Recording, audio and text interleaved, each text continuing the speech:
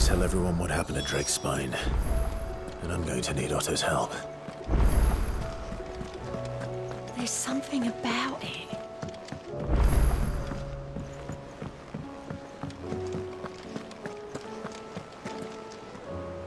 Still alive, I see. Something tells me that eyesore on the horizon is your doing. How'd you manage that? It's a long story. One that I'd rather only tell once. Right. All hands on deck, then.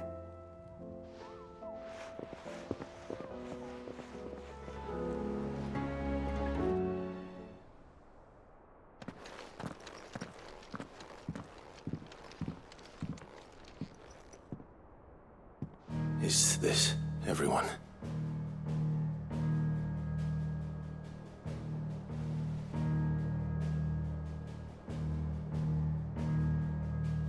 As I'm sure you've all guessed, the crystal which now commands the eastern skies was summoned by Ultima. He called it Origin.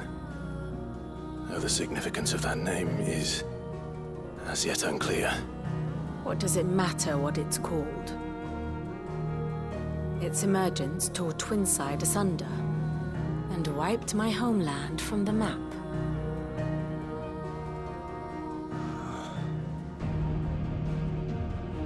Mention of the Dominion spires can be found in the oldest of Valisthian records. But to the best of my knowledge, none provide any hint as to their true nature.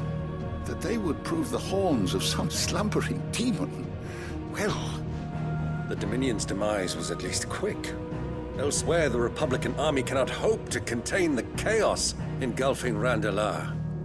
Canberra is in flames, and the Empire... Our allies are crying out for answers. I've sent the Cursebreakers to give them what assurances we can, but right now that amounts to fuck all. They wouldn't be able to stop what the skies have started in any case. People here and across the realm grow sicker with every passing day.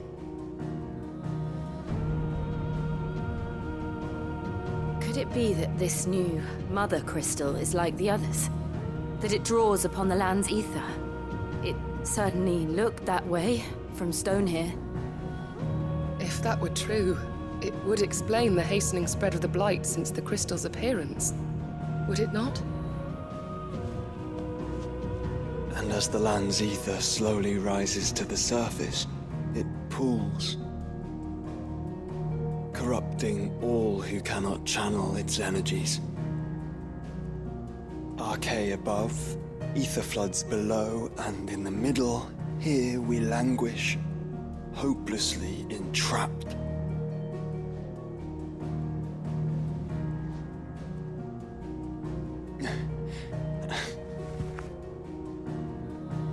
It's all right. When we faced him at Stone here, Ultima told us his true power quickens in the halls of Origin. Needless to say, we cannot allow that to continue. If we are to stop him, we will have to find a way into the crystal. How are we going to manage that then? It's up in the sky. And fast as she is, the Enterprise can't fly.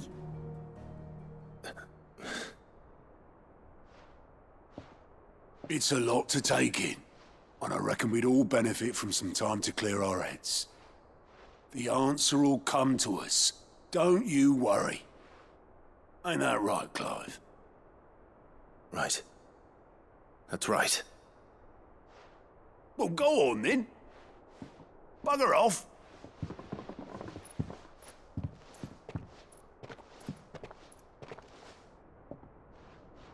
Same goes for you, Clive. You won't solve anything like this. Trust me. Go and get some fresh air, eh? Thank you.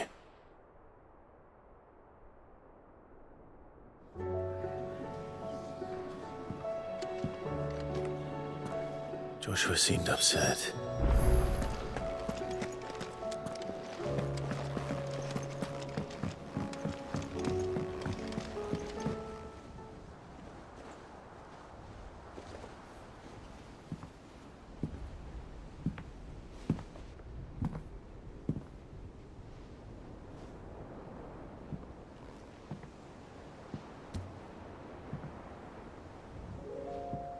Ultima may have created us, but he doesn't make us who we are.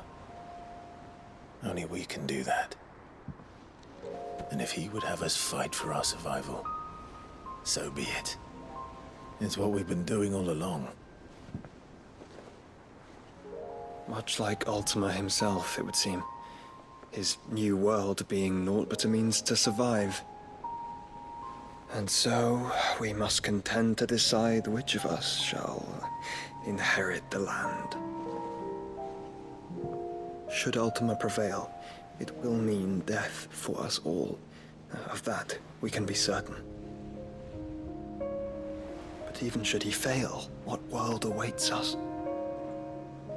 A withered, godless place, where our newfound freedom will most like prove a chain in itself. Well, that may be. But a chain can always be broken. As long as one has the will to break it. It won't be easy. It may take generations. Centuries of suffering.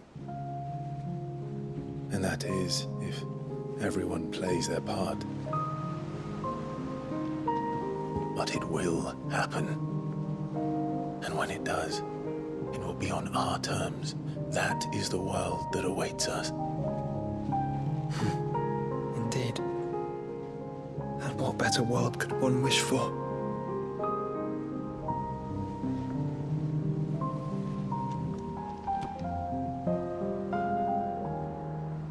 But first, we have to reach that crystal. Then it's a good thing I have wings. You can barely stand, let alone fly. And only the Founder knows what horrors await in those skies. You certain about this? Am I certain? I am the Phoenix. I will do what I must. This is our fight. Remember?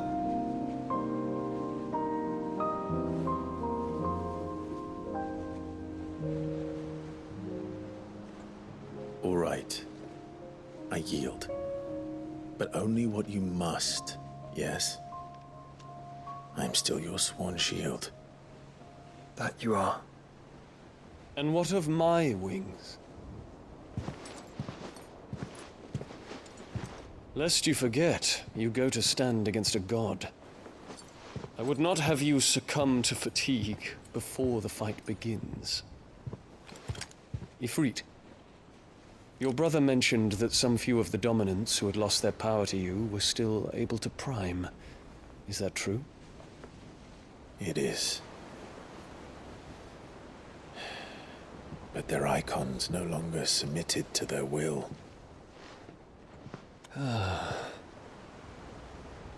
Then mine will have to be stronger. That you both might save your strength for the battle to come. You don't have to do this. If you do, there's a chance you might lose all you have left. And what have I but regret? My life ended in the Dominion. I fear death no more. Besides, I would have words with Ultima. He has much to answer for.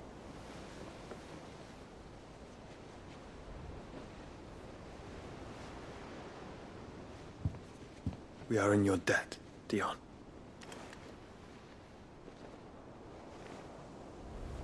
We can speak of debts when this is over.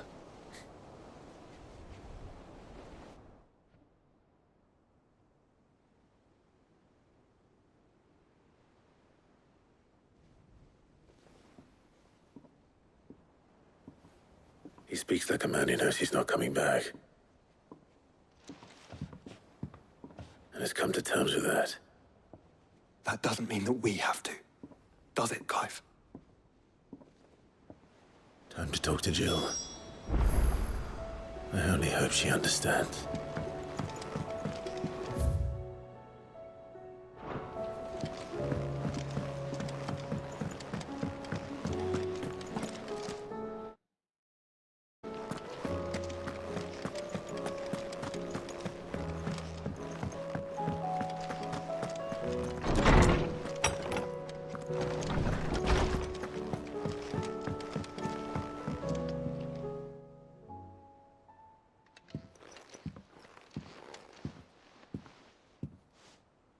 Come to wish on a star. That might not be such a bad idea. This is it, Jill. You know what I have to do. Why I have to do it. There's no turning back now. This is where our journey was leading us. Where it will end, for better or worse. I could pray to Metia for you. But you'll be all right, won't you, Clive? You always are. I did promise we'd watch the moon together. I'll be waiting.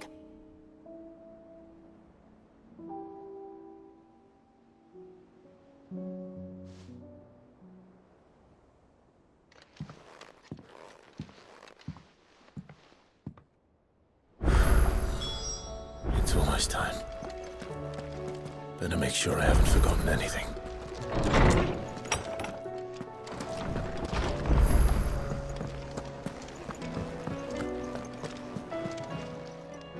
Aye, it's a dangerous world out there. You're rubbing me blind, you know.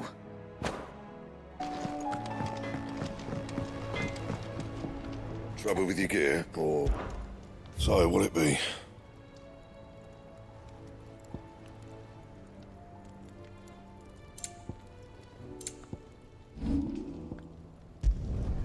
Yeah, that should do you.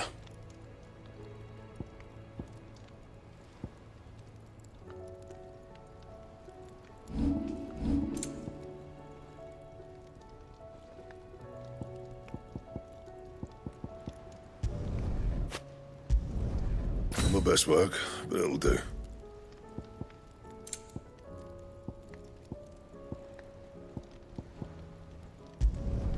Yeah, that should do you. Anything else?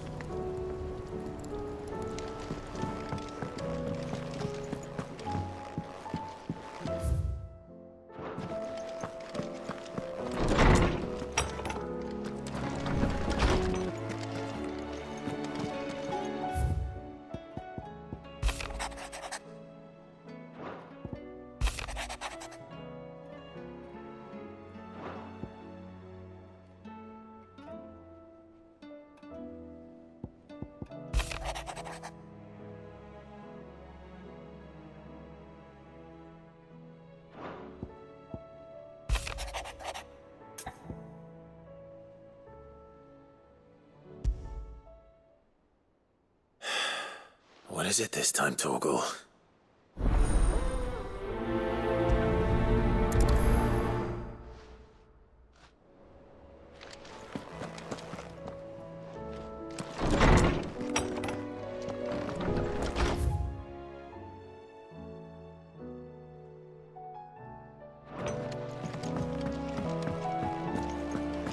First the skies.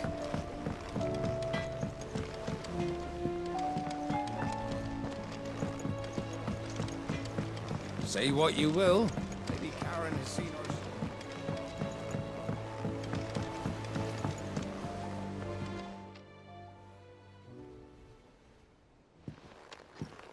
Pining for something, boy.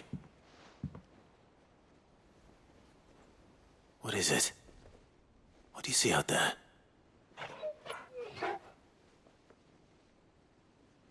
I never did ask where you got that anklet of yours. From Sid, that's why. On the day he brought him home. That long ago? And you're only thinking to ask this now? Sid saw that the pup had a habit of gnawing on his leg, since you ask. Clap that there iron on him to keep him from doing it. What was wrong, boy? I'll take like as not. Must have been hard on the poor whelp losing his loving masters at such a young age. Doubly hard in being a frost wolf, torn away from his icons and all. Sid would always tell him, you want that iron gone, you find what it is you're looking for. I reckon what he was looking for was you. I'm sorry, Torgal. Sorry for making you wait so long. Let's get that thing off you.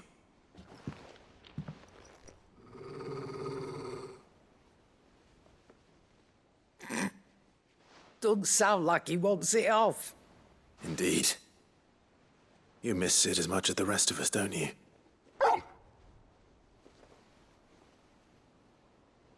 You want me to go with you somewhere?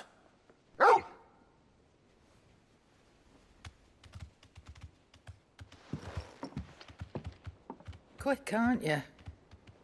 Glad you've been paying attention. Not nearly as much as you have, Lady Karen. Aye, good thing and all. It's not like Gav would have kept him in nuts and rubbed his belly these past 10 summers. Your kindness is appreciated. You've been a good friend to him. Only because he doesn't talk back like the rest of you. Go on now.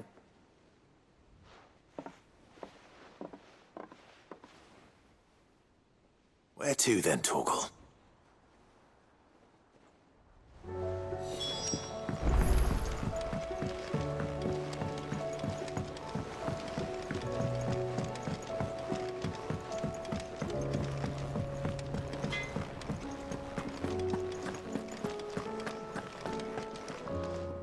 All right, Torgal. Where are you taking me? I'm going to need a little bit more than that, boy. Do you have a better hint for me? Unless... you've already given me one. Back on the rear deck, you were looking west, toward Rosaria.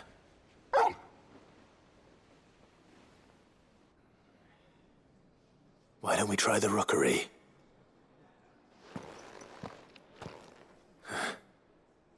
I haven't been to the island in almost 20 years. To Port Isolde, then. Fingers crossed the old mooring is still there.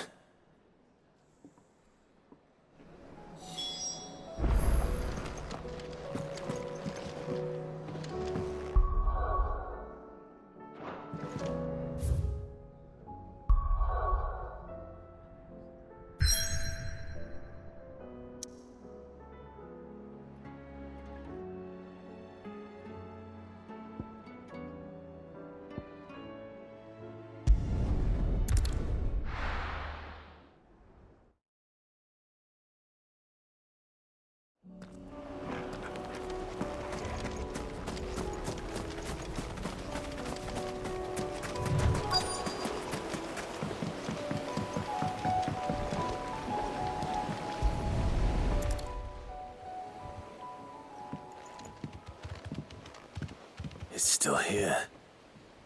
After all these years. Lots more than I remember. And you're a lot bigger. You might have to swim, boy.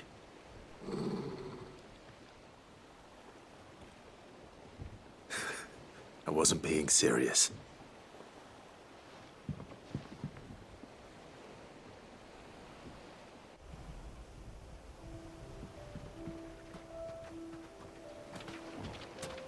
This place hasn't changed at all. The rookery's right through those trees. Come on. Race you there? I bet I could still beat you.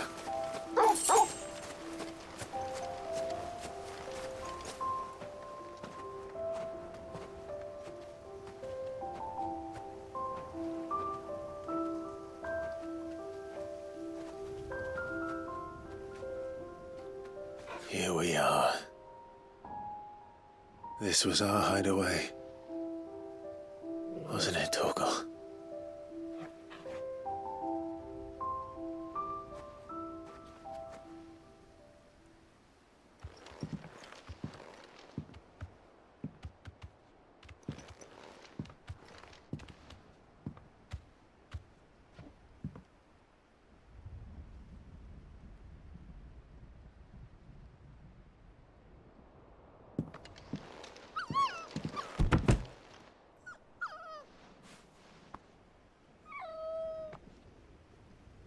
Coming here helped me to forget who I was.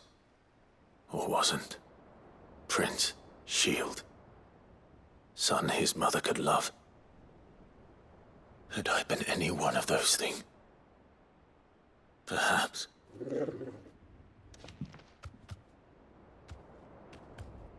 What is it, boy?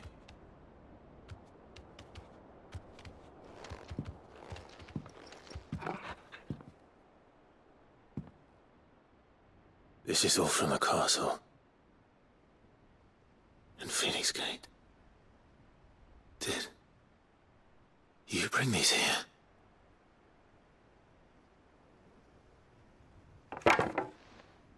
My sparring sword.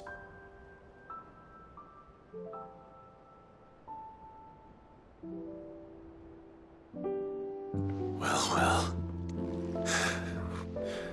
You never stopped looking for me, did you, boy?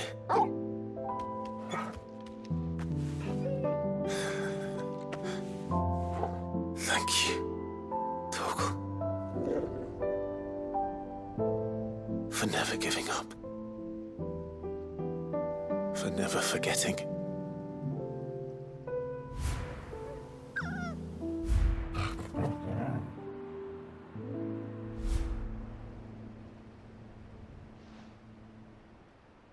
Let's take this with us, shall we? So I don't forget either.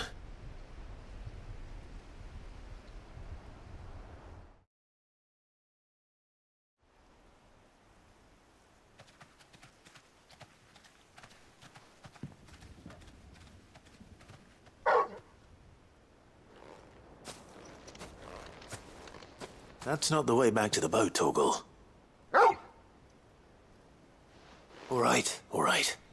I'm coming.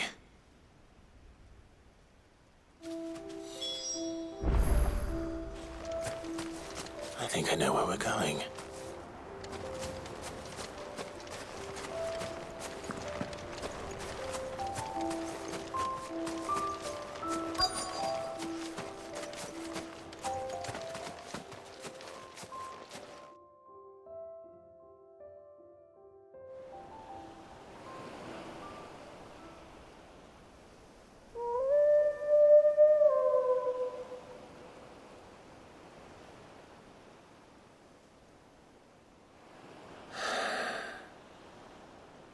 People always talk about the importance of putting the past behind you. But without it, we wouldn't be who we are today. And we certainly couldn't steer our way to a better tomorrow. Come on, Torgal. Let's go home.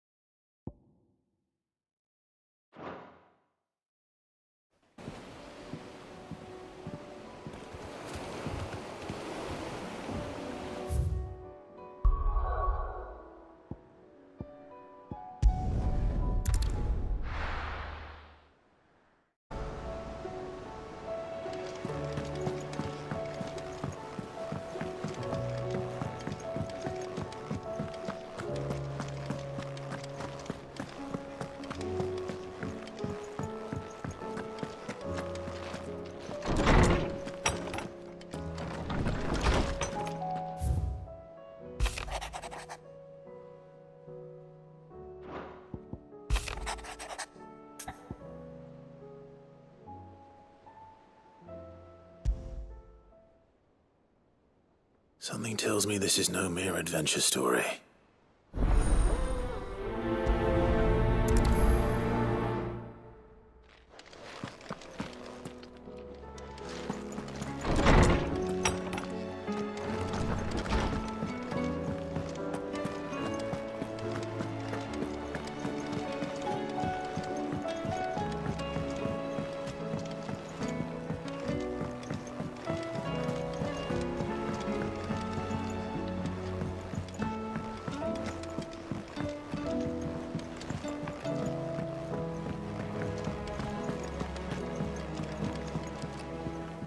Vivian, I read your note, and I'd be happy to help you find the book you're looking for. Thank you, Clive. But tracking it down will not be easy. Are you sure? Please. You have always granted me your wisdom and insight whenever I asked. It's only right that I return the favor. Or at least attempt to. You are too kind. Alas, what I ask of you is rather more trying than delivering the odd lecture. I spoke with Harpocrates to see if he had any inkling as to where another copy might be found, but... But perhaps it is best that you hear the details from him. If you say so. Forgive me, Clive, for asking this of you. But this book, it set me on the path to becoming who I am today. Its importance cannot be overstated.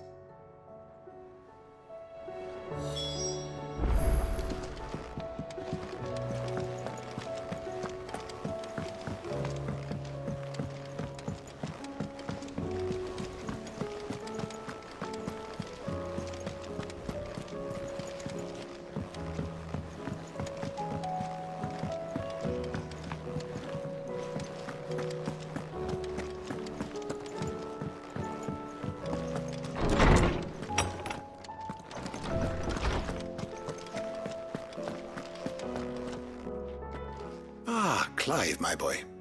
What a pleasure it is to see you. Harpocrates. There's something I need to ask you. I've been charged with locating a book called From a Distance. Then you seek a rare gem indeed. One whose name I had not thought to hear from your lips. You've been talking to Vivian. Right as always.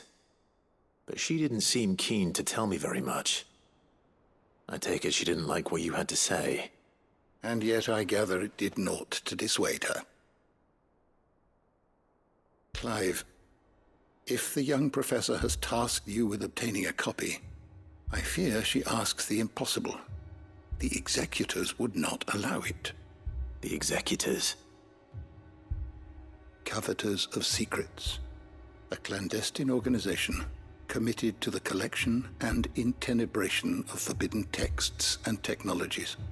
One such text being the tome Vivian seeks, chronicling as it does the true history of the enslavement of bearers, a tale which could overturn the established order were it ever to become widely known. Or, so rumor has it. I've never actually read the thing, or even set eyes on it for that matter. How is it that I haven't heard of this organization? Why, secrecy is the executor's watchword. They lurk in the shadows, emerging only to seize that which must be seized, be it books, inventions, or people, before disappearing again, leaving nary a trace.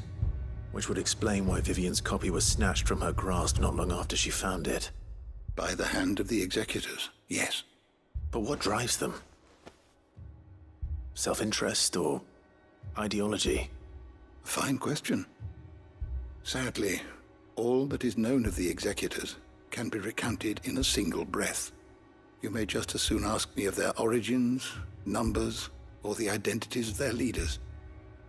Any answer I give would be pure speculation. Then my hunt was doomed from the first. What was Vivian expecting? That I'd pluck it from thin air? Not from thin air, no. From ash. Rumors of the executors are rife among the scholars of Storm, but rather less so across the strait. I have a friend. Well, I had a friend in the village of Garnick, a collector of rare tomes, upon which subject we would oft correspond. Alas, I have heard naught from him since the skies fell dark. And no doubt he too has turned. But though he did not mention it by name, it is possible that a surviving copy of From a Distance yet rests upon one of his many shelves, quietly awaiting discovery. If you were, by some chance, able to save even a single book from the poor man's library, I know his soul would rest easier. Very well. When I next find myself in Waloed, I'll be sure to pay Garnick a visit.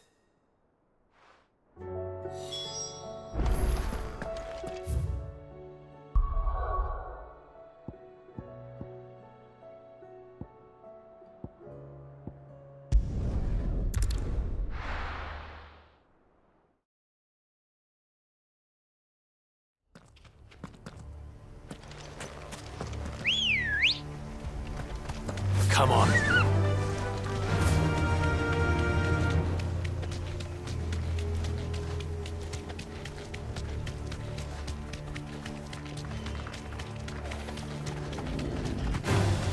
Don't get surrounded.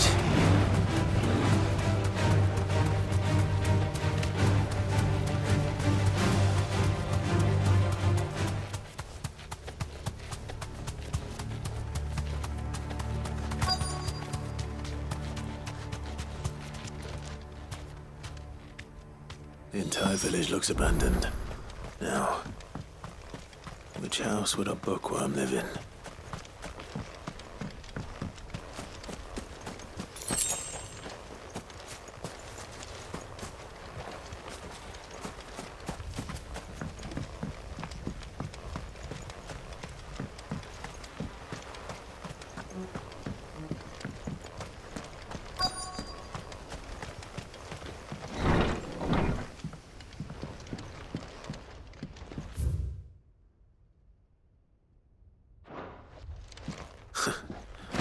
His interests were certainly varied.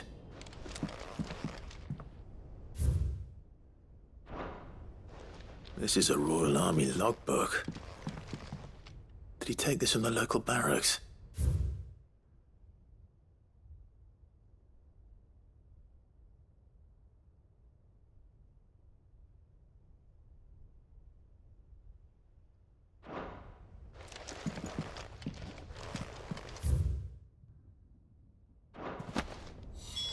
This is it. But if what it says is true, I need to get this back to the hideaway.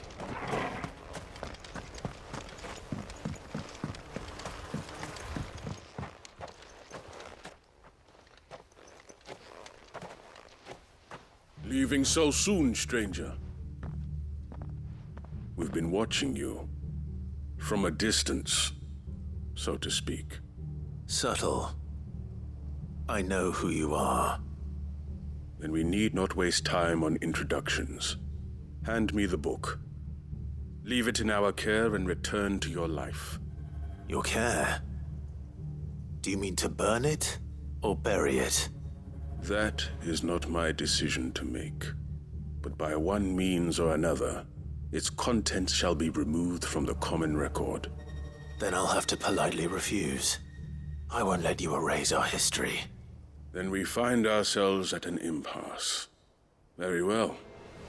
The book can just as easily be pried from your dead hand.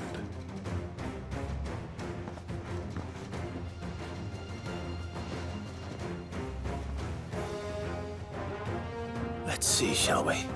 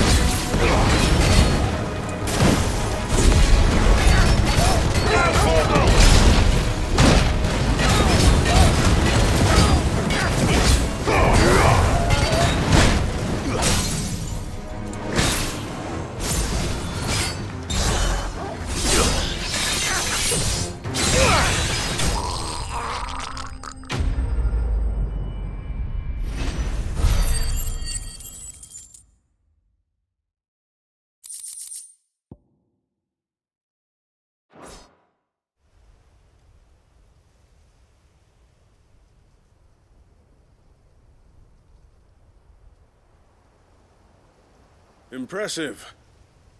But we have other means. We shall claim the book yet. Why do you want it so badly anyway? It lays out in no uncertain terms the vanity and avarice of mankind. It tells the shameful history of the persecution and oppression of a gifted few by a giftless many.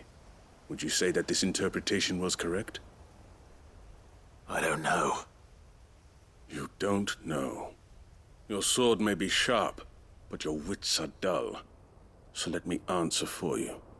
There is no correct interpretation of history. That a series of events took place may be proved beyond a doubt. But there can be no single, immutable explanation as to why they came to pass. It is a question of numbers and of belief. If enough people believe that a set of events occurred for a reason, that belief becomes the truth. So you're trying to control the truth? We are trying to protect people from themselves, from knowledge that would bring them naught but pain. That is all. You may keep the book, for now.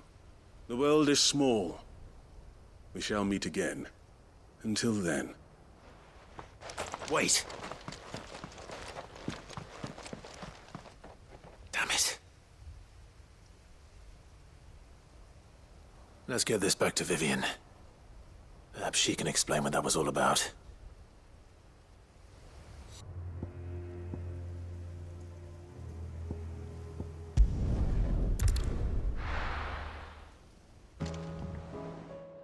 Vivian. I found it. The book you lost.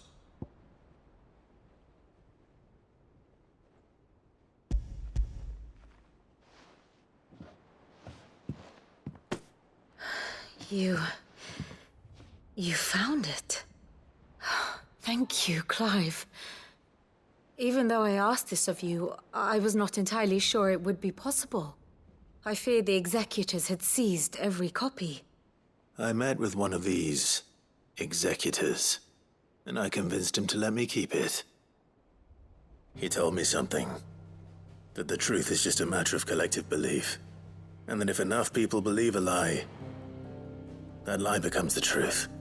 It does. But it also means that the truth is not immutable. That it can be changed. Provided that those who wish to change it can convince enough people that their perspective is the correct one.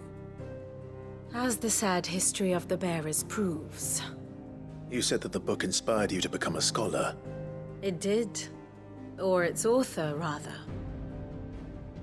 She was a heretic, you see. A firebrand and a dissenter. A gallows stood ready for her in every corner of the realm. And by shunning society, or perhaps being shunned by it, she stumbled upon a truth so potent that an entire realm trembled at the prospect of its utterance. I, too, have always felt somehow set apart from the world of men. A stranger to my own species.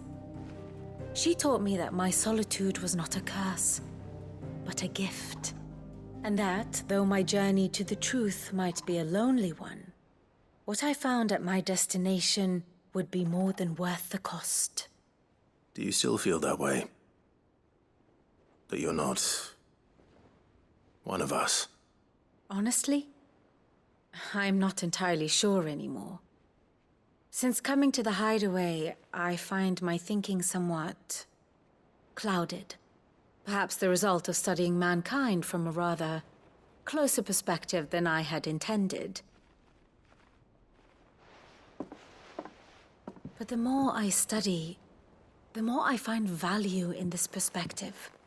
In looking not from the outside, but from within. So if you'll permit me, I'd like to continue my work here.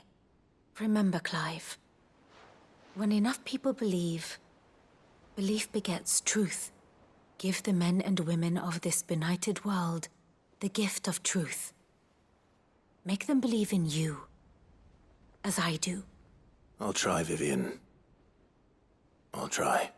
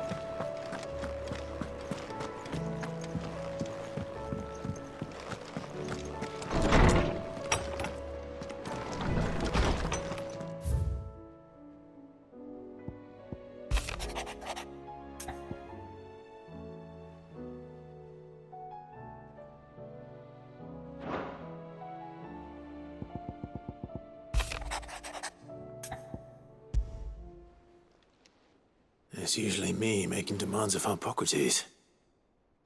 I wonder what this is about.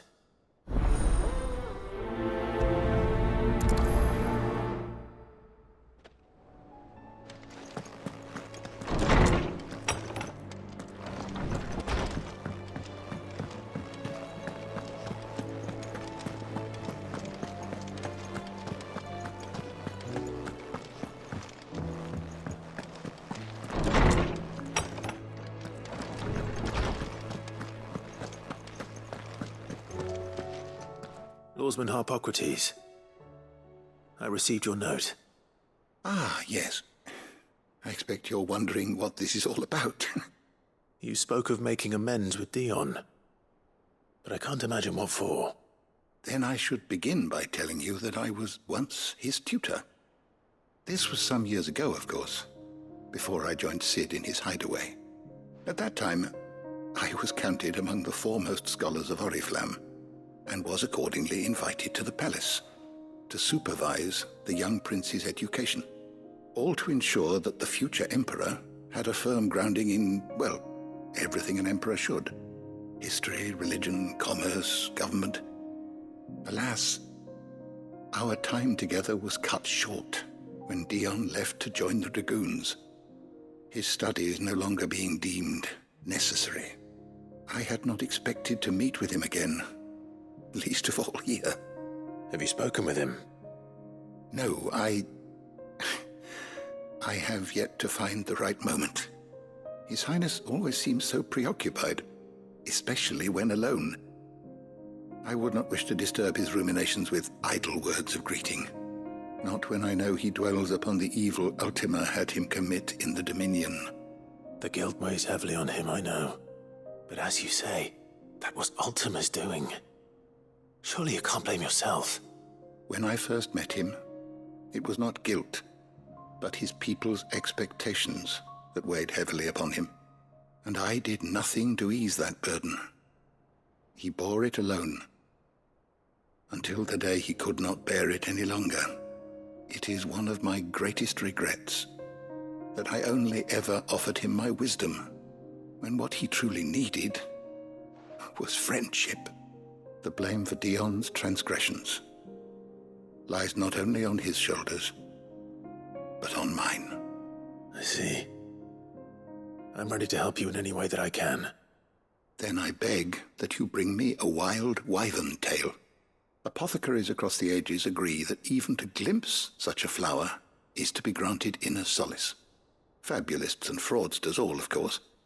But there is oft a seed of truth to be found where even the most outlandish opinions align. Well, it can't hurt to try. Where can I find this flower? And how will I know it? You have seen cultivated wyvern tails before, I trust. The lily-white blossoms from whose roots the poisonous ink for the brand is distilled. Well, those which grow in the wild differ only in their purple hue. The harsher the environment in which they are raised, the deeper the color. There is a waterfall in Rickmal's roost across the strait, where the flowers once grew in abundance.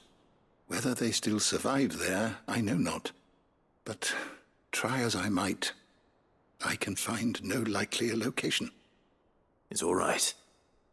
I'll find you a wyvern tail one way or another. Thank you, Clive. And please, be safe.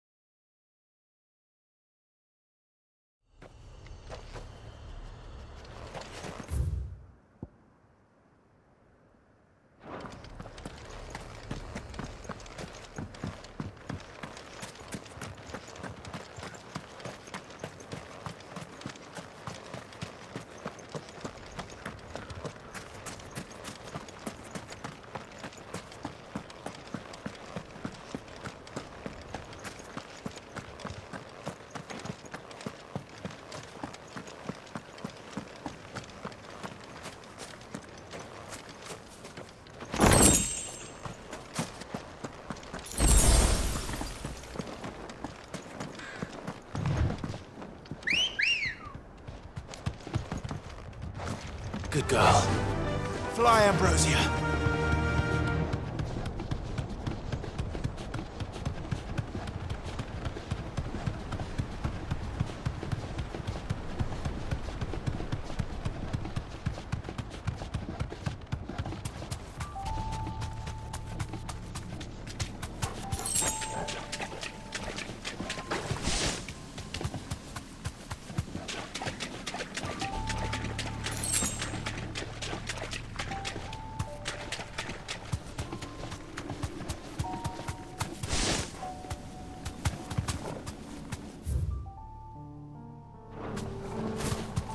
Seems this place has been flooded twice over.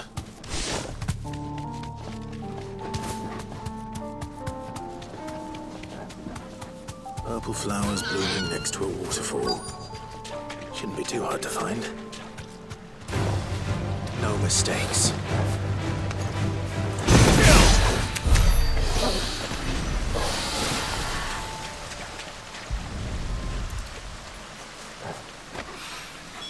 Here they are. Might as well pick enough for a bunch, I suppose.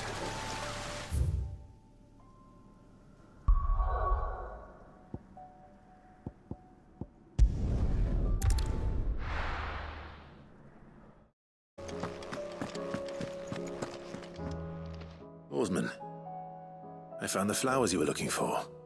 You did? I think I did.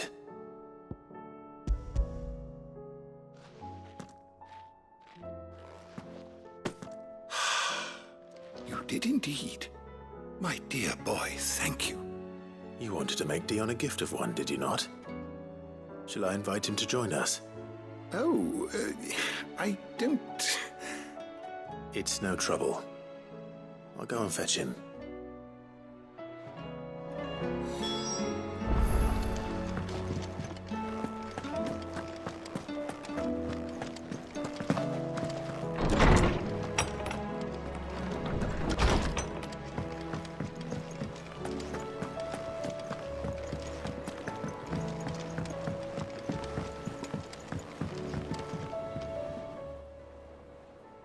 Your Highness, would you do me the honor of accompanying me?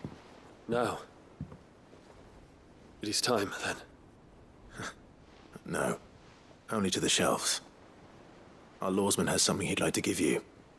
Master Harpocrates. No. I dare not show my face before him. Not after everything I have done. I have taken countless innocent lives. And ruined countless more. All because I was weak. I have sworn to atone for my crimes or die in the attempt. But were I to meet with him again,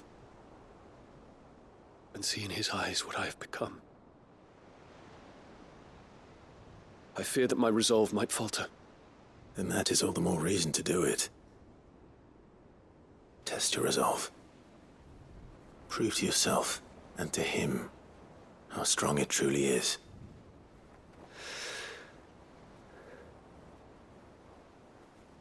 You are right. I must, at the very least, offer him my gratitude. Very well, then. Take me to him. Follow me.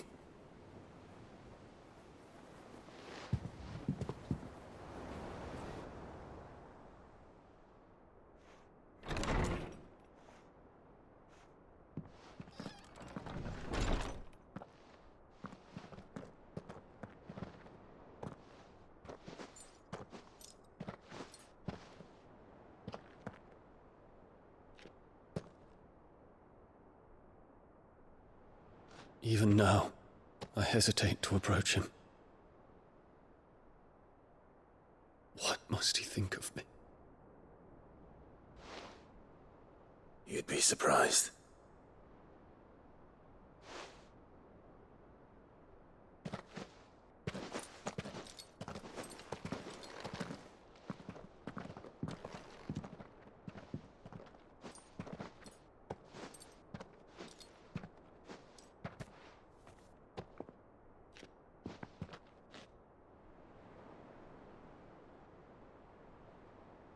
Master Harpocrates, pray, accept my apologies for leaving your tutelage before my studies were complete. Your lessons opened my mind to a world quite unlike the one I had imagined from within the gilded confines of the palace. And I shall be forever grateful for the efforts you made to enlighten me. Lift up your head, Your Highness. The deeds of youth require no apology. That you took the time to visit me says much about the man you have become. Now, there is something I would like to show you.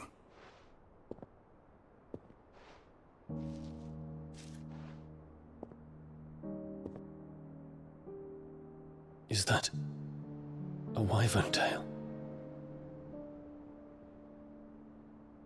The color is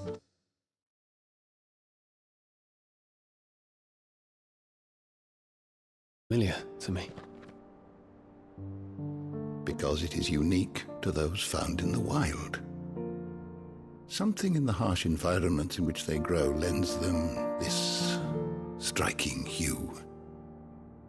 Their roots are indistinguishable from those of their hothouse cousins, but once they bloom, the difference is immediately apparent.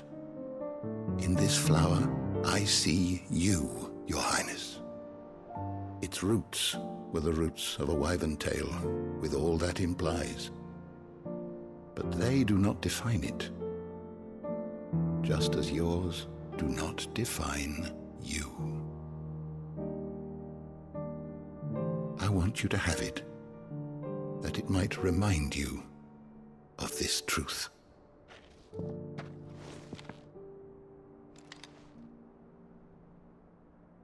Master Harpocrates, I would ask of you a service. Keep your gift until I have fulfilled my duty to the realm, for only then shall I be deserving of it.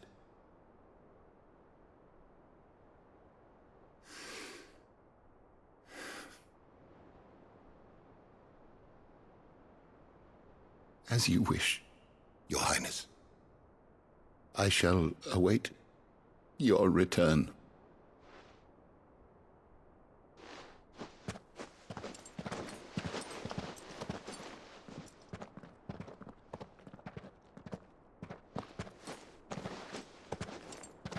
Our roots do not define us. No wonder my stepmother didn't like him. For reuniting me with memories I had thought long lost.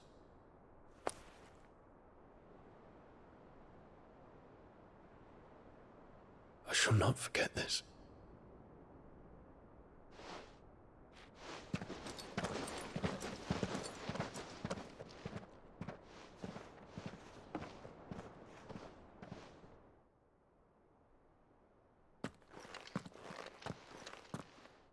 Thank you, Clive. Were it not for you, I fear I might never have found the right moment to speak with him. Not to mention the wyvern tales. I shall plant their seeds, that I might not disappoint His Highness upon his return. I hope the soil in the hideaway is to their liking. Why, these flowers bloomed in the bleak, black wastes of Waloed. I'm sure Nigel's yard will suit them to a T.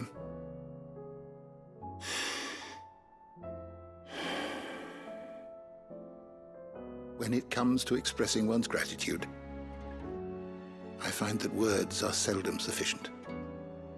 Here. What's this? A stolas quill. Or more precisely, my stolas quill. 'Tis said that an owl's feathers are steeped in the wishes it hears over its long lifetime. All those words just waiting to pour out onto the page. So consider this my wish for you. That one day you may put down your sword and pick up that pen. Well, when that day comes, I'll certainly have a lot to write about. Thank you, Harpocrates. It shall have pride of place in my chamber.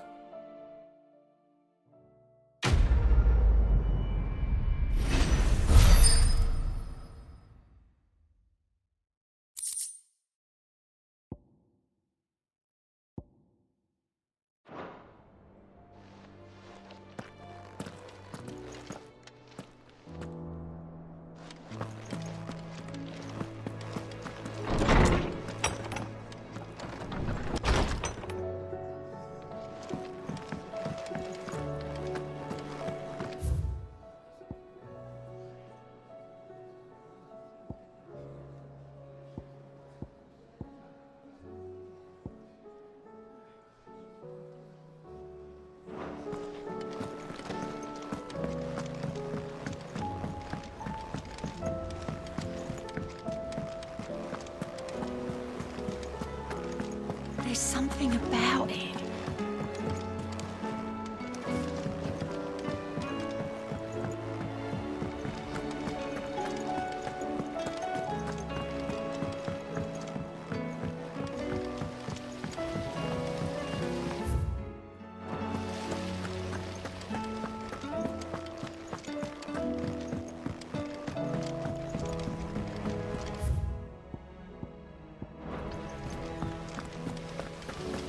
What do you think happened to Miss Minnie?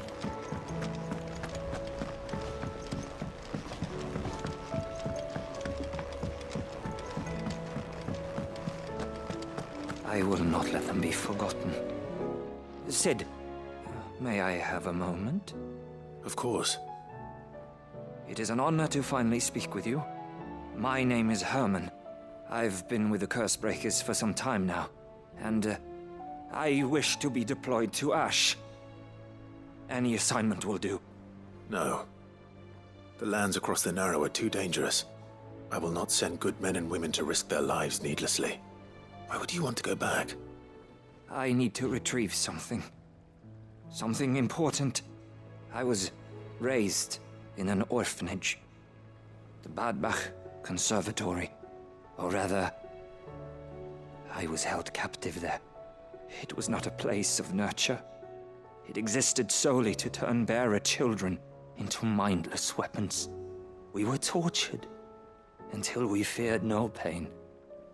Tormented until our hearts turned to stone, and few ever survived long enough to become tools of the last king.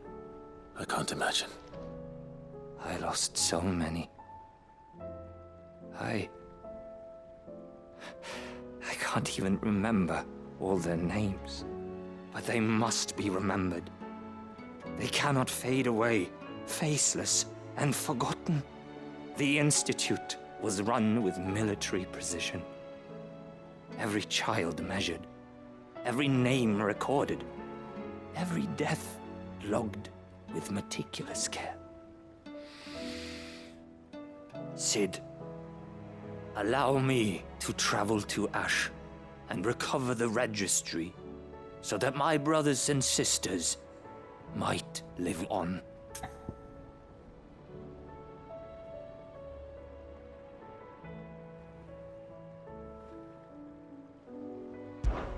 You were a good friend, Herman.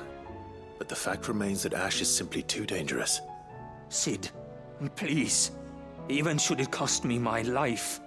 Too dangerous for you, Herman. But not for me. I'll go to Badbach and find the registry. You will? I won't let you risk your life. I don't know how to thank you. You can start by telling me where I'll find this orphanage. Vida Grace. Hidden in a forest, overlooking the plains. All right. I'll see what I can find there. May the mothers guide you.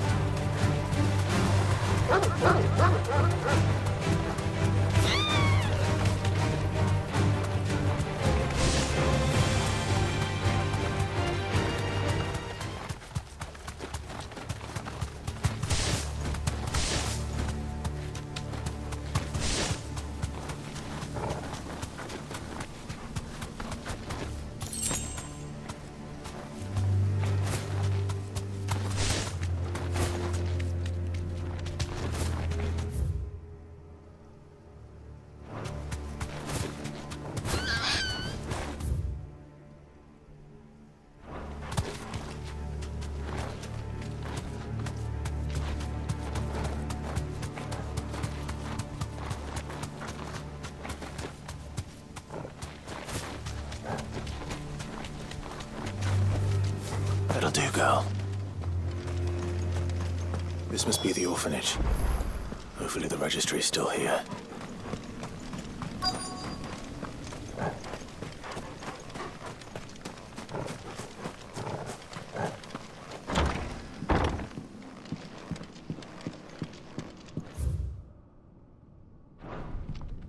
Conditioning.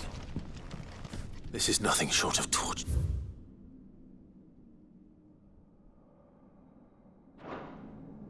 Disposed of. Herman wasn't exaggerating. It's a wonder he survived this place. I need to find...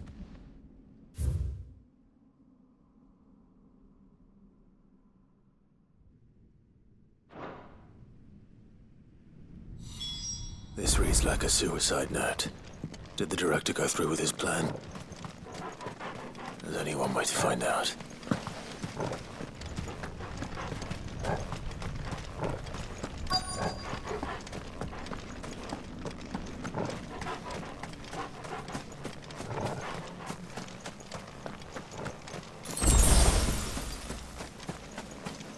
A forked white tree. This must be the place.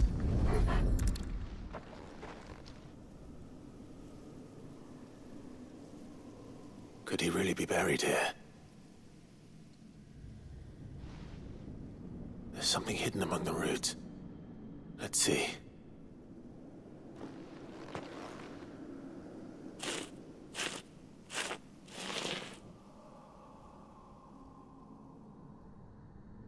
This must be the registry.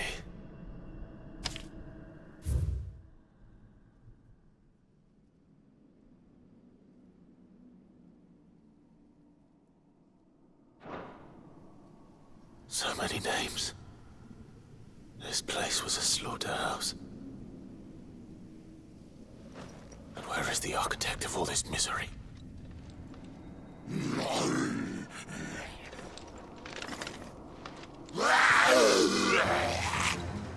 It was only a matter of time, I suppose. This place is cursed.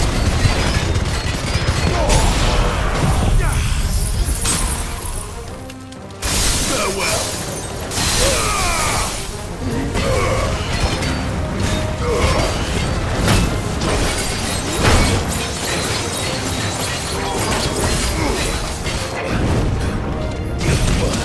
Too slow.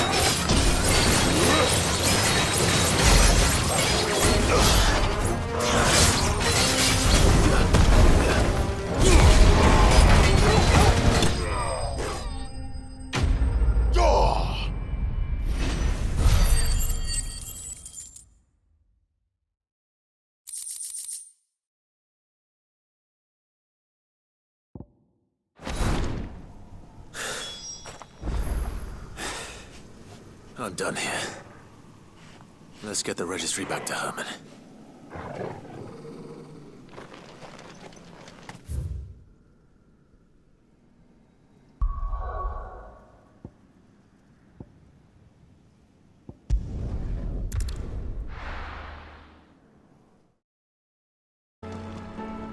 I hear that you traveled to Ash, Sid.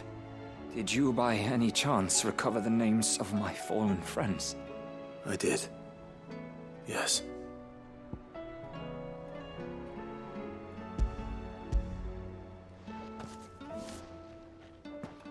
If I may?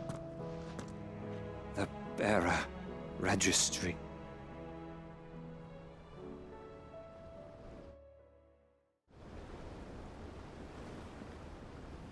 The director was a brutal man. He got no worse than he deserved. The registry was all I found beneath the tree. There was no sign of a body. Nor any record of what happened to the children after the orphanage closed. I pray that at least some of them survived. All their names are here. The ones we lost. My friends. My light in those dark times. I can still remember their faces, like it was yesterday. Children who were taken from their bunks in the morning, never to return. No explanation ever offered. They'd be happy to know that you survived, Herman. But why did I make it out alive, when so many others died in that awful place? It's not your fault. And blaming yourself won't bring them back. Honor their memory. See that their names live on. That way, at least. They're never truly gone. Thank you. Sid, I'm going to write a book. An account of the horrors of Badbach, and the spirit of those its custodians sought to crush. All of Valisthea will know of our suffering. And in the name of those I lost, I will not let it happen again. Neither will I. These records would have been buried for all eternity, were it not for you. Thank you.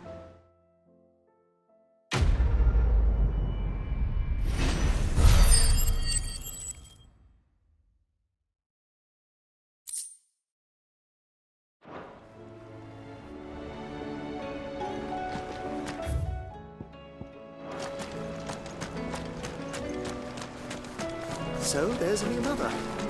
Fussing over it. One moment you think you've freed the realm from her fate. The next, the dark. Do you suppose it's magic keeping the thing afloat? What else could it be?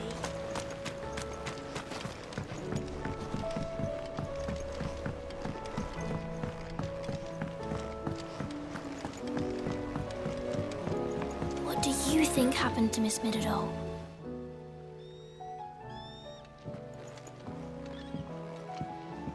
Sid, you have to help us. With what? You didn't take apart another of Mid's contraptions, did you? No. Well, yes. But that's not what we want to talk to you about. It's Miss Midadol. She's been acting strange. Very strange. She's barely ever around. When she is, she acts like we aren't even there. Her head's in a crowd. In the clouds. That's what I said. In the clouds. Well, she does have a lot on her mind. When did you last see her? Not long ago. Ah, Right after she got back from saving you from Stonehenge. Then it's probably just about the Enterprise. It did take quite a battering on the way there and back. You didn't break it, did you, Sid? You really should be more careful around Miss Mididol's inventions. Oh, don't listen to her. Even if you did break the Enterprise, you could put it back together, couldn't you? But who's gonna put Miss Mididol back together? She seems really sad. Why don't I go and see if I can cheer her up? You do that? For us? She's in her dungeon. Don't scare him. It's not a real dungeon. Thanks for the warning.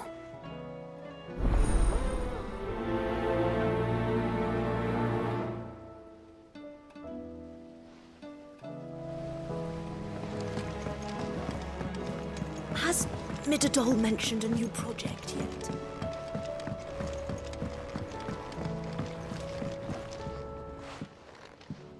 Mid, if you have a...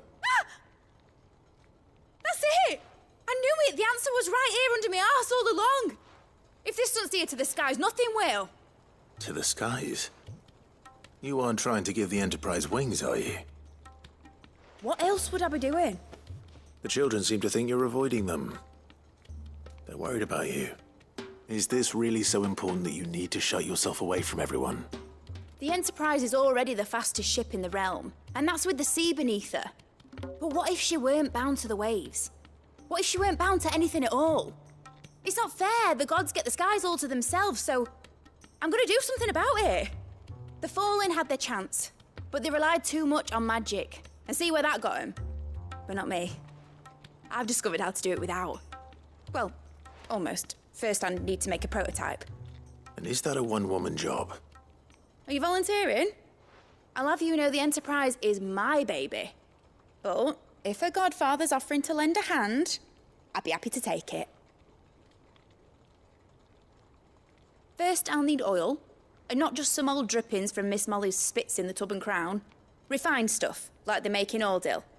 Then I'll need some bone, or shell.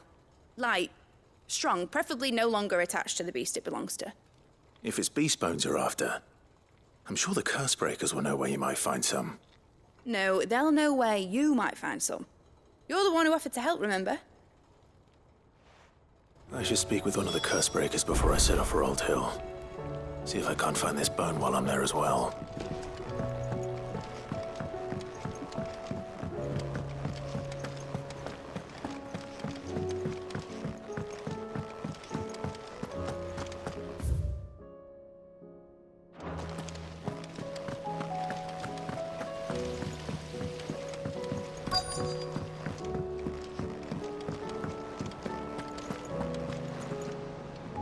All right, Sid.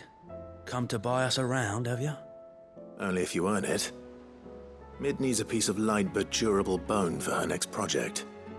You've encountered your share of beasts on your travels across the realm. Any ideas? Most bones are the same. Whack 'em hard enough and they'll break. If it's durability you're looking for, shell will serve you better. You know what an adamantus is? I do. And I know to give them a wide berth. Will any old adamantus do? Well, with shells, the older the harder. There's a rumour of an ancient adamantus down in Karava, near Old Bidza. Or what's left of the village anyway. But don't expect to make quick work of the bastard. There's a reason it's lived as long as it has. I'll keep that in mind. Thank you.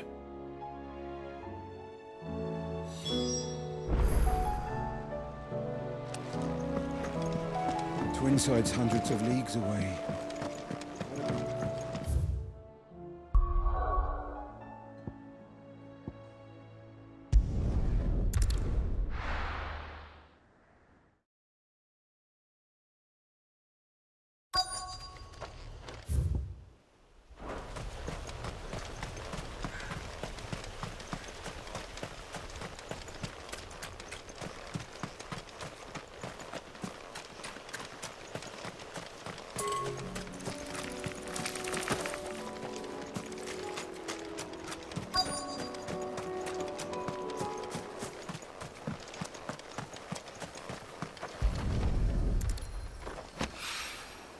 It's oil. After what happened here, it's a miracle there was any left at all.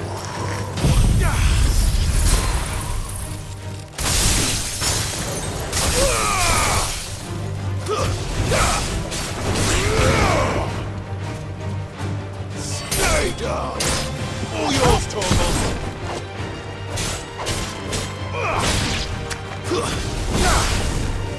It's over!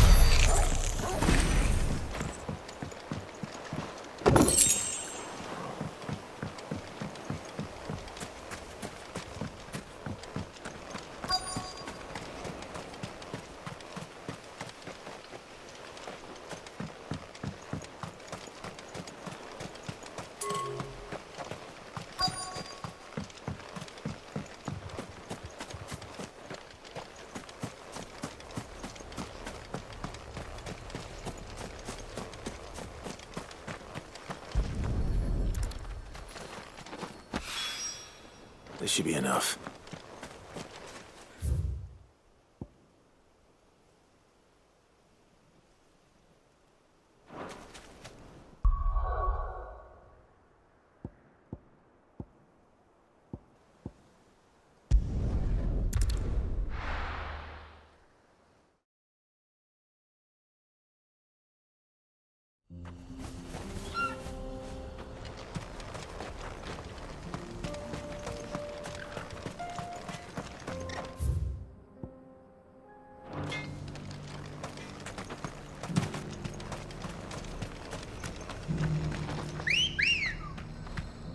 Come on. Run like the wind.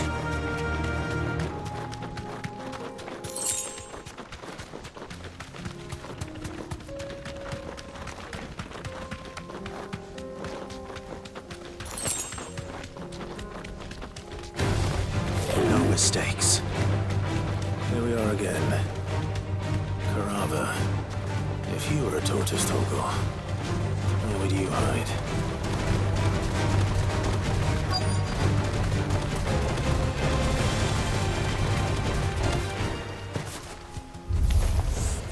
Looks like we found him.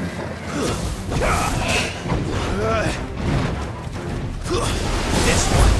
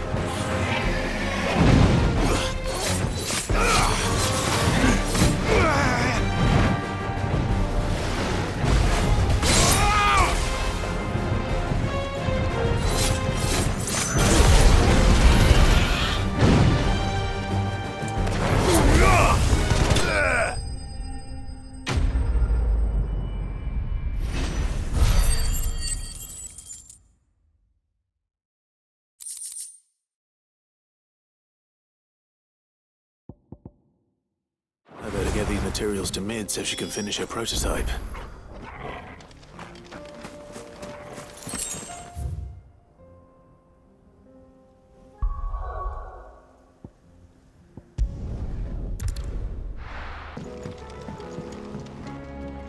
Mid, tell me this is all you need.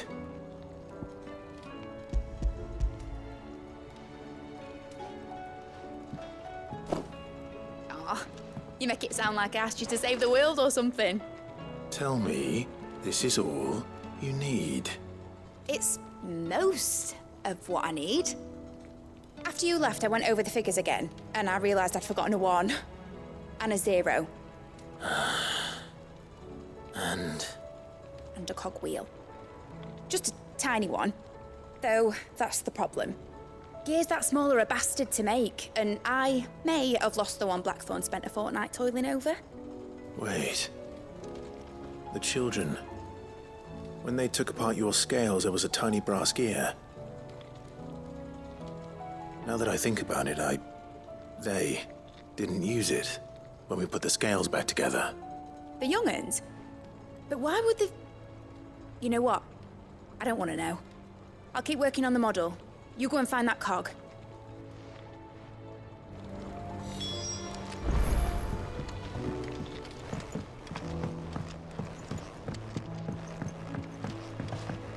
Has Midadol mentioned a new project yet?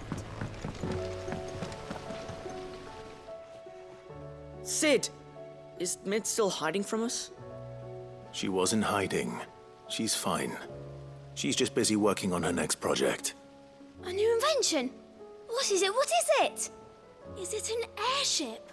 I bet it's an airship! Do you think she'll let us help?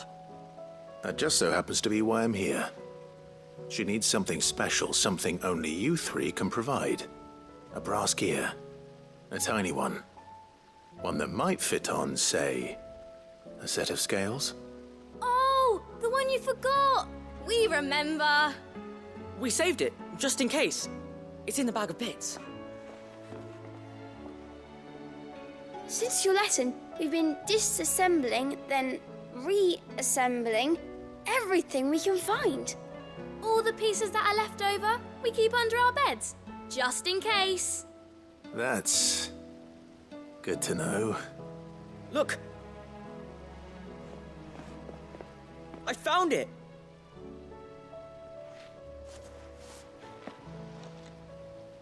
Is that all? Just the gear? We have more parts if Mid needs them. That's all for now. But I'll let Mid know about your hoard. Just in case. Thanks, Sid.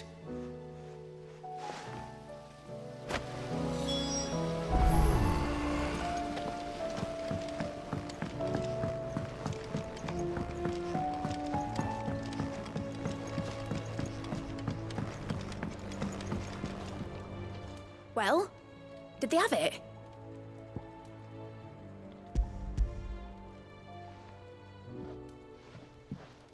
They did. And they kept it somewhere nice and safe. Will it work? Will it work? It's perfect! You're a genius, Clive. What exactly are you going to use it for? Only the most important job of all. The wings aren't going to move on their own. But with the right cog in the right place... Well, you just wait and see.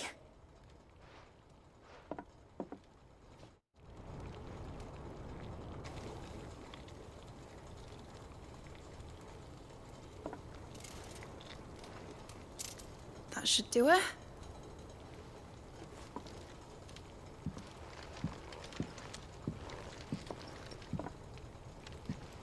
Here goes nothing.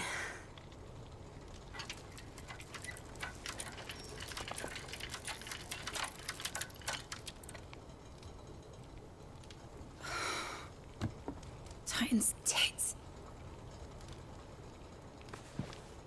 It wasn't supposed to fly, was it? Of course it was supposed to fly. Wouldn't be much of an airship if it didn't. Honestly, these bloody engines are driving me mad. I was so sure this would be the day she soared. The mithril engine was made to make dreams come true. But maybe this is one dream the world's better off without. Show folk how to take flight, and it won't be long till they're raining death down on each other. People will lose their homes, children, their mums and their dads. Like I lost mine. I'm sorry. So am I, Clive. So am I. Sorry that I have to choose. Do I follow my head, or do I follow my heart?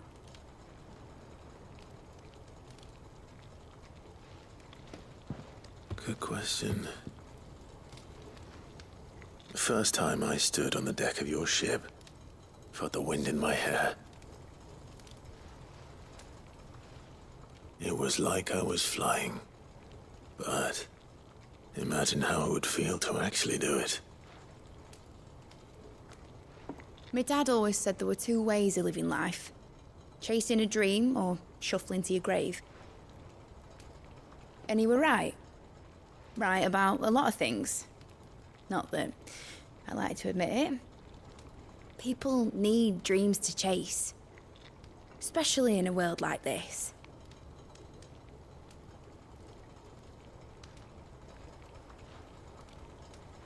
Right. When this is over, I'm gonna take all my mithril engines to Zemeckis and sling them over the edge. I won't have my dream end up turning into someone else's nightmare.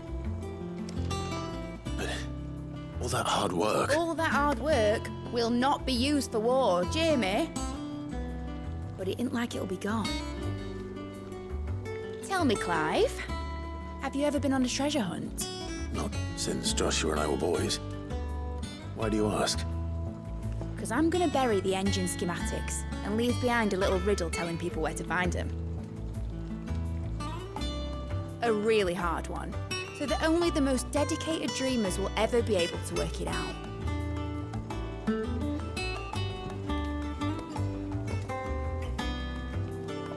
Ooh, I can picture it now. Some daft general squinting at the words with a gormless expression on his mug. Like that one, yeah. Right.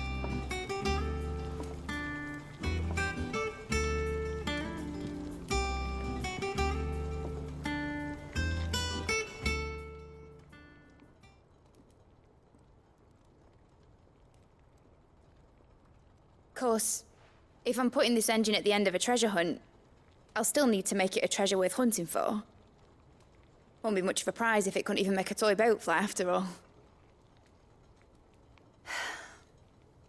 My dad always said, dream big. But it ain't the size of a dream that's important, is it, Clive? Only that it's a good one. And I reckon I've got a fair few good uns left in me. I'm sure you do.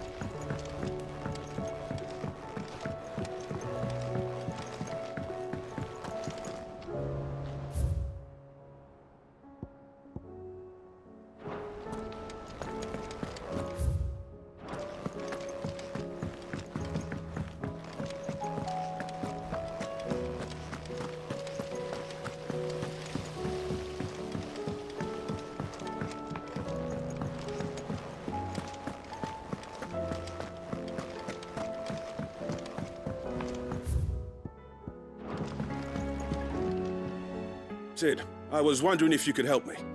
It depends what with. A bearer, but recently freed from his bonds, is keen to join the Curse Breakers. As you know, the work we do is not easy, which is why we test every volunteer's suitability. I was hoping you could oversee this one's evaluation.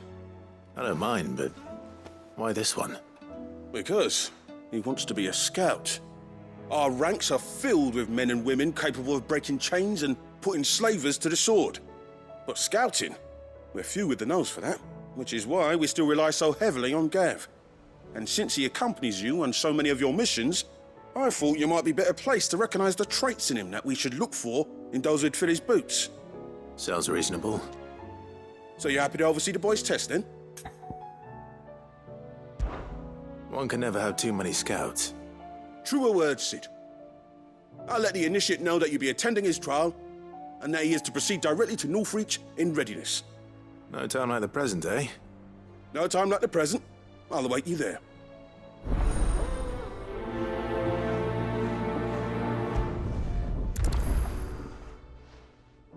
Northreach. I don't suppose they could have chosen somewhere closer.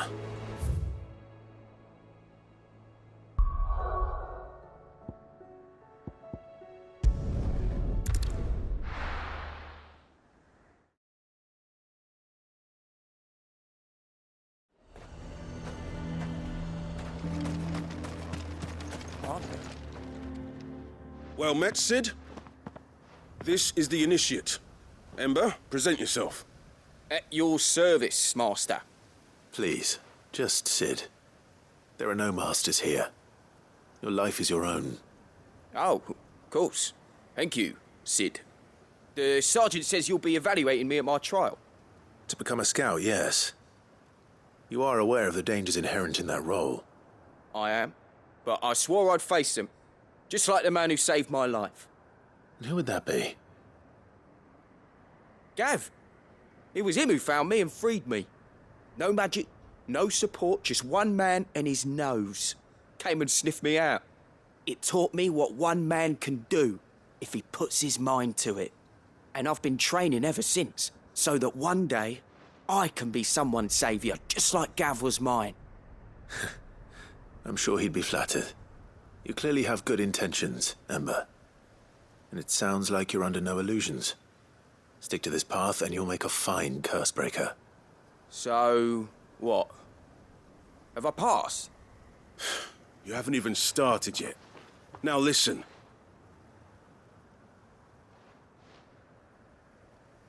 Not far from here is an Imperial lookout, Eastwatch. The guards there record all their sightings in a logbook. You are to find it and bring it here. And bring it here, right. Anything else? No. Sneaking into a heavily guarded Imperial outpost and stealing the logbook would be quite sufficient. You'll need to assess the situation, determine a point of entry, create a distraction and effect an escape, all without being discovered and thrown into an Imperial oubliette. Ember, Gav isn't our best scout because he can do everything. It's essential that you know your limits. Know my limits, right. I won't let you down.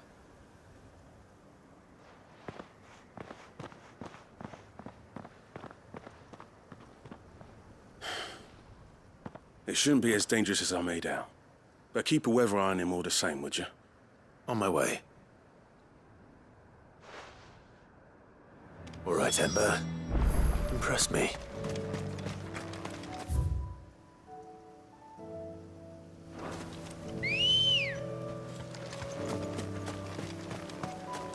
Come on. Yeah!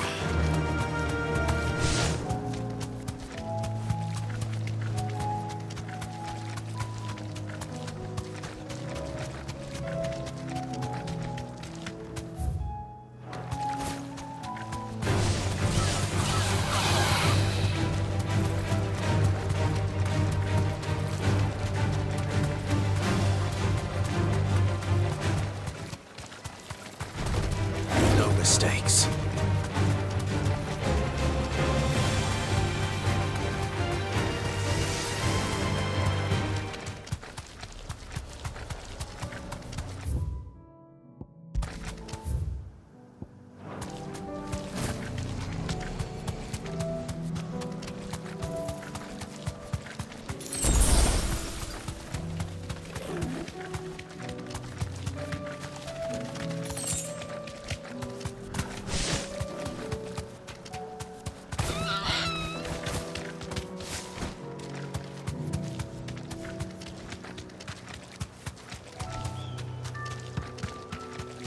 These are clean kills. Perhaps young Ember really is ready. Or maybe not.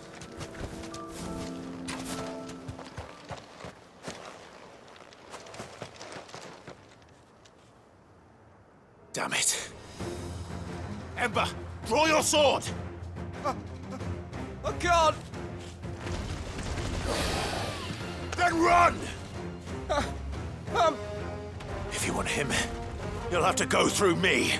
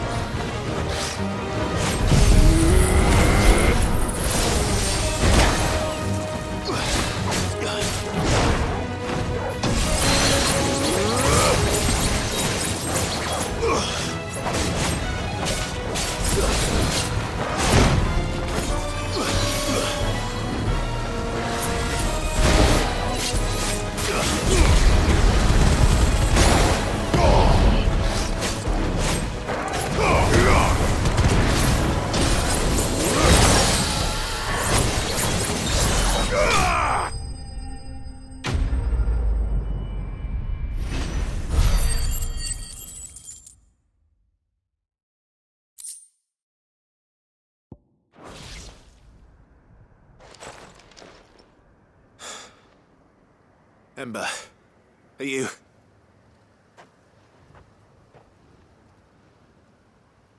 Gone. Of course. Scouts really are a rare breed. Back to Northreach it is then.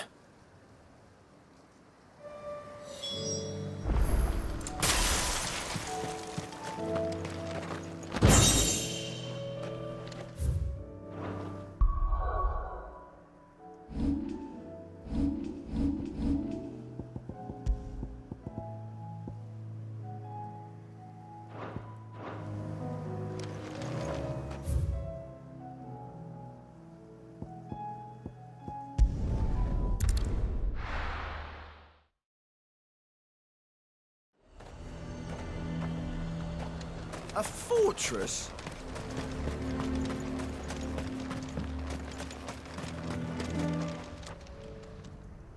I didn't expect you back so soon. Where is Ember? How did he fare? I thought I'd find him with you. He must have fled.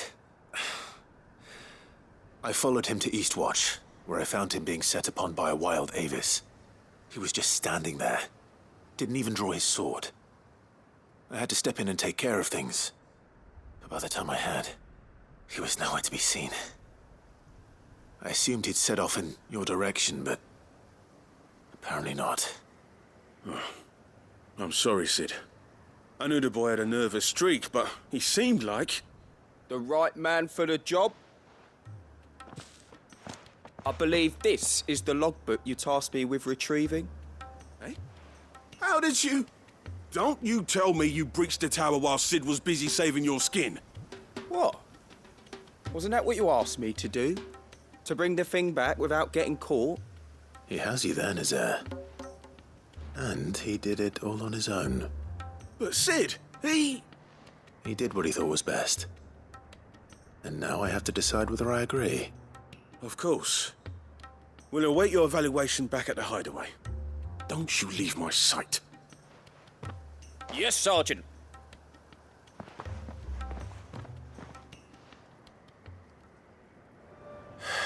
This won't be an easy decision.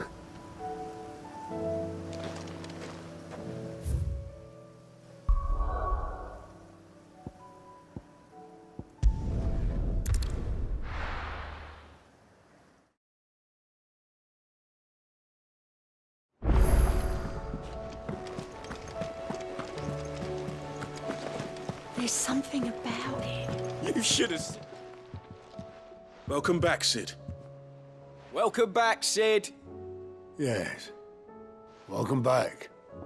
Trip wasn't too much of a pain in the arse, I hope. Truth be told, it was me who suggested roping you in to help with the trial. But from what I hear, things didn't go quite as planned. No, they most certainly did not.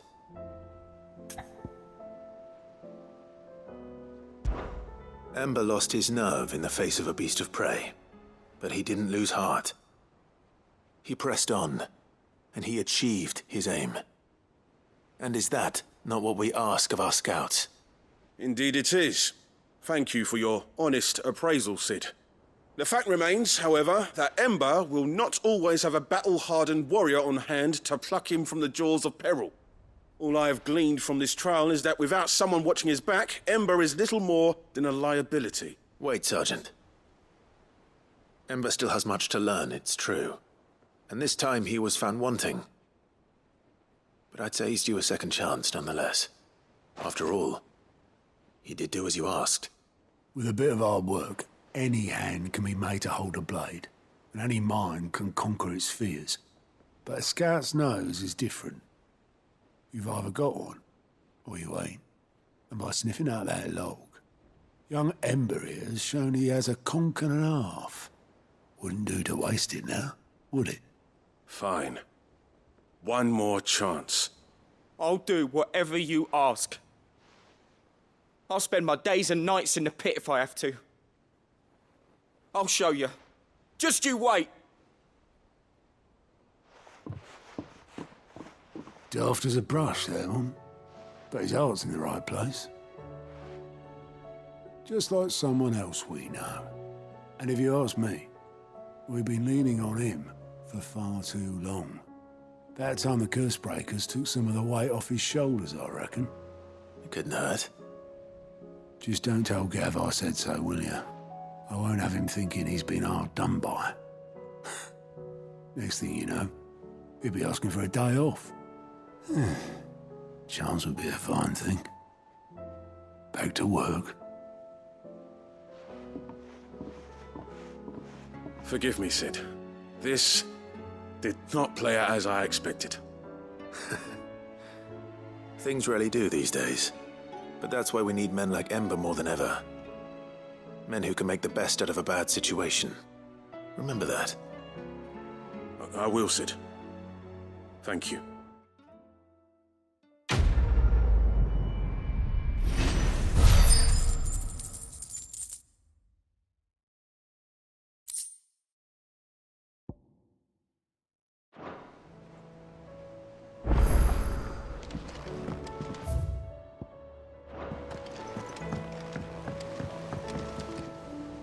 Sid, do you have a moment?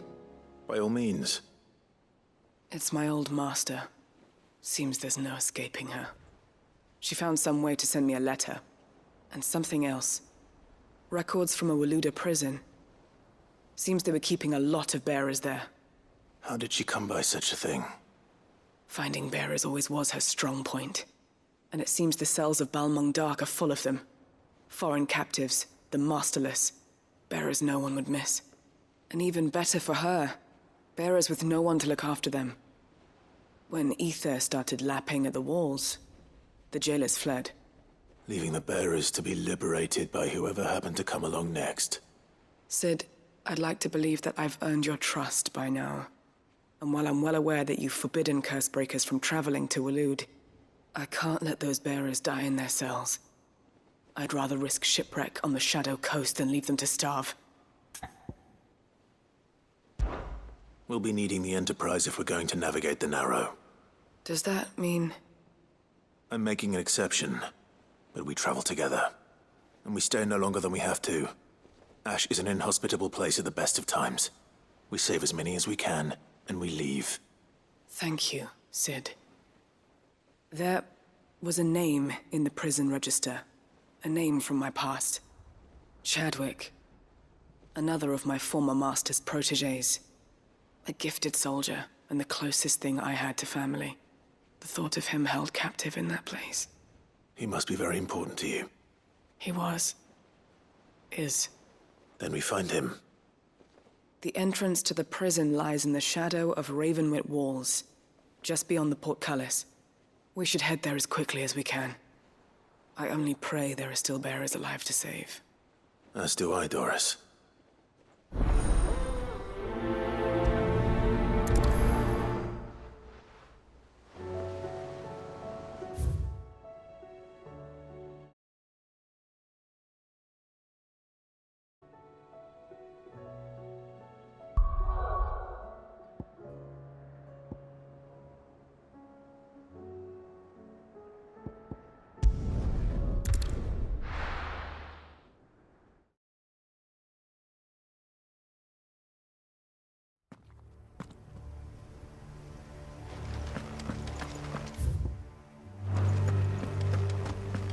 Doris is waiting for me near Balmung Dark.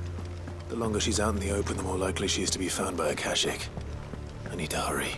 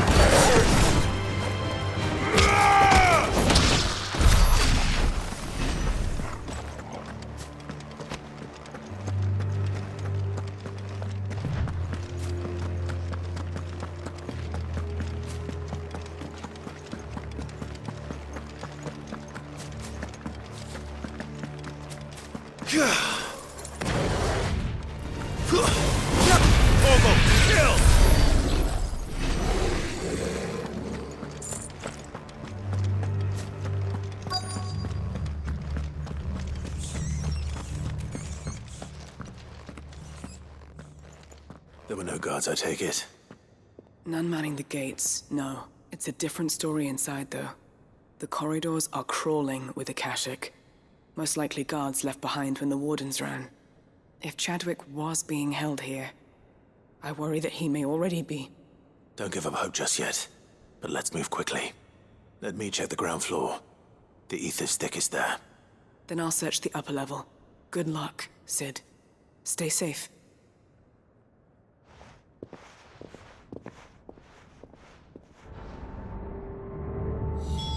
Just how bad are the floods inside the walls? Bad enough to turn a bearer? I hope not.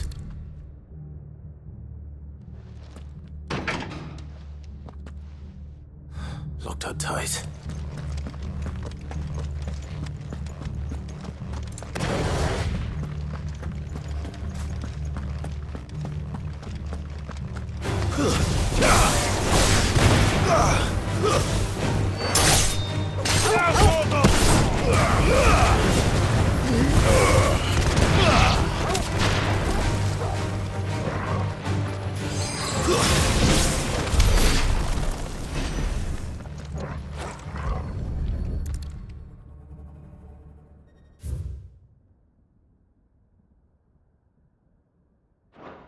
So this place was no ordinary prison.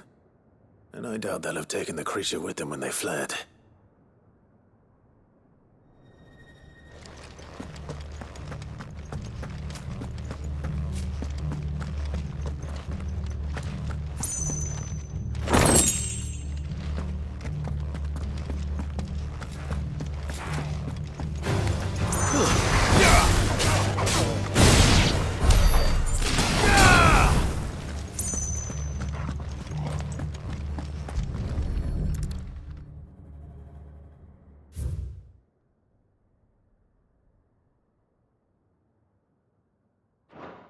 Minimal loss of Waluda lives.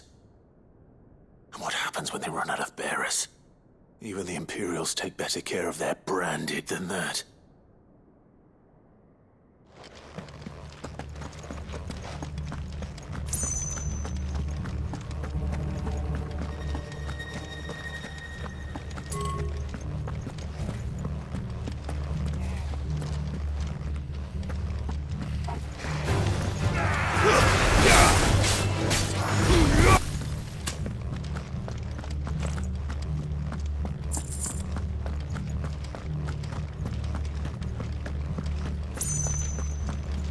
No sign of any bearers yet. I hope you have better luck downstairs.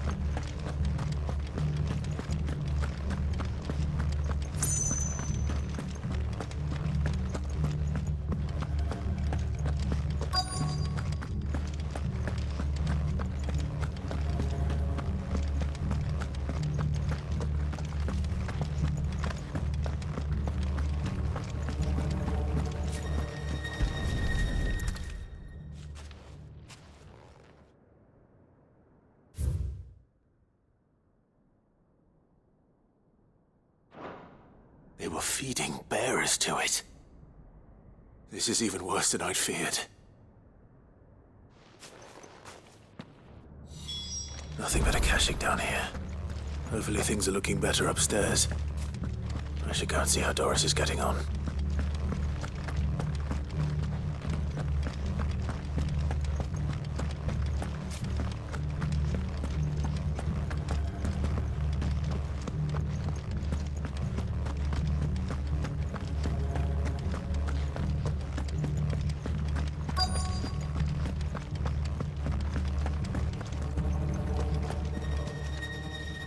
No lock downstairs. But I did find out that this place was more than just a prison. Something far more sinister was happening here. I know. I've been reading some of these documents and... it can't be true, can it? Bearers die every day in service of their masters, but this is so much worse. Pitting bearers against a wild beast armed with nothing but their wits?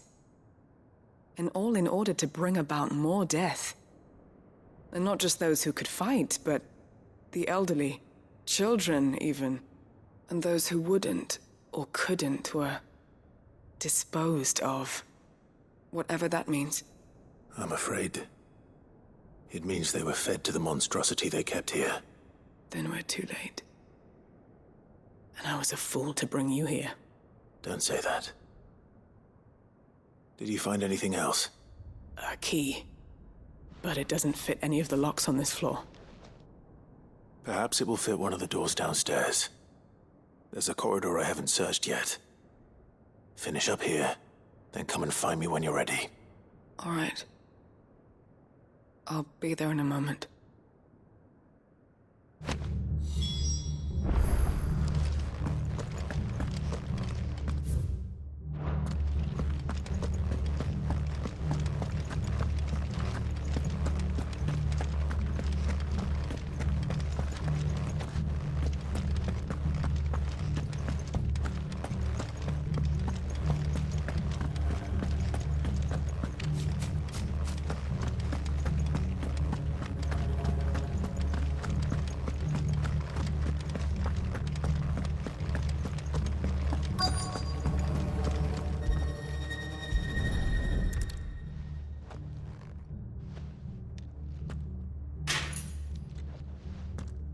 Let's see what we can find down here.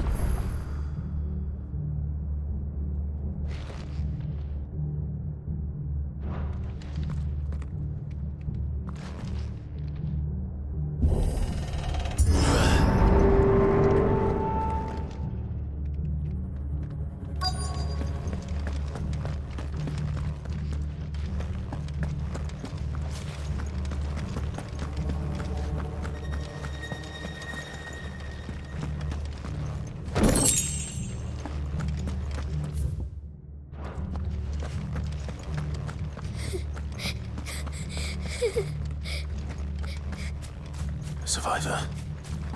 And she sounds close. Who are you?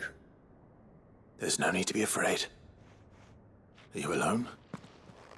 Are there any other survivors? Some of the guards, they're still here. But something's wrong with them. Everyone else was eaten by the monster. Of course they were. Thank the Founder. It was worth our coming. But I'd rather we didn't linger. Are you ready? Ready when you are.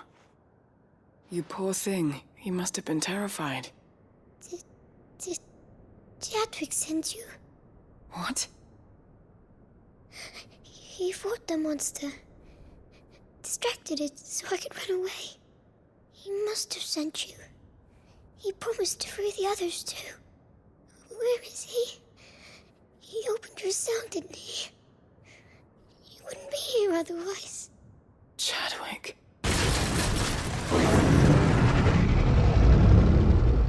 Was that? Monster's back! Chadwick, help! We have to get out of here. Doris, keep the girl safe. All right. You put that bearer-eating bastard in the ground.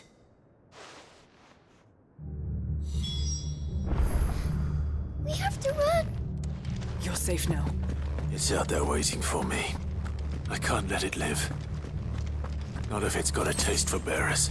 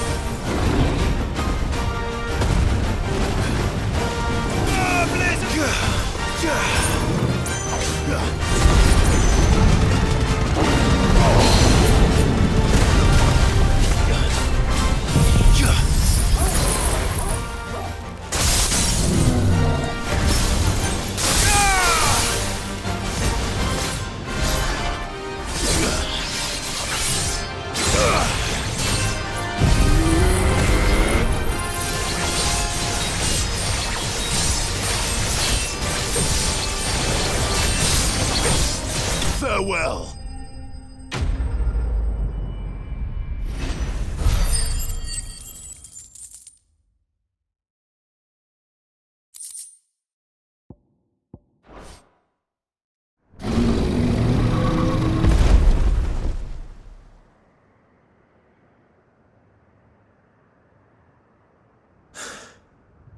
Finally. Sid, are you hurt? I'm fine. I think.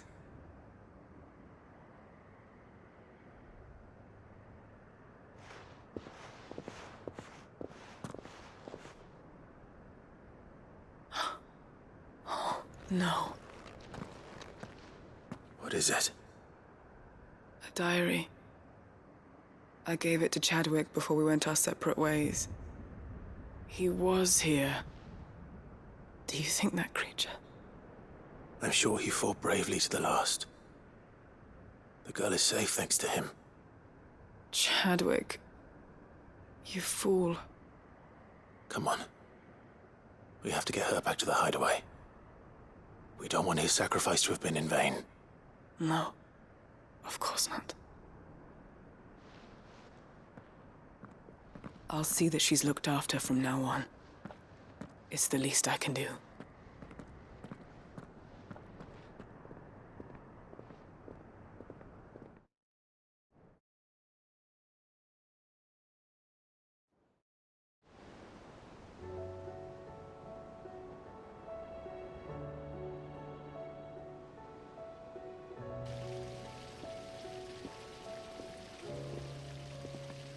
From what I hear, you've barely left the girl's side in days.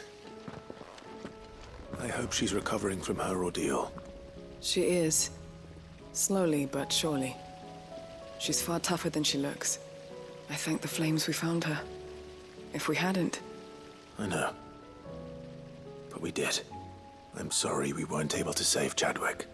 There's no need to apologize. Without your help, I would never have found out what happened to him.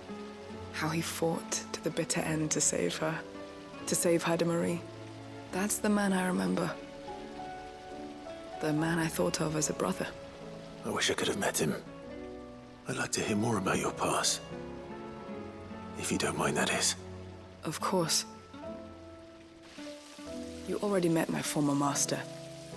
She trained Chadwick and I to do two things. Kill and obey. We were supposed to be sold to the highest bidder when the time came. But no bid was ever high enough to convince her to part with us. For years, we were her daggers in the shadows. But we could never quite shake our doubts about the things she made us do. And then, one day, we just couldn't do them anymore. So we escaped. But staying together was out of the question. They would have found us too easily. After so many years of training, the pull to serve was always strong. It scared me to think he might have taken another master, become a dagger in someone else's hand. But even in captivity, the battles he fought were his own. And he died not as someone's tool, but as a hero. Haida Marie is proof of that. Bearers can cast off their shackles. And the Cursebreakers will show them how. I'll fight until my dying breath to see it done. For Chadwick, and for all of us. Thank you, Doris. We'll be counting on you.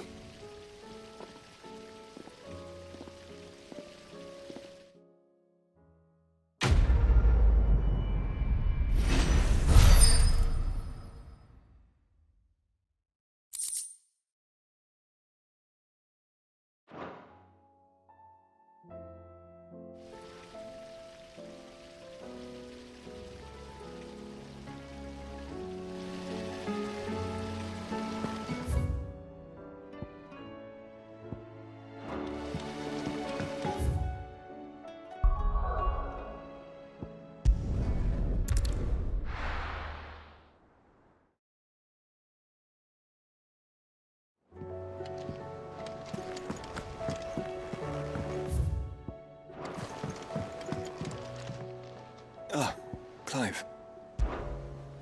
Joshua, what's wrong? And don't say nothing. It's... not nothing. I've received word from Cyril.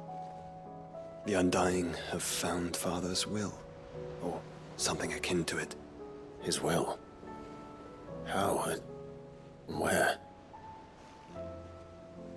In the crypt, beneath Rosalith Castle. After Kupka was kind enough to drive out the Imperials, the Undying took the opportunity to recover what relics of the Duchy yet remained. And in the process of doing so, they found a letter from Father. I'm surprised anything survived down there. Cyril asked that I join him in Tabor at my convenience. I have been meaning to go, but... would you join me? course. I want to know what's in that letter as much as you do. Very well. I am ready to leave when you are.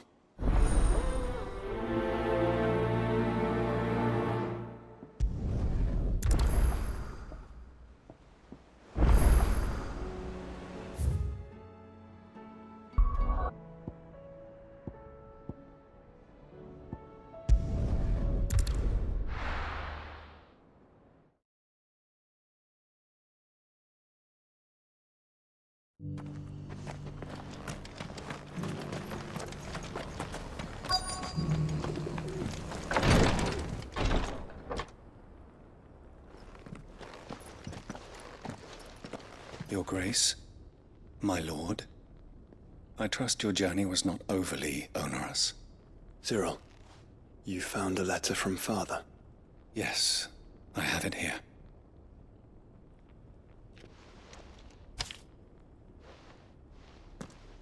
If you would do us the honor, my lord.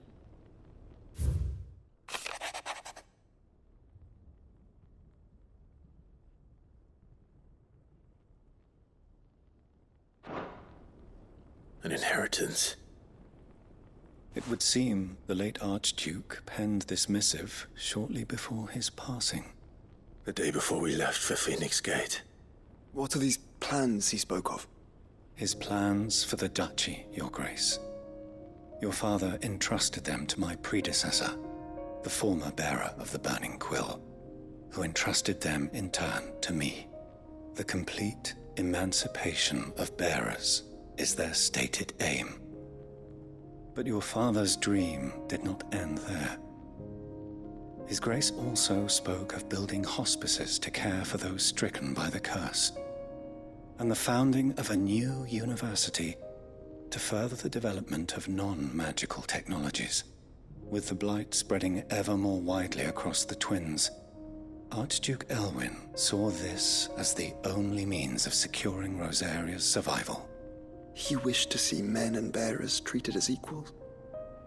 To see centuries of common wisdom overturned. Small wonder he did not think it achievable within his lifetime. But he thought it achievable nonetheless. Had he not, he would never have written this message.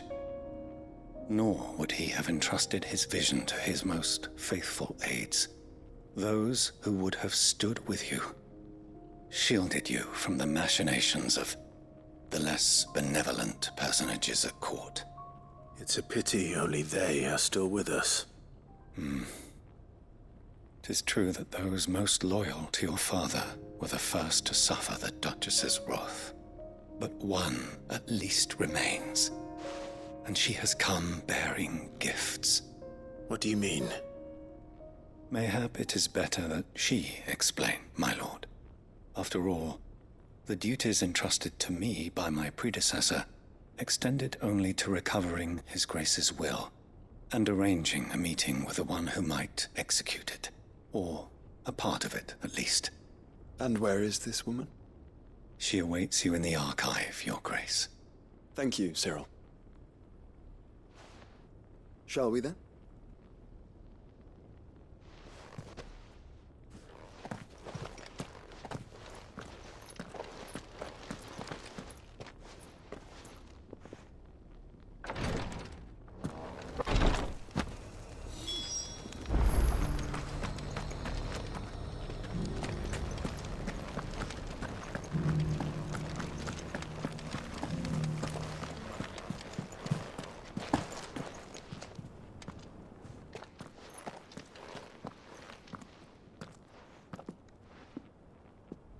My lord, Your Grace. I hardly recognize you. I am Goditha, retainer of House Rosfield, loyal servant to the Phoenix and his shields. Your father, the Archduke Elwyn, entrusted me with the delivery of a gift. I only hope you can forgive my tardiness in bringing it to you. Lift up your head, Lady Goditha. You have our gratitude for your service to our house and to our father. I merely did my duty, as any proud Rosarian would. My lady. Perhaps you could explain a little more? What exactly is the gift you bring?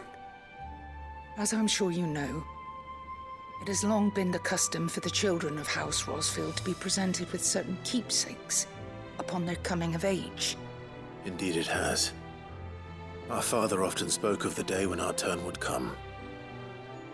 And had he lived to see it, he would have presented you with the treasures I bear. Matching armbands for you both. Alas, he did not live. Indeed, he was taken from us even before they could be completed. He had intended to claim the Heartstone with which each armband was to be finished himself, but it was not to be. And his gifts remain incomplete. I see. It saddens me to bring them before you, as they are. It was your father's wish that you be presented with the finished articles, not these works in progress. But with his grace long since gone, and the stone left unclaimed, I had little choice. You are grown men now, and his house is yours. And while I would not presume to insist upon your claiming the Heartstone in his stead, I know that nothing would have pleased him more than for you to do so. Thank you, Lady Goditha. What say you, Clive? What else? Of course, my lady. May our father's will be done. Oh, I am much obliged. Do you know where we might find this Heartstone, my lady? I do. Though it may be a matter of a good deal more than simply happening upon it. It is found in the bellies of elder griffins, you see. We do at least know where to find one. A certain specimen has made its nest in Titan's Wake, not far from here. A certain specimen? You are most perceptive, Your Grace. In answer to your unspoken question, yes. In fact, this is the very same beast your father meant to slay. I have been tracking its movements since you were but a boy. Were you to slay it in his stead, as men of House Rosfield, it would surely make your father proud. What say you, Joshua? What else?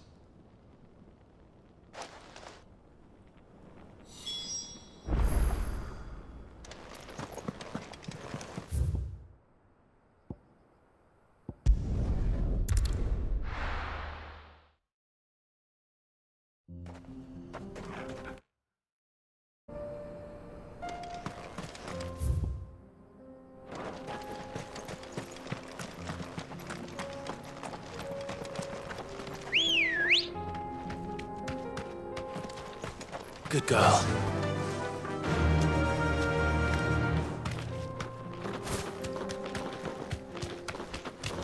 Eyes peeled, Joshua.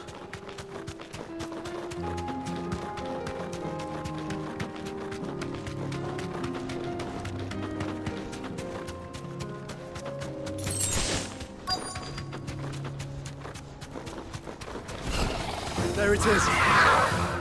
For House Rosfield.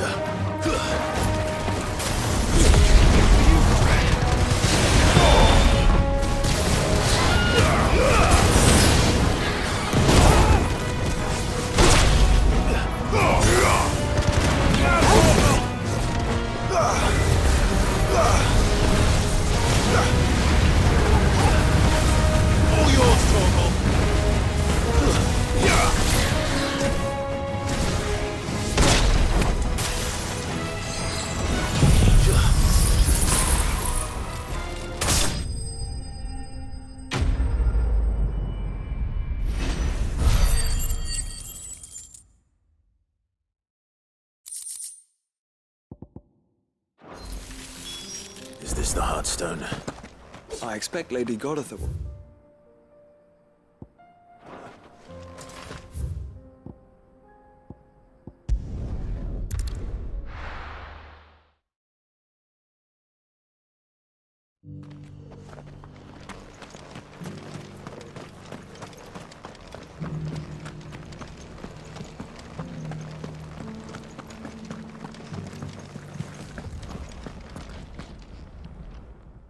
Thank the Founder you were safe. The Griffin is slain then? And the Heartstone claimed.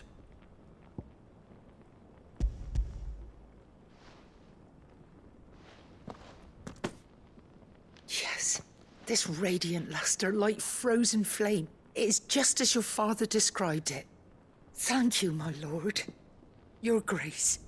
Your father would be so proud. Lady Goditha, the lapidary is ready. Thank you, Cyril. I will be with him shortly. If you would excuse me, I shall have the stone cut and set forthwith.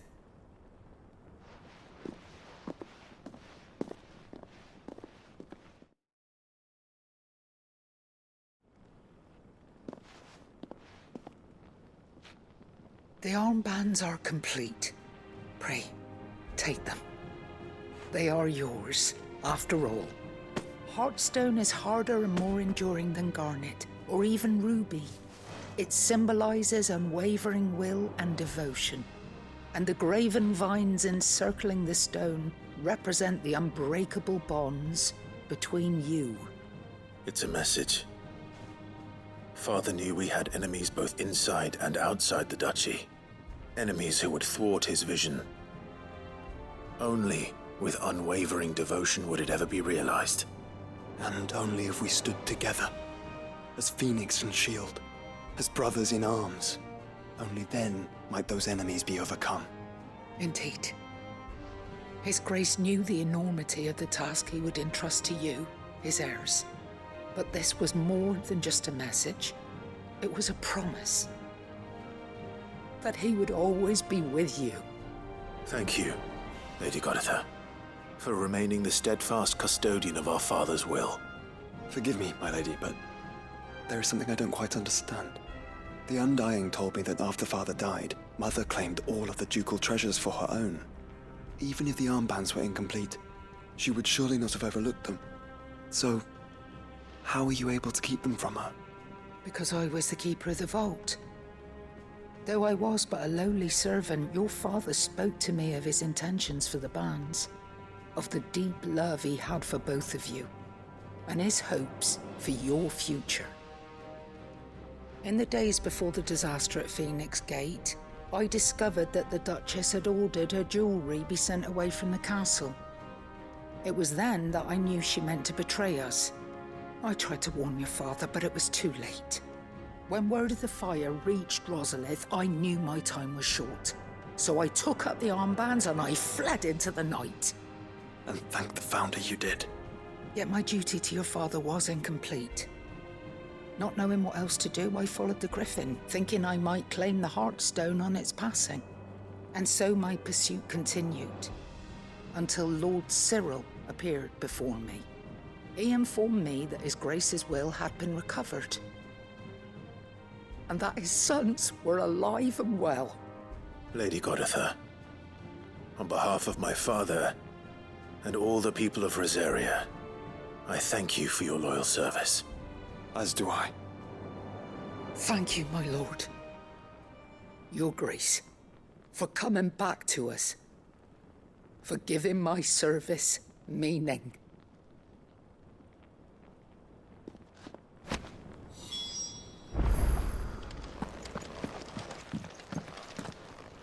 The bands suit you well. It must be gratifying to finally receive the inheritance that was denied you for so long. It is. And we thank you for the part you played, Cyril. If you would permit me to play my part a little longer, might I suggest that you make your way to your father's memorial atop Hawk's Cry Cliff? Let him see that you have received his blessing, and that his vision lives on in you. I suppose it would be churlish not to. What do you say, Clive? Shall we pay Father a visit? I think we should. I was hoping to be able to offer him my thanks before we left for Origin. Your father's helm is enshrined there. It has been since the day we recovered it from Phoenix Gate. I prithee claim it, for it too is a part of your inheritance, and I do not doubt that your father would prefer it in your hands than perched upon some lonely rock. Thank you, Cyril.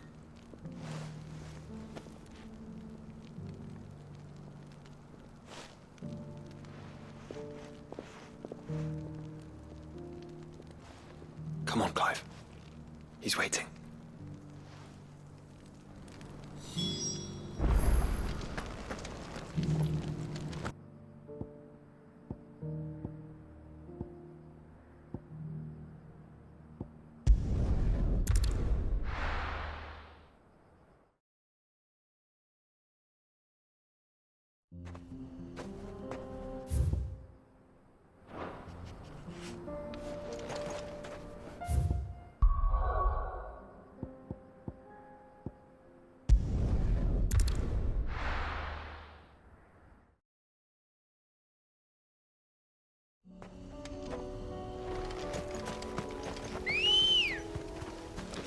Good girl. Faster! Unwavering will and an unbreakable bond. Do you really think we're strong enough? To save the world? Of course. We'll overcome Father's political enemies. Of that I'm less certain.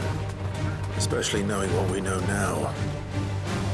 What Mother was truly capable of. But perhaps these bands would have helped. Knowing he was with us. Made all the difference. It's just back there.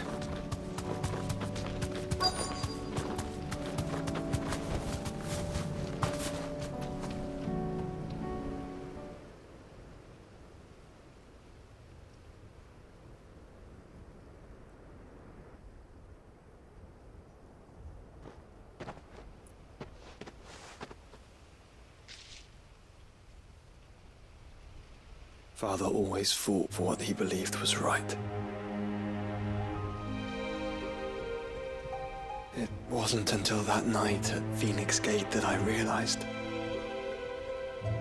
I had never fought for anything.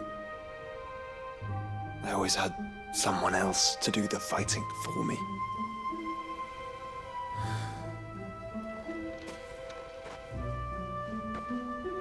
No matter how fate conspired against him, he never lost heart, never looked back, never stopped fighting. To me, he was the greatest of men. And I've been trying to live up to his ideals ever since.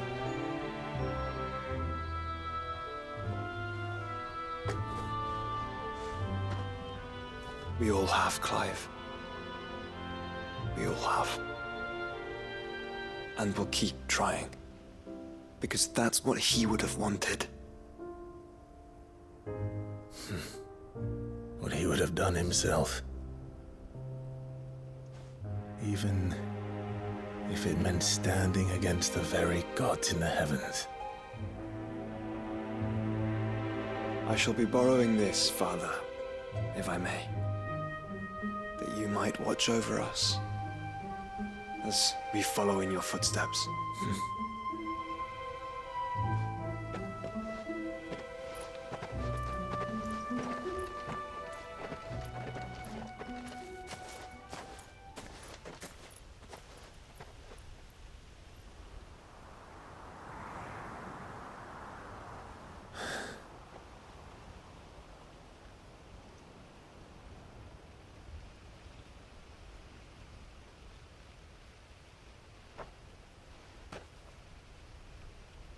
We won't lay you down.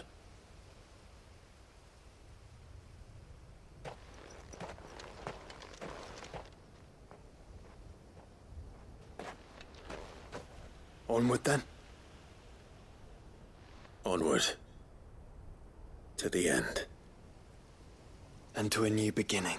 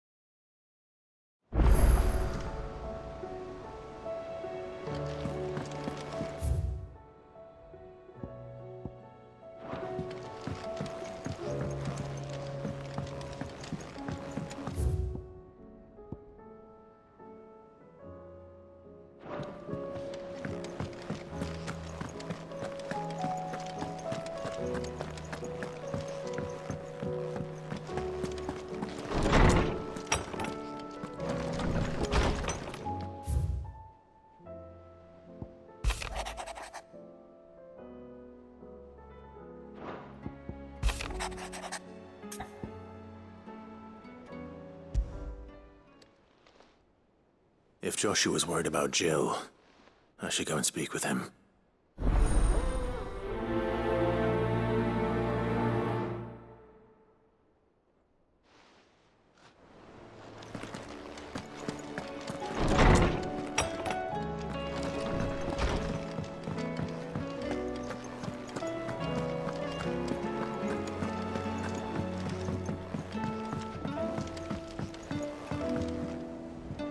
Joshua, I read your message. You're right. Jill is different. I don't think I'd realized how different, but since we returned from Drake's spine, I've felt it more and more. I suppose it's not hard to imagine why. She doesn't think she belongs anymore. And that's why we need to remind her she is still one of us. To let her know that we still need her. Now more than ever.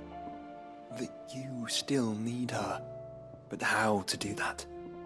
When last we were truly close, we were but children.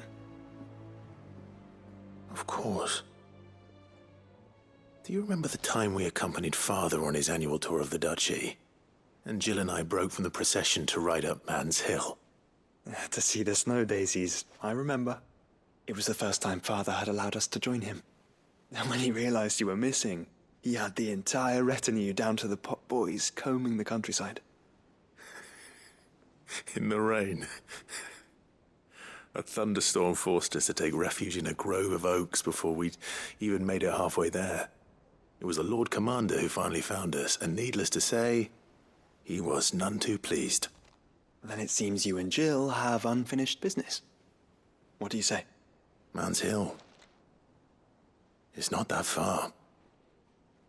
Oh, true. Though I suspect it is also much changed.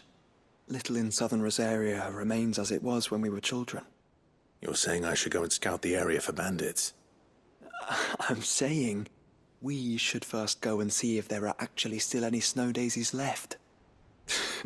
What would you do without me, Clive?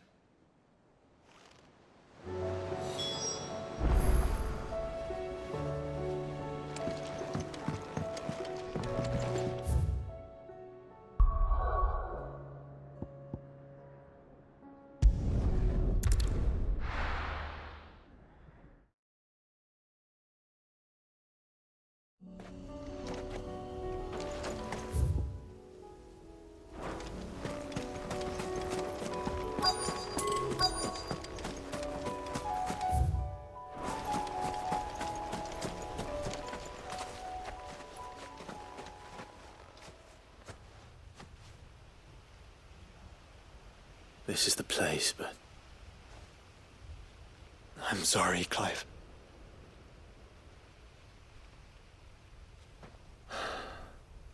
There's nowhere been spared. What do we do now? We keep looking. Man's Hill cannot be the only place where snow daisies grow. Perhaps, but it's the only place I know of.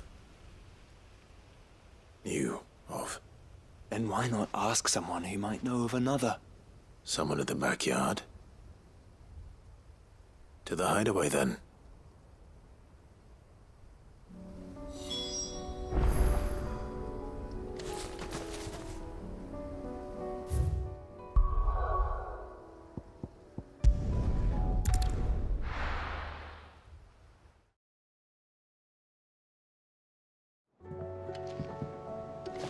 Let's hope one of the gardeners knows where to find snow daisies.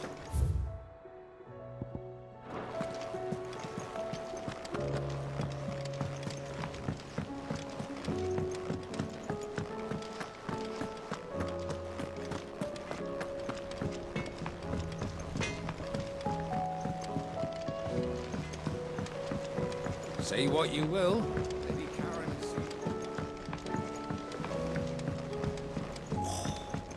This should tide us over.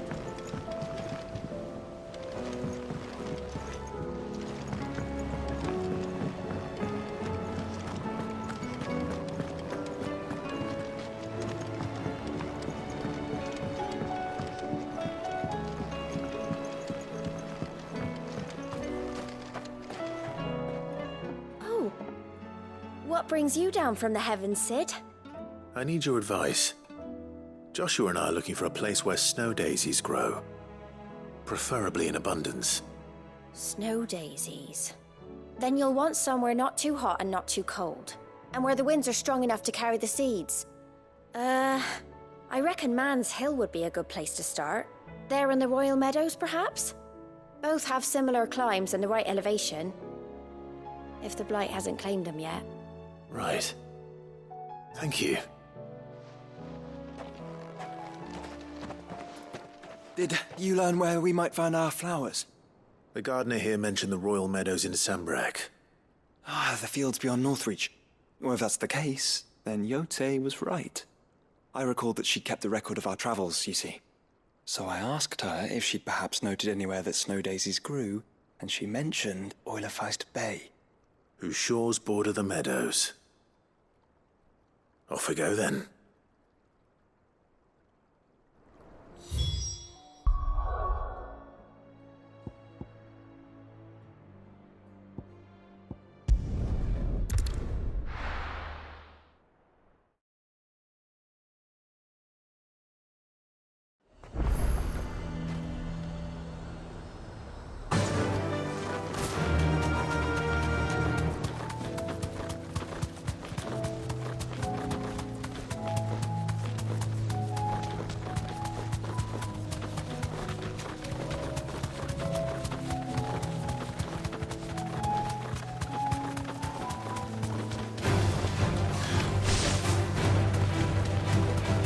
Are vast. Where do we even start? Yote mentioned the coastline. We can start there.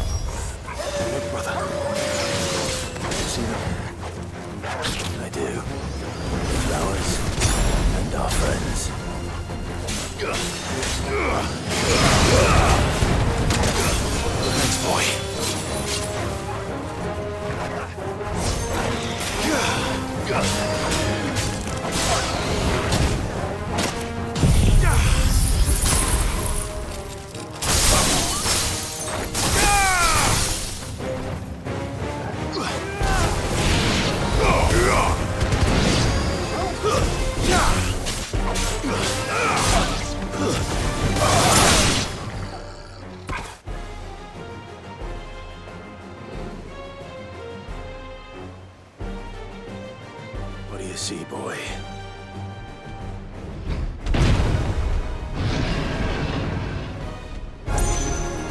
Let's hope this is the last one. Only one way to find out.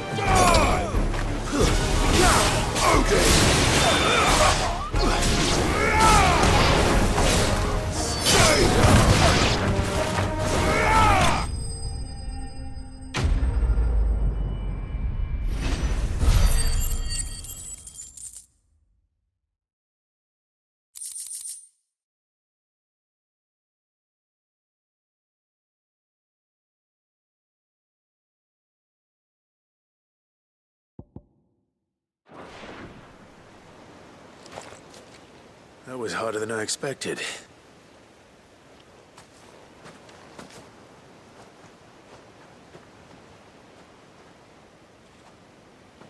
But found her. It was worth it. They're beautiful. Do you think Jill will like them? She'll love them. Come on. Let's go.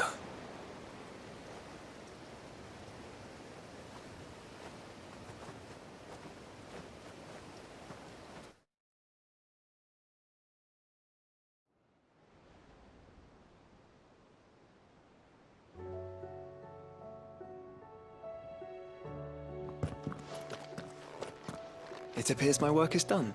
The rest, as they say, is up to you. Well, you and the skies. We wouldn't want another thunderstorm now, would we?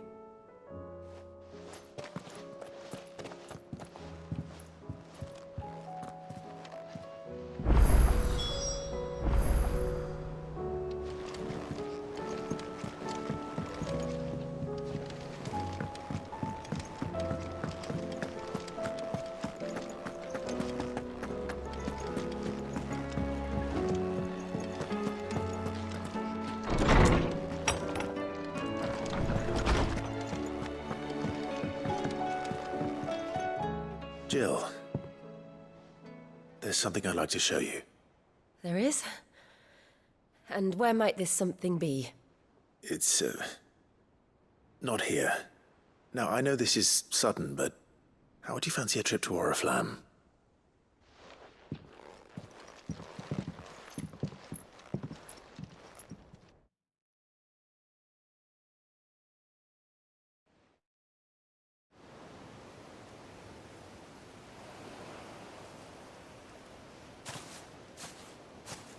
There are so many. This is what you wanted to show me.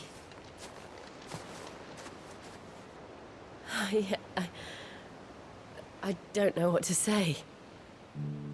You don't need to say anything. The smile on your face is enough. We've been worried about you. Joshua and I. Do you remember when I took you to Man's Hill?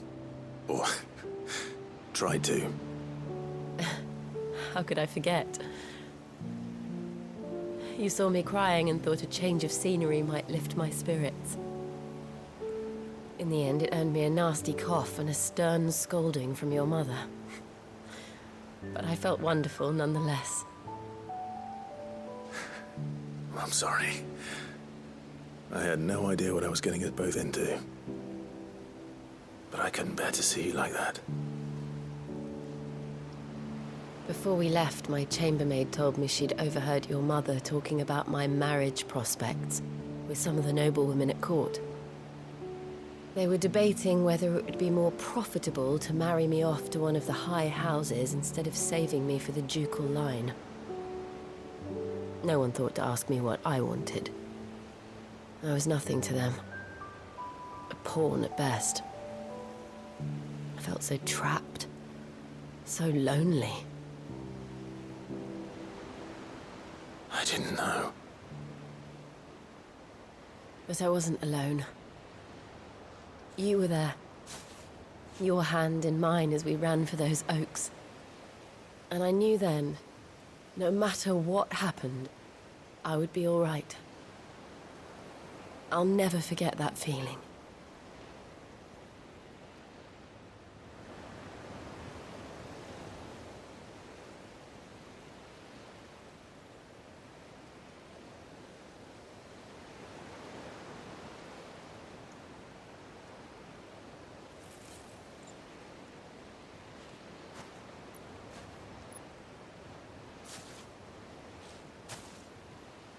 Before we broke camp, the morning after the storm,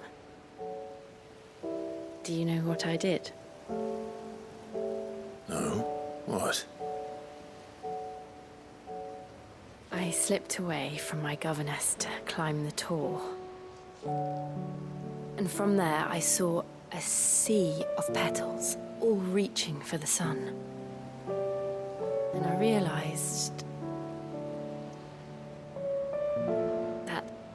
No matter how terrible the night, dawn would always come.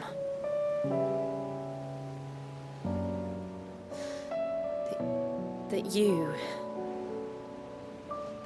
would always come for me. And you have. Again and again.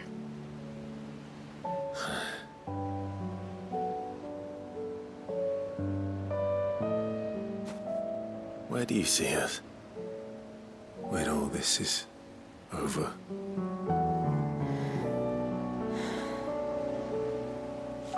I don't know.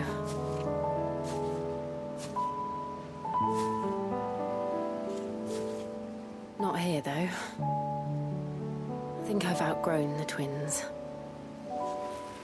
After everything we've been through, the realm just seems so small. I'll need some space to spread my wings. Then that's what you'll have. And I'll stop at nothing to see that you do.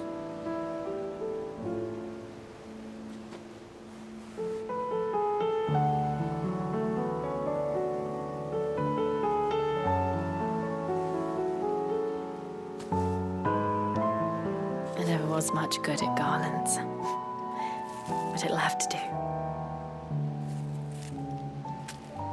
I'll treasure it forever. Thank you, Clive. For this, the flowers, for everything. It's exactly what I needed. You are my treasure.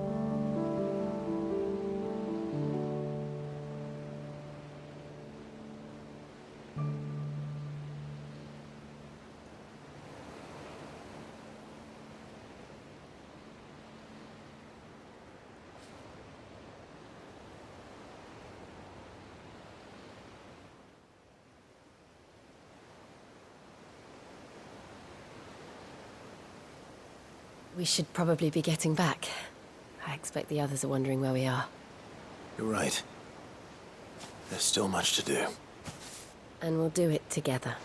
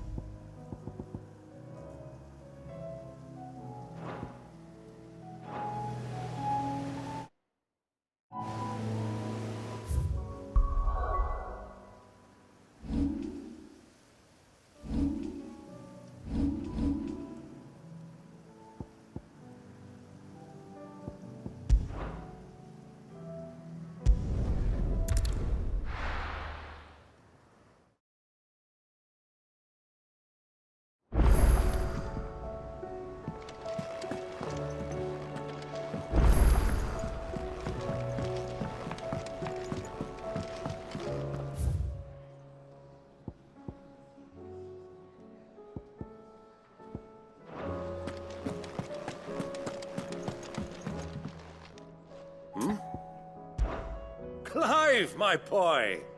Rutherford informs me that we owe you our thanks. Hadn't intended for you to get involved, but such are the times we live in, huh? I would have done the same for anyone else. You're far too modest, Clive. You'd make a terrible nobleman. But tell me, is the realm truly in as dire a state as Rutherford suggests? From what little I saw, you were right to be worried. I suppose I should have expected the worst.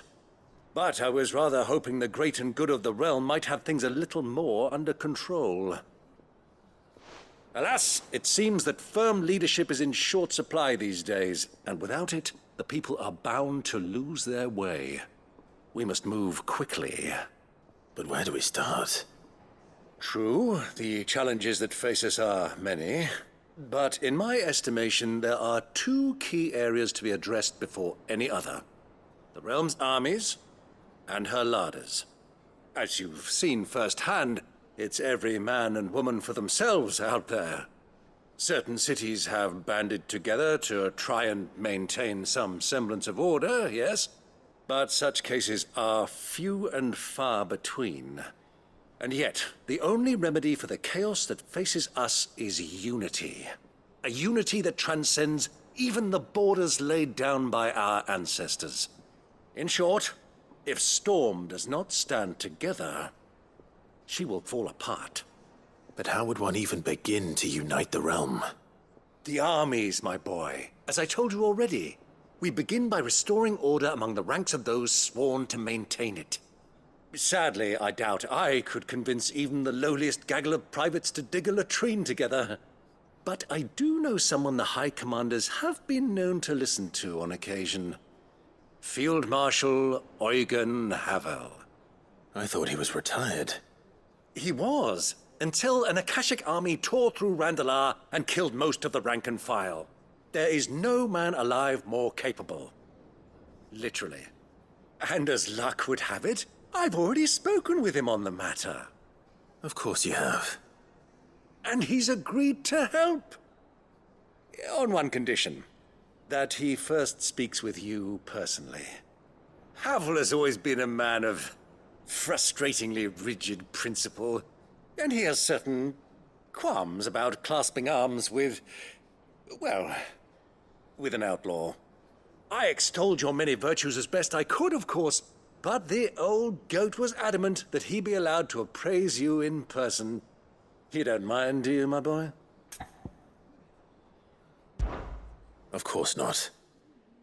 As long as chaos reigns, we will never build a better world. I'll do whatever it takes. And if the Field Marshal wishes to speak with me in person, then so be it. That's the spirit. I'll leave for Randalar at once. Would you send a Stolas? Of course. Rutherford is already in the Dalmekian capital.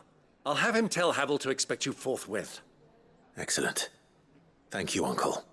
No, thank you, Clive.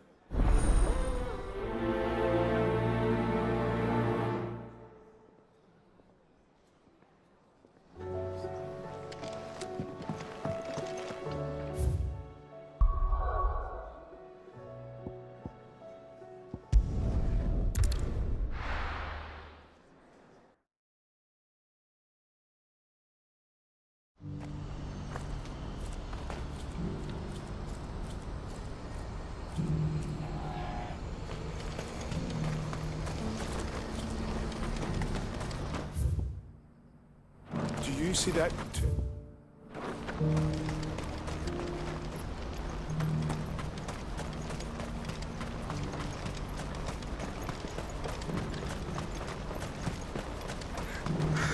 What is it?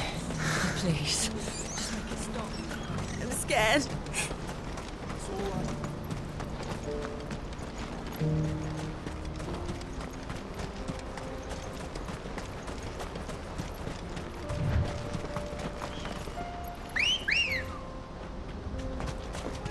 Let's go.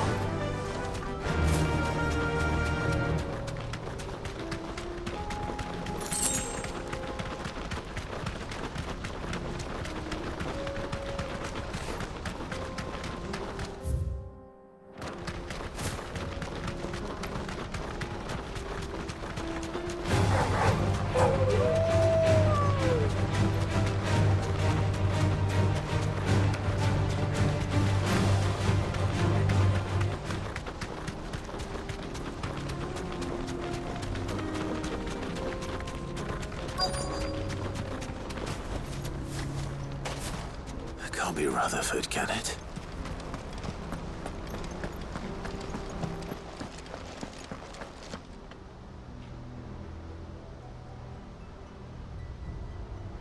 Turncoats and cowards, the lot of you!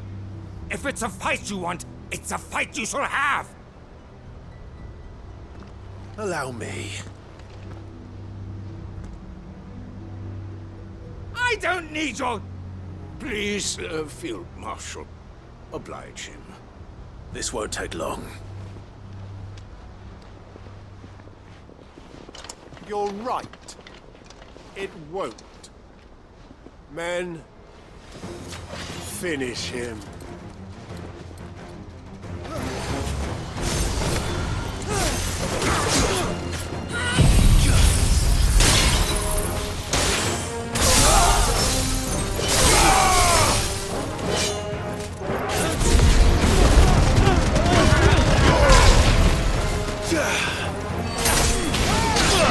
Fire and flame!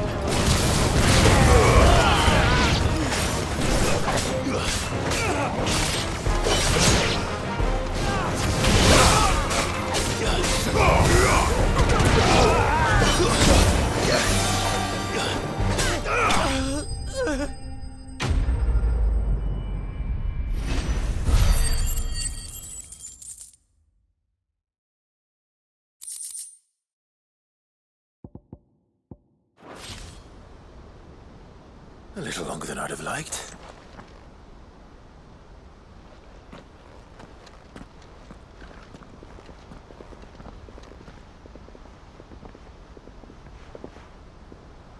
Field Marshal Havel, I presume.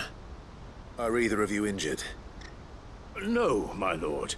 You arrived just as our escort turned on us.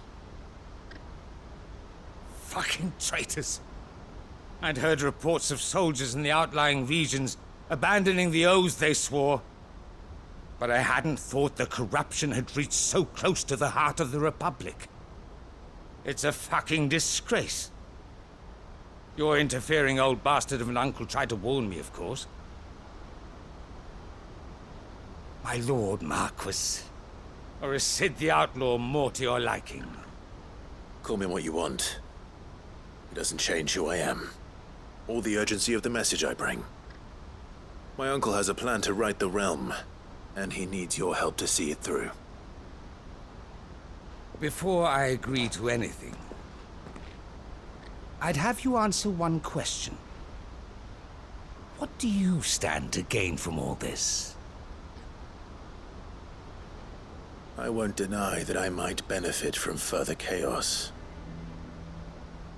But I seek a new beginning for all of us. And while the choices I've made may not always have been the right ones, I know I made them for the right reasons. For so long, so many of us have been told how we could live, how we could die, when it should have been our decision all along. Now we have a chance to put things right. But in order to take it, we must stand together. Even if it be beside those with whom we don't see eye to eye.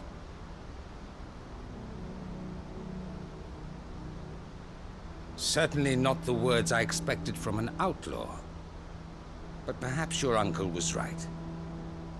You are no ordinary outlaw. I'll never hear the end of this. All right. I'll start by ordering my most trusted guard to bring the Dalmekian fringes under control. Next, I'll make contact with my counterparts in the Imperial Army and see if I can't convince them to try and restore order in their own territory. Thank you, Field Marshal. But they are not the only ones we will need to convince. What do you mean? I don't doubt that I can bully some sense into a few generals. But those they answer to require a different kind of persuasion. And when it comes to honeyed words, well, we will need an envoy. One who can court even the most stubborn of statesmen. You, perhaps. I'm flattered. But I'm no diplomat either. And I have other problems to attend to. What we need is a skilled arbitrator. And I may know just the person. Is that so? And would he happen to be an outlaw too? Of a different kind, perhaps. Well, beggars can't be choosers. I suppose we'll all have to find a little of the outlaw in ourselves if we're to make it through this. Very well.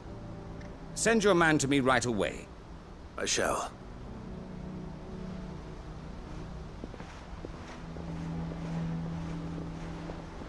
My Lord Marquis. Your Lord Uncle bade me escort the Field Marshal to his manor in Port Isolde. And I will see that my associate joins you there. Very good, my lord.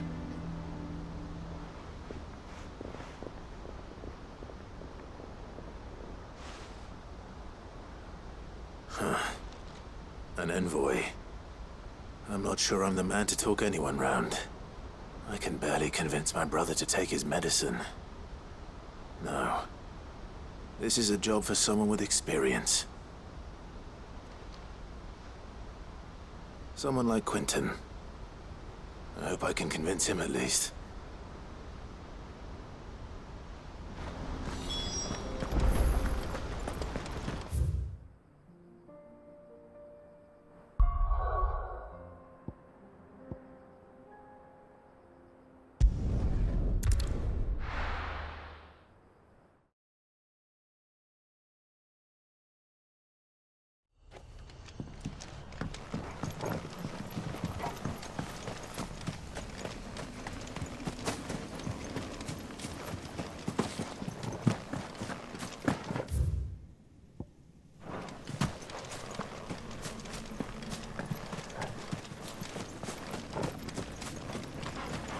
Ambrosia won't help me here.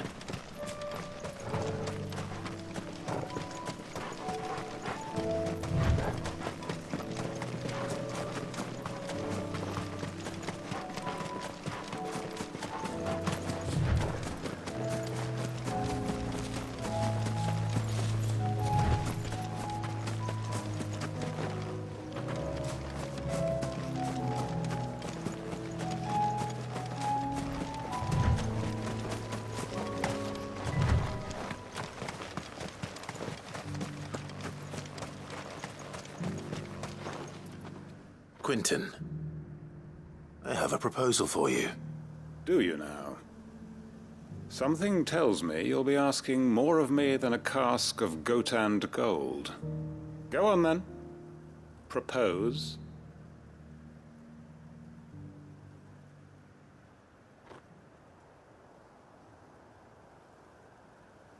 You'd have me convince the chiefs and chamberlains of the realm that they should simply swallow their pride and do the one thing that has proved impossible for thousands of years. Was there anything else? Perhaps I can fetch you a meat pie as well. I know it's a lot to ask, but I can think of none better suited to the role. And you'd have me give up what little I have left to do it. I told you, Clive. The people of Lostwing are my family, and I cannot abandon them. You'll have to find someone else. I'm sorry to hear that. So am I. And why might that be? What he's asking. How's it any different to what you've done so far? They want you to speak for those who can't speak for themselves. That's what you do best. If it's the vineyard you're worried about, we'll see that the grapes are picked and the tons filled. You know we will. It's not that. Then what is it? You said yourself we're family. Don't you trust us? You know that's not what I'm... Then what are you saying? That only we are worth saving? Why turn your back on everyone else? You convinced us we could build new lives for ourselves, and if you can do that, who's to say you couldn't convince the entire realm? A stirring argument. I fear that any rejoinder I make might fall somewhat flat by comparison. So you'll join us? Where do you need me? Field Marshal Havel will want to speak with you in person. He's currently in Port Isolde. I can arrange for a party of Cursebreakers to accompany you there. That would be very much appreciated. I hear the roads are far from safe these days. Hopefully not for long. My uncle will want to know that his plan is taking shape.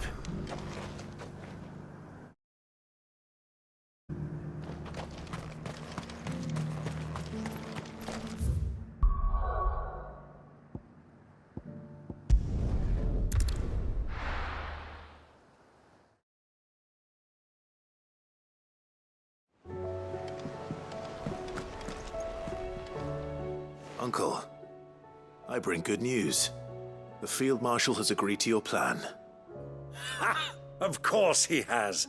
I didn't doubt you for a moment, dear boy. Rutherford is accompanying him back to your manor in Porterzolder as we speak. They will await your return there.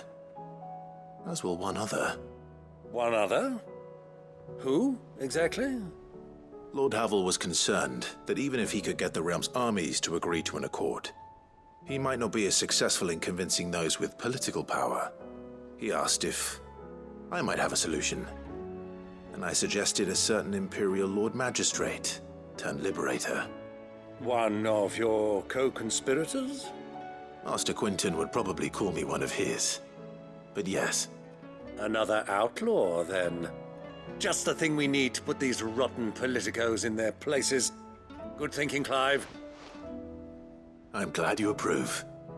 The more the merrier, eh? Uncle, assuming Havel and Quinton can solve our problem with the armies, you still haven't mentioned how we might manage the grain shortages. Oh, don't you worry, my boy. The 7 high houses will be seeing to that. They have all agreed to make the most generous of donations. Oh, of course, it did take a little persuasion, but luckily I had some unexpected help. From who? Why, you, my boy. Rumor has it that you rescued the Lady Ariane's head steward Rockford from a horde of bloodthirsty bandits. It was more of a handful. Well, the old battle axe was so pleased. She had a shipload of talents delivered to my private docks by the next new moon. And when the other houses saw the parsimonious old crone's purse strings finally loosen, they as good as tripped over themselves in the rush to follow suit. I'm happy to hear it. Now, I must be getting back to the manor. Join us there at your earliest convenience, would you? Of course, Uncle.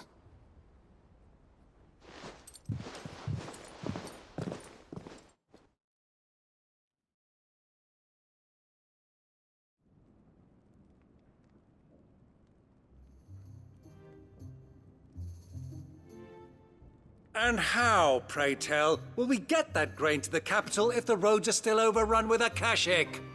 You'll find another bloody road. I only have so many men, and I'm not about to send them headlong into an ether flood. That is, unless you'd have them turn as well. Well, I'd certainly eat less. Says the man with a belly bigger than a band of curls. My soldiers actually need their rations. Without any food to keep them going, they'll be dead even before you've sent them on your fool's errand. If I may, gentlemen, perhaps I might suggest an alternative approach. Though supply routes are indeed disrupted, there is no shortage of ships. Indeed, they bob away in every bay from here to Randalar, awaiting a safe haven. Allow them to make port and fill their bellies full of grain. And once those who crowd the cities are fed, ferry the displaced back to the countryside to work the fallow fields. But I'm sure that you wish to continue your discussion. Forgive the interruption. 2 such firm friends as yourselves need no help from the likes of me. Rutherford spoke fondly of the great bond between you. Us? Friends? I can't stand the man! Clive, I'm beginning to question the quality of the company you keep. And what kind of company were you expecting him to keep? The man's a criminal! Criminal? How dare you? You are not fit to breathe the same air as this fine, upstanding young gentleman. Upstanding? He calls himself Sid the Bloody Outlaw! Once more onto the breach.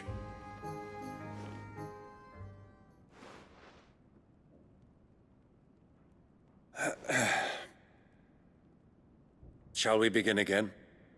What we seek here is not to create a new nation, nor to claim the thrones of those that already exist.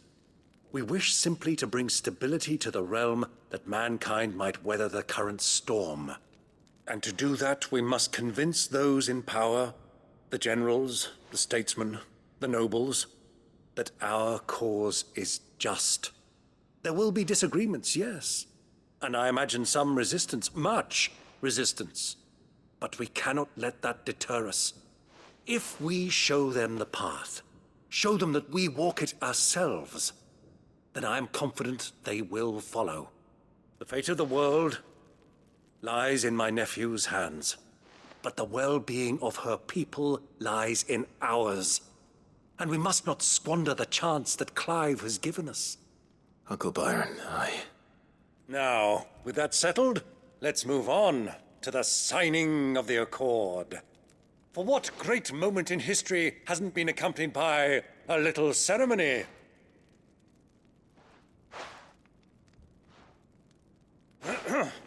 Citizens of Valisthea, I present to you the Triunity. Rutherford, Mike Will.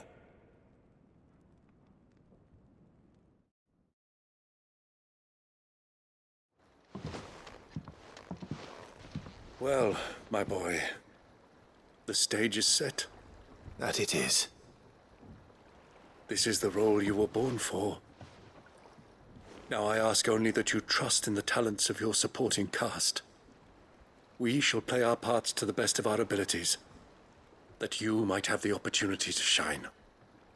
The realm needs its Sir Crandall. And there is no better Crandall than you, Clive. I want you to keep this signed accord as proof of our faith in you. I will. Thank you, Uncle.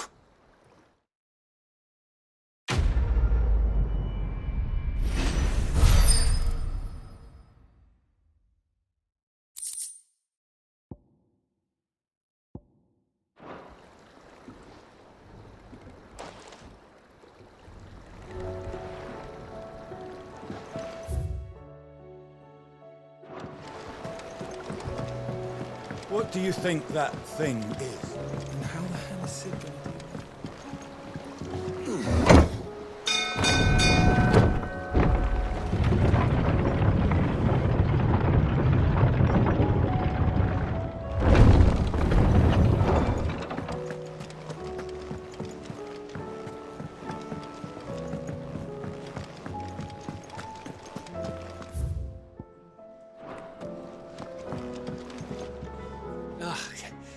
You alright? Something troubling you? No more than usual. It's just... Eda's baby will be coming soon, and I wanted to make something for it. I'm sure she'd like that. Back in the north, families would always make gifts when a bairn was on the way. Yeah, let the little tykes know they were welcome in their new homes, like. So, what's the problem? Well, the problem is that Eda's due any day now, and I don't know if I'll be ready in time. Is there anything I can do to help? You know, there just might be. All right then. What exactly are we making? A good luck charm. But not just any good luck charm. Not just any. No. One made from the feather of a silver chocobo. There's naught luckier in all the realm, or so we used to say back home anyway. Thing is, they're hard to come by. Had Otto and Karen check with their suppliers, but nothing.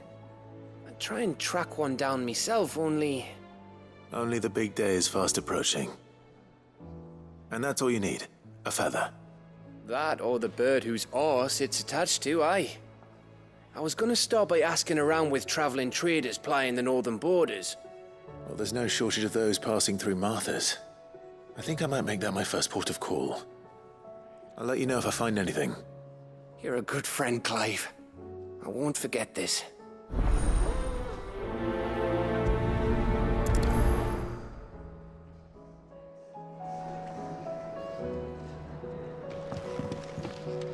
Is he my tell you?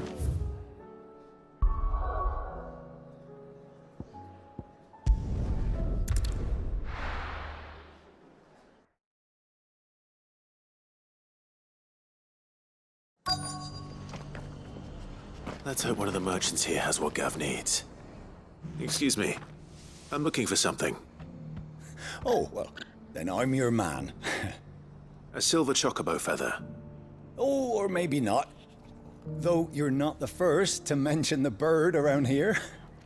There was a man stopped by the rest not long ago claiming he was attacked by a silver chocobo. Near some gutted hovel not far from Eastpool. most took him for a braggart and a liar, but who knows? Perhaps there was some truth to his tale. We'll see. Thank you.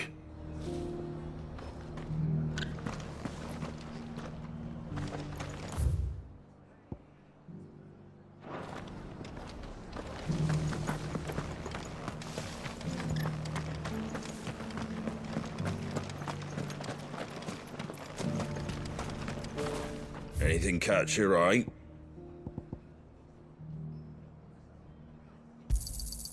Much obliged.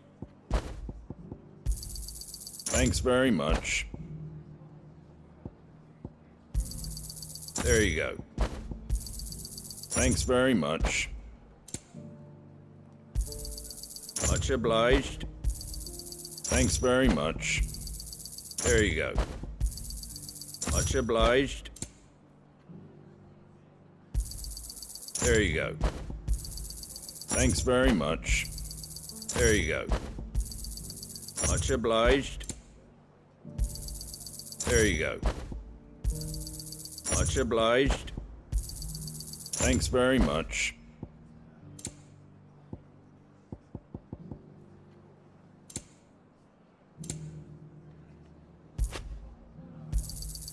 Much obliged. There you go. Thanks very much. There you go. Thanks very much. Just because the heavens have gone to wreck and ruin it. How do, traveller? You've the look of a man who could do with a new whetstone. Or perhaps a bawdy etching of the Vicerine. Maybe another time. I'm looking for a silver chocobo feather. If that's the case, rumours are all you're likely to find. No one has seen a silver chocobo for years. Word is they were all hunted for their feathers. Some northern nonsense about bringing good luck. Didn't bring them much, nor their bows. If any are still out there, I reckon they'll be doing their damnedest not to be discovered. You're probably right. Thank you anyway.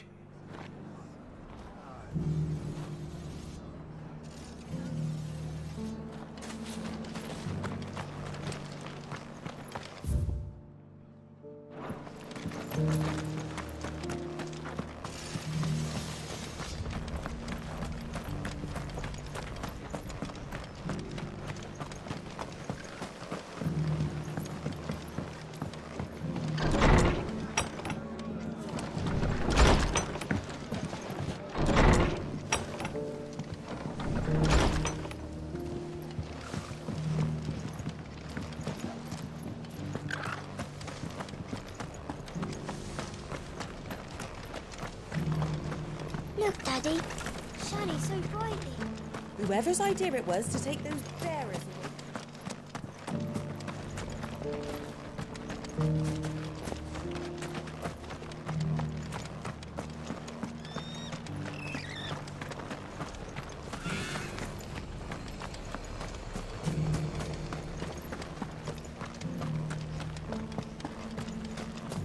Oh, this sky can fuck right off.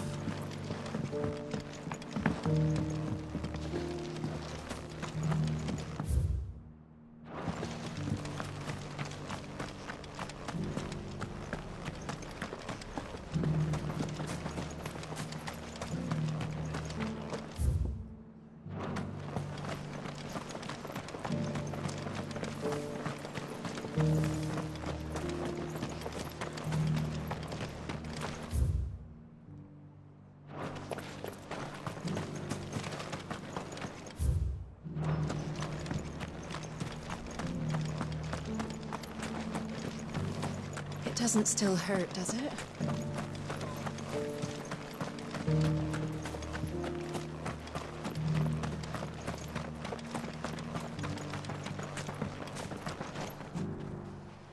Can I help you with summit?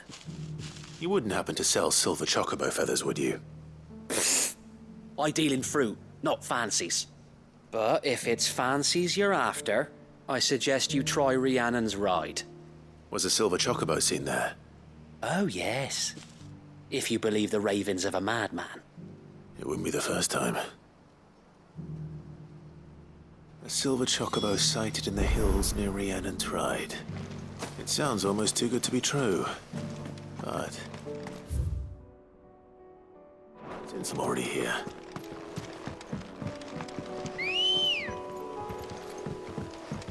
Ready, go?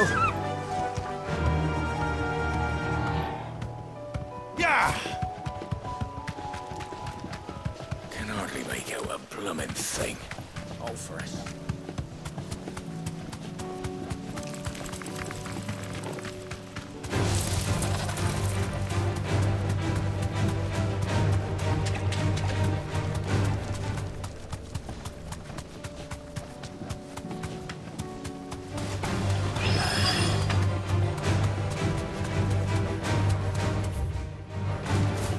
Tracks.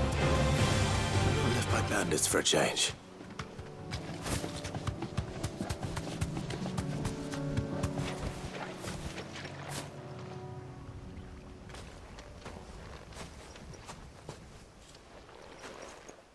More tracks. And these look fresh.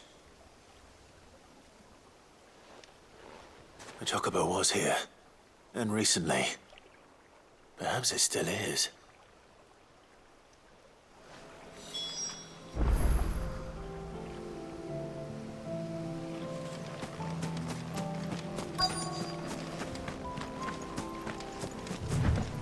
I don't hear anything.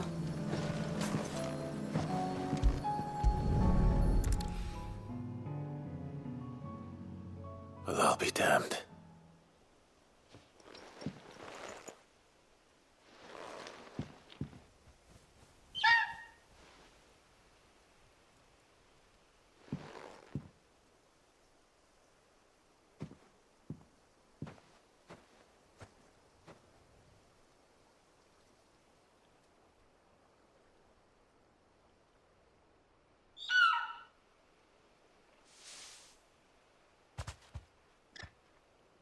It's all right.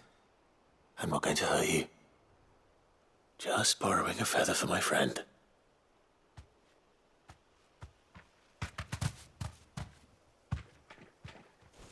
Thank you. Let's get this back to Gav before they change their minds.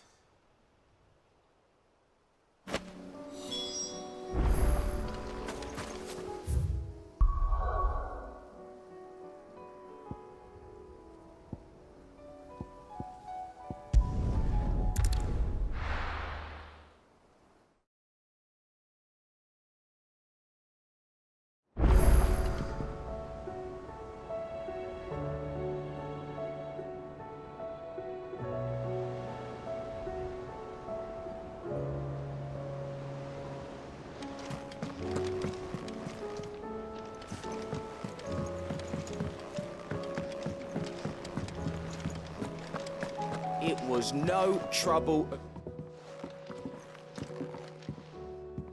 Clive, you're back. How'd you get on? Any luck? Any luck, you say?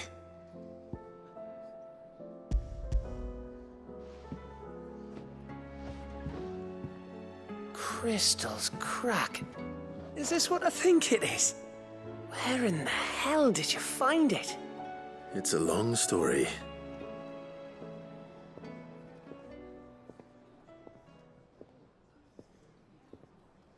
Right there on the road to Eastpool. Who'd have thought it? Everything up there's been abandoned for years. The empty cabin made for the perfect shelter. Though I fear my presence may have forced the poor creatures to look elsewhere. Don't blame yourself, Clive. The Blight's right on Eastpool's doorstep. They'd have had to move on before long, even if you hadn't have turned up. They'll find a new home. Trust me. After all, that's what us endangered animals do. Anyway, what matters is, you managed to nick us one of their quills before they could run off. And now all that's left is to fix it to the carving. I didn't know you could carve. Reckon there's a lot you don't know about me. Like the fact I'm as good with a whittling knife as I am with a sword. And that bone Ember gave me's a dream to work with. What did you say it was from again? An Avis? But it weren't your Avis, Sid. I slew one of my own at last. So all those long nights in the pit finally bore fruit. I'm proud of you, Ember. Don't speak too soon. I ain't done my trial yet. There we go.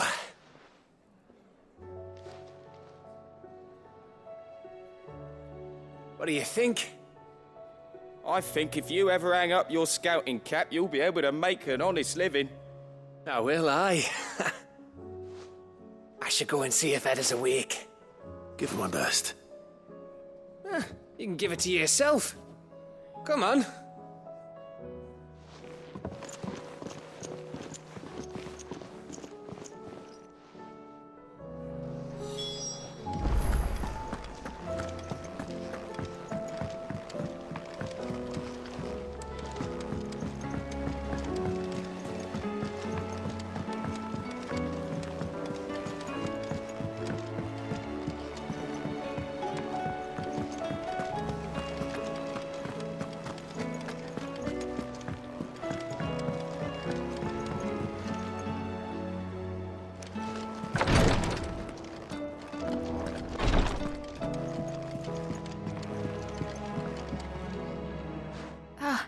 Me lords.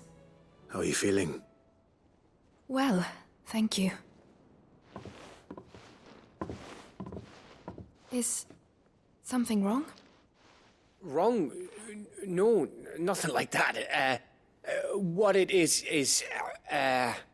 Go on, please.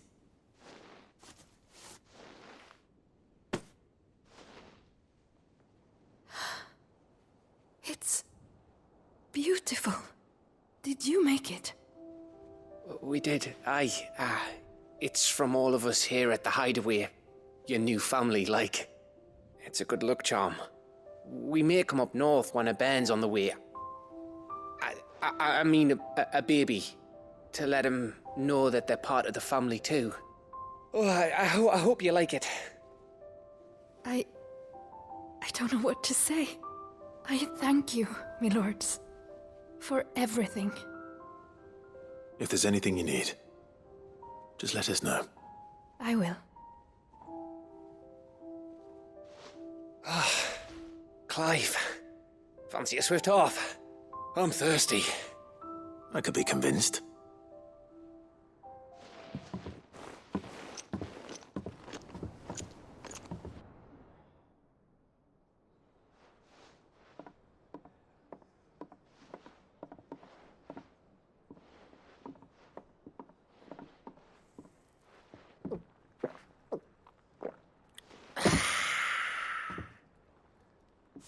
Don't you think you've had enough? Oh, we're celebrating. I'm gonna be a father. I think Edda might have something to say about that. You know what I mean. Bit of light in these dark times.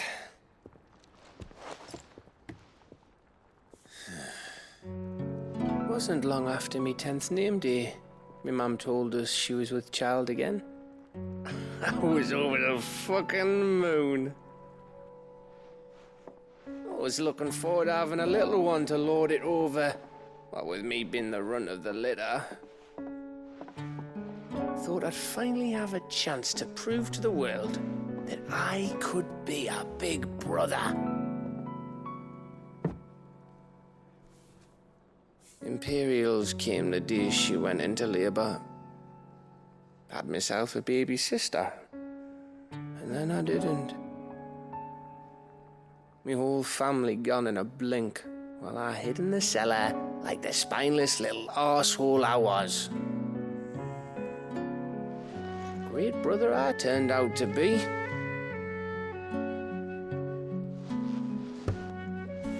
I'll never be a leader. And I'll never be a hero. I'm just a daft little dog who comes running when his master calls. I'll never be like you, or Sid, or Jill, or even Torgal. Have you finished? Maybe.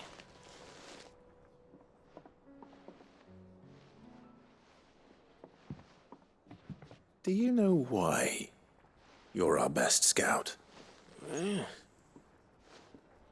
Because you don't need anyone to hold your hand. Without your resourcefulness, your courage, your determination, I don't know where we'd be. Maybe hanging off a cliff like,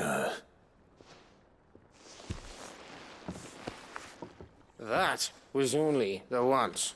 Exactly. You learned from it. And here you are after Founder knows how many missions, stronger for everyone. And let's not forget Rosalith. Who was it who freed me from the dungeon? Who was it who ran to Jill's rescue? That would be me. Because you're our brother, Gav. My brother.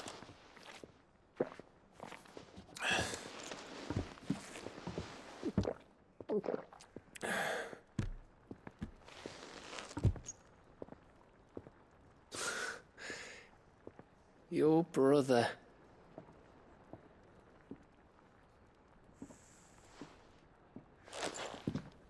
Which means that when the time comes,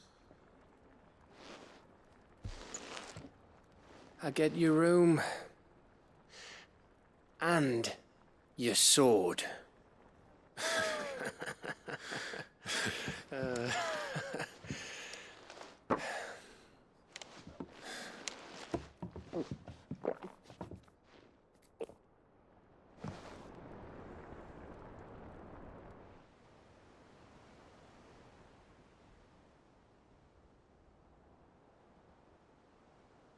I may have had one too many. You may have had 10 too many. I said I was thirsty. Better get back to work anyway. After I walk this off. Clive? What is it? Thanks for, you know. I know.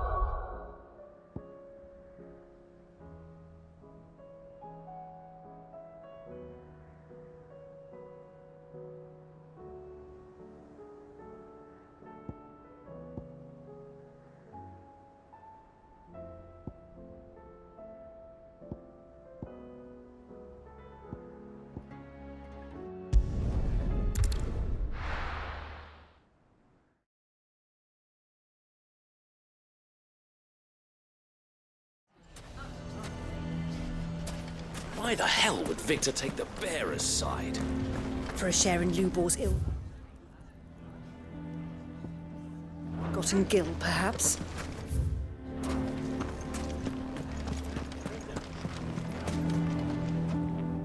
Here to help me pack? Thanks, but I'll be traveling light.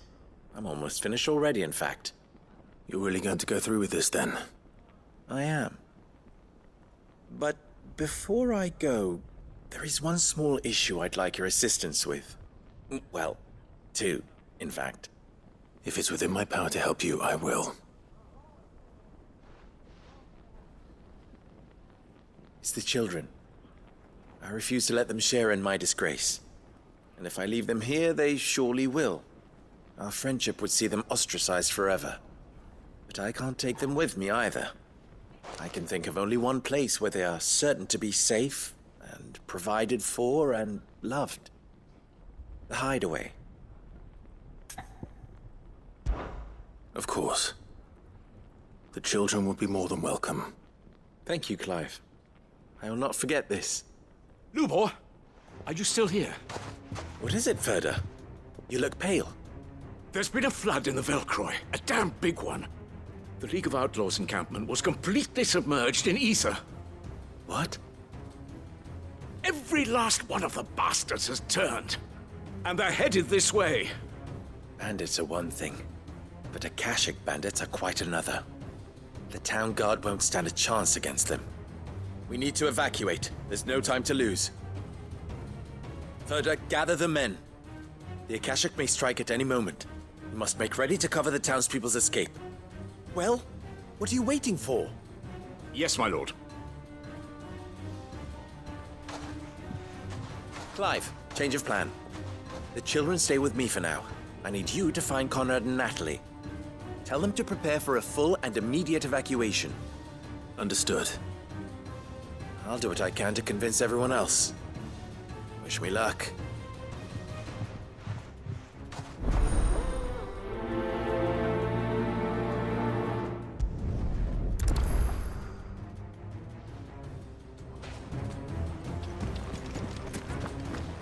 What's in a... You have to listen to me. They're coming. You need to evacuate. Why do they always have to make such a fuss? Huh? What's the commotion? Ah, it's you. What do you want, Lord Underhill? To pass on an important message. There's been an ether flood out in the Velcroy. The camp where the so-called League of Outlaws were gathering has been swallowed. They're no longer just bandits. They're Akashic now, and they could be here at any moment. You need to begin preparing for a full-scale evacuation right away. Oh, do we? And who was it who gave you this disturbing news, might I ask? Lubor, perhaps? The man spreading the same poison out in the square as we speak. You may believe his lies, my lord, but we know better. But why would he lie about something like this? Some twisted attempt at revenge, perhaps. If he had not been unmasked, he may well have been elected our leader. A great honor for one of his kind. One he might well feel aggrieved at having been denied. Lord Underhill, forgive me, but it has become all too evident where your sympathies lie. Lubor cannot be trusted, and neither, therefore, can you. You may not trust me, but for the sake of your people, ask yourselves if there is any chance that this is true. There isn't. You can be certain of that. Now be off with you. You're making a mistake. It's no use. Words will not move them. Then we must find another way to ensure Dalamil's survival. You're right. Let's speak to Lord Furder.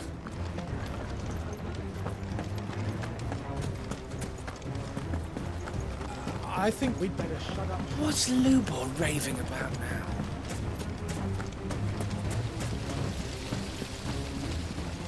Daddy, what happened to your crystal? It broke, son.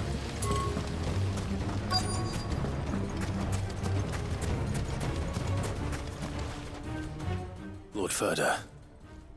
Sid, what's wrong? I went to warn Conrad and Natalie about the Akashic, but they wouldn't listen. They've convinced themselves that nothing Lubor says can be trusted. The bloody fools. Which means the town guard can't be counted on for support. But I can. If there's anything I can do to help you defend Dalamil, you only have to ask. I appreciate it. Sid! Further! I've been looking for you everywhere. Victor? I thought you'd left. I couldn't abandon a friend in need. And Lubor is in need at this very moment. Come quickly.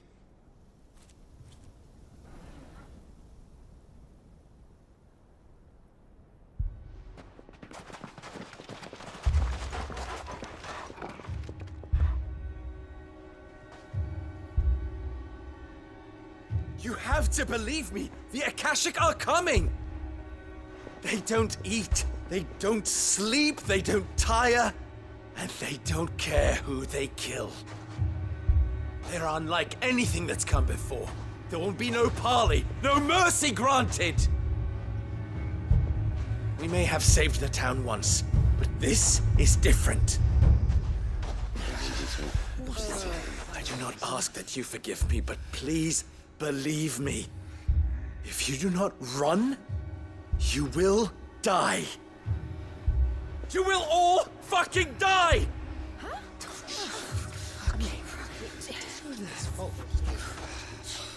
You'd like that, wouldn't you, bearer? Yeah, with us out of the way, your kind will be free to claim Dalamil for yourselves. It's you who should run! Run, bearer! Yeah, run! Run! Far away! Run! Just go on! Yeah. Yeah. Yes! Go! Go on, then. Go on! Go! Just go. Lubor, wait. Someone's coming. Go! Come on! Stop! You're hurting him! Ah! Ah! Oh. Oh.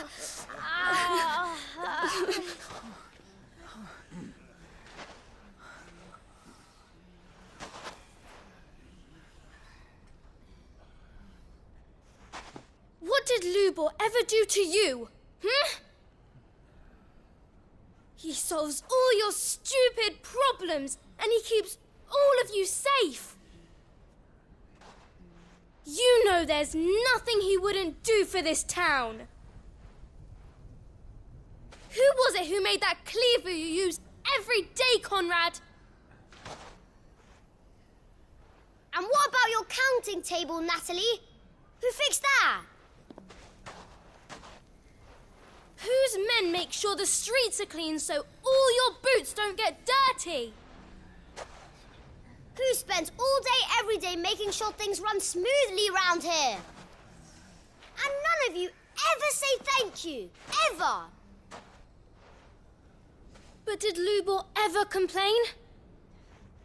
Well, does he ever stop smiling? He keeps this whole place going.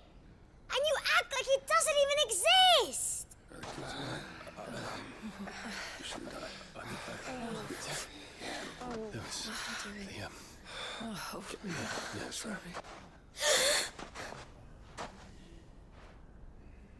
Lubor, we have heard enough.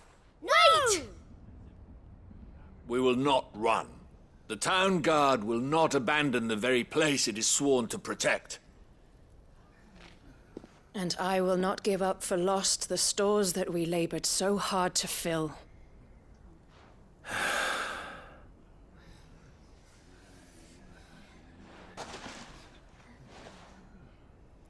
So tell us, how do you propose we deal with these Akashic of yours?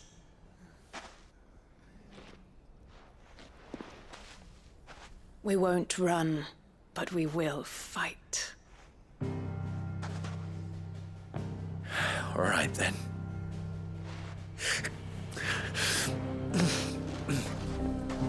Fine.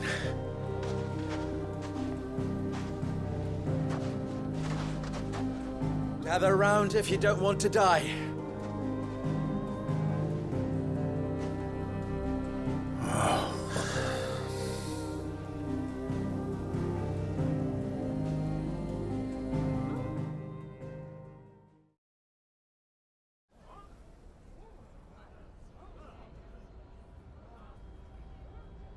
Allow me to explain the situation. The ether flood occurred near the village of Cheratina, deep in the Velcroy. The place had been abandoned for years, until the League of Outlaws decided to make it their base of operations. Now they're all turned, and if the scouts' reports are correct, heading in this direction. They are mindless monsters, driven only by hate and rage, and they are utterly unpredictable. With the bandits, we at least knew how and where they were likely to attack. When these creatures come, Dalamil will have the bitterest fight it has ever faced on its hands. The town guard will muster at the north gate. The rest of us will take the south. Both forces will provide men to serve as scouts and messengers, ready to spread word of the size and nature of the Akashic force as soon as it is spotted. And as soon as it has been, we will converge on its position and see that it is driven back from Dalamil at all costs. Conrad, Can I count on the support of the town guard? Always. I leave the selection and coordination of the messengers in your hands, Victor. And the command of our men in yours, Ferda. If you would both be so kind. Consider it done. As you wish.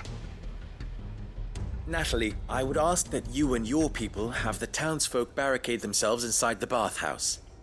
And tell the merchant not to waste time securing anything beside the essentials. Preserving life is our one and only concern. As long as we survive, it doesn't matter what trinkets we might lose. Our riches can be regained. And if anyone doubts that, let it be known that the Briar's Kiss stands ready to cover any losses. Very well. I shall tell them. Where do I fit into this plan? Where else but the most perilous place of all? I would like you to travel to the home of our erstwhile League of Outlaws, Cheratina itself. The main host is most likely still there, and Dalimil will not be safe until it is eradicated, root and branch.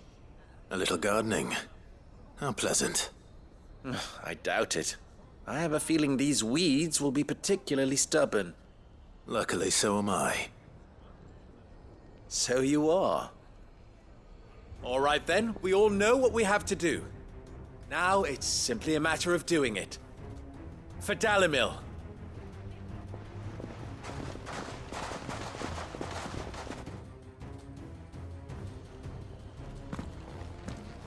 Looks like everyone's ready. I'd better not keep them waiting.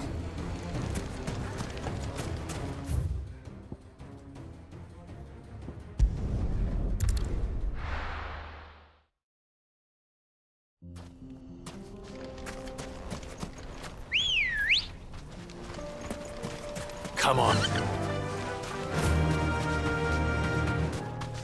There it is.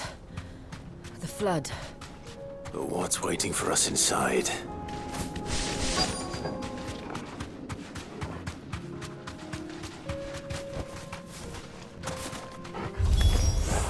We can't leave a single one alive.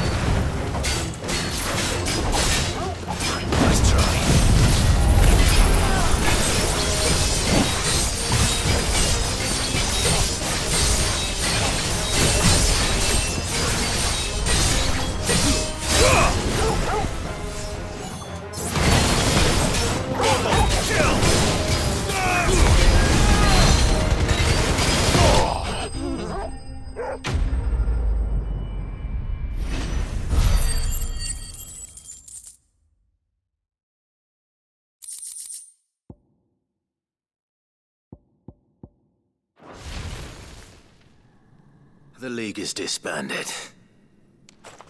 I should get back to Dalimil and see how the others fared.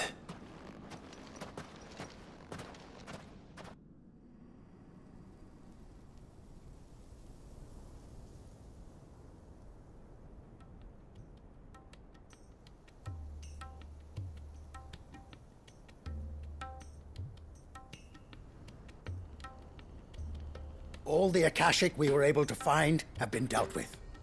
Seems that might be the last of them. Last of them here, perhaps. Lubo, Sir Clive has returned. Clive! What news from Charatina? It's done. Root and branch. I knew you wouldn't let me down. Thank you, my lord. Friends, the Horde has been driven back. The Akashic have been defeated. And we need not fear the arrival of any more, thanks to Clive. Victory is ours. We bloody did it! We saved Dalimil. Lubor, allow me to apologize. After all you have done for this town, we should never have doubted you. But we did. And for that we are truly sorry. We only hope that you can forgive us. We need you, Lubor. Dalimil needs you. So, if you would still like to be considered for the position of mayor, you have our backing. You do remember that I'm a bearer, don't you? We do. But that is not a stain on your character. It is a stain on ours. We thought only of what we perceived bearers to be, not what you truly are. The man who saved Dalimil twice over. I see. But I will only accept your proposal on 2 conditions. Name them. Firstly, that you will both do everything in your power to rally your people to my cause. If the Town Guard and the Merchants League do not accept my leadership, it will be doomed from the start. Unity is the key to defending Dalimil, and I do not doubt that we shall need to call on our combined strength again. When that time comes, I will expect us all to pull together, just as we did today. Of course. You have our word. And secondly, you will accept that if I am to lead you, the mistreatment of bearers must end here in Dalimil. Any bearer within our walls shall be afforded the same rights as any other citizen. They will not be judged by what they are, but who they are. As we failed to do, and came so close to losing everything. We agree to your conditions. And we have only one in return. That you continue to work for the good of Dalimil, as you always have. Condition accepted. Well then, it seems my mayorship is all but confirmed. Do I get some sort of special hat?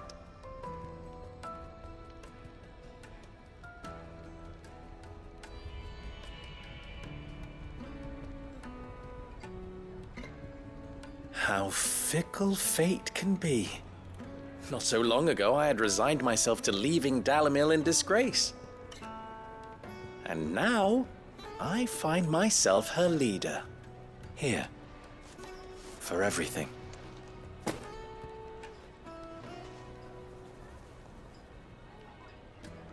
Lubo, about the children. Fear not, you are of course relieved of your responsibility. I would sooner face another horde of Akashic than see them brought up as outlaws. I'll make sure they're safe here. I don't doubt that you will. And not just the children, but everyone in Dalimil. I'll do my best.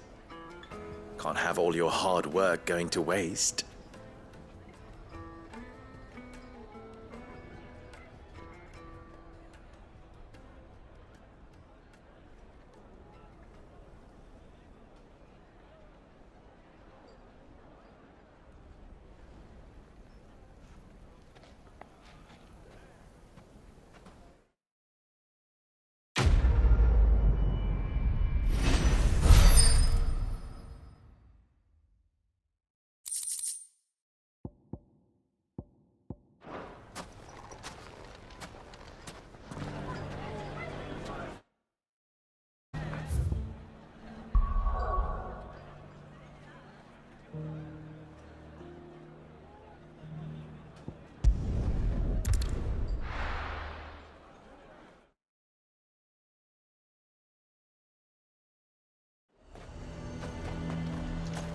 A fortress?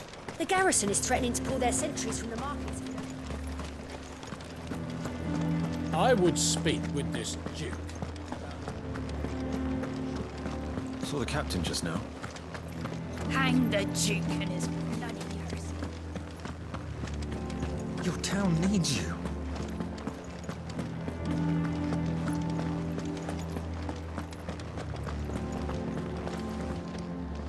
Do you have a moment, Clive? What is it? It's the Duke, unsurprisingly. His Eminence has assumed full control of the garrison and put every able-bodied man to work on the fortifications. The town was left all but unguarded, so Philippe was compelled to form a citizens' watch to fill the void. And though my dear boys have been characteristically willing to assist him in this, they want for bodies. So I was wondering if you would lend them your strength, that the people of Northreach might sleep easier, if only for a few nights. Of course. Whatever you need. Thank you, Clive. What would I do without you? Philippe told me he had men stationed at... Where can I find the mistress of this establishment? Here, my lady. To whom do I have the pleasure of speaking?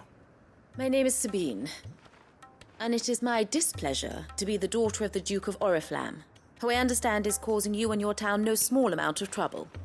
I wish to speak to you about what might be done. Very well. Let us speak.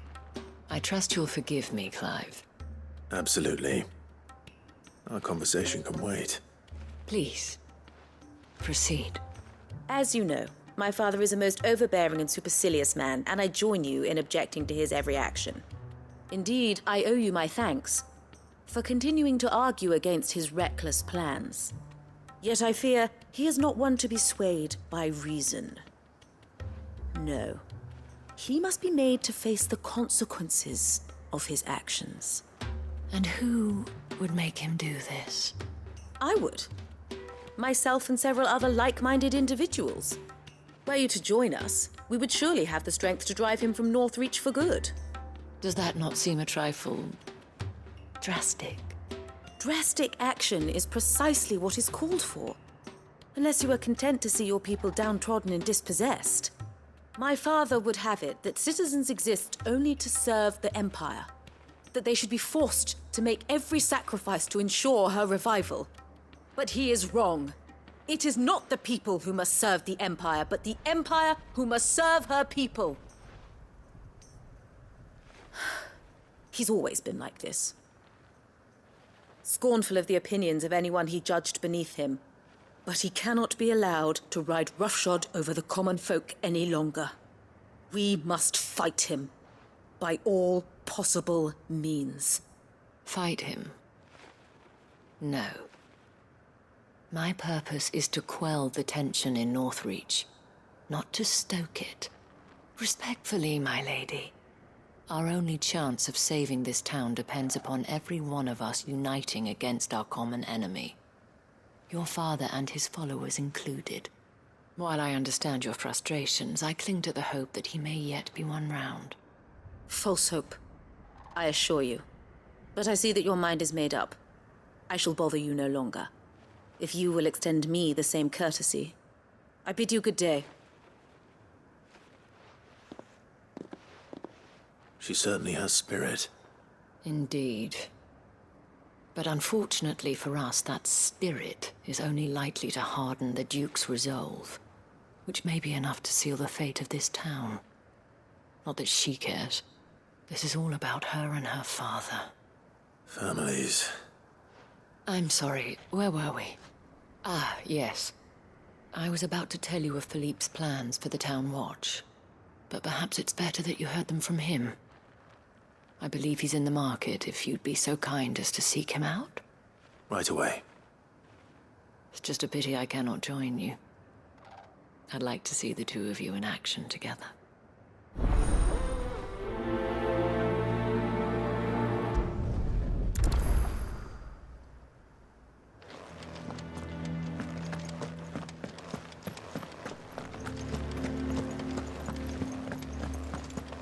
Your town needs you.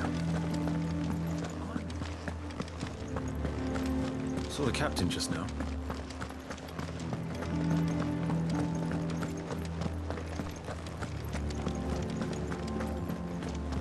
What does the dame have to say about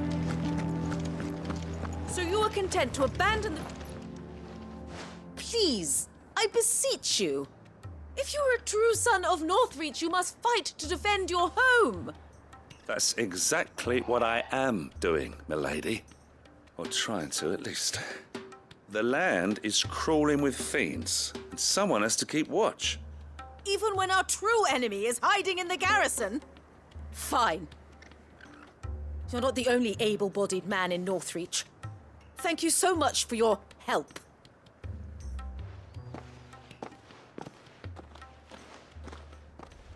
She cornered you too, then? Could hardly get a word in edgeways. Like father, like daughter, eh? She made an uninvited appearance at the Vale earlier, hoping to convince the Dame to join her in fomenting rebellion. I bet that went well. Her ladyship seems to have a way with people. Anyway, what brings you here? Our mutual friend thought you might welcome some help. Oh, she did she? Right as always. In fact, you're just the man. We've had some reports, you see. Sightings of, you know what. They're back. Seems that way. All over, too. We haven't been able to confirm anything yet, but if you're willing, you could go and see what's what. Right. Where should I look? You know Grieger's Weep? One of the sightings places them somewhere on its shores. I'm on my way. Thank you, Clive. I'll look into one of the other sightings. Let's rendezvous back here later.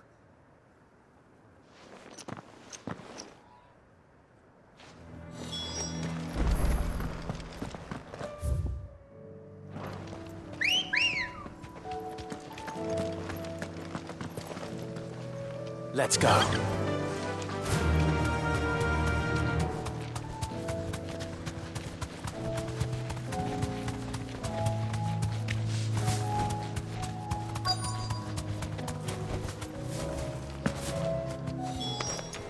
Damn it. The reports were true. I need to stop them before they get to the town. Ugh.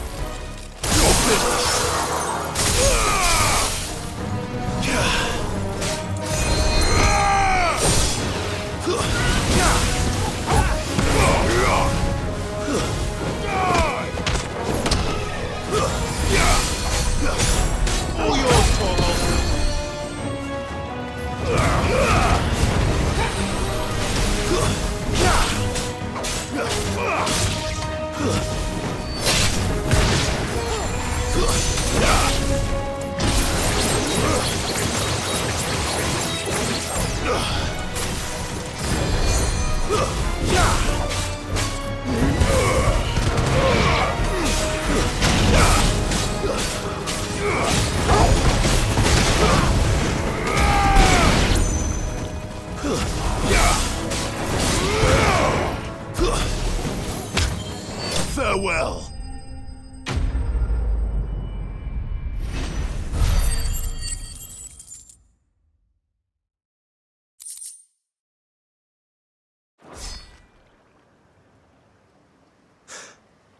Call that a test, Ultima? Clive, it's me. Are you all right? I am. But it seems the reports were true. The thralls have returned. I dispatched the few that I found, though. Well, that's something, I suppose.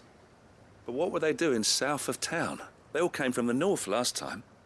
We might be able to fend off an attack from one side or the other, but from both? Do you have eyes in the north? Some. I should probably go and have a look, though, just to be sure. You head back to Northreach. I want you there just in case war breaks out while I'm away. What do you mean?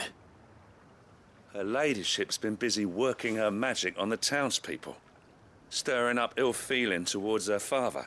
But she'll have her marching on the barracks if we're not careful. What? This is exactly what the Dane was afraid of. I'll do what I can to calm things down. Be careful out there, all right? Don't worry, I'm not like you. One sniff of those things and I'm running back to town screaming blue murder.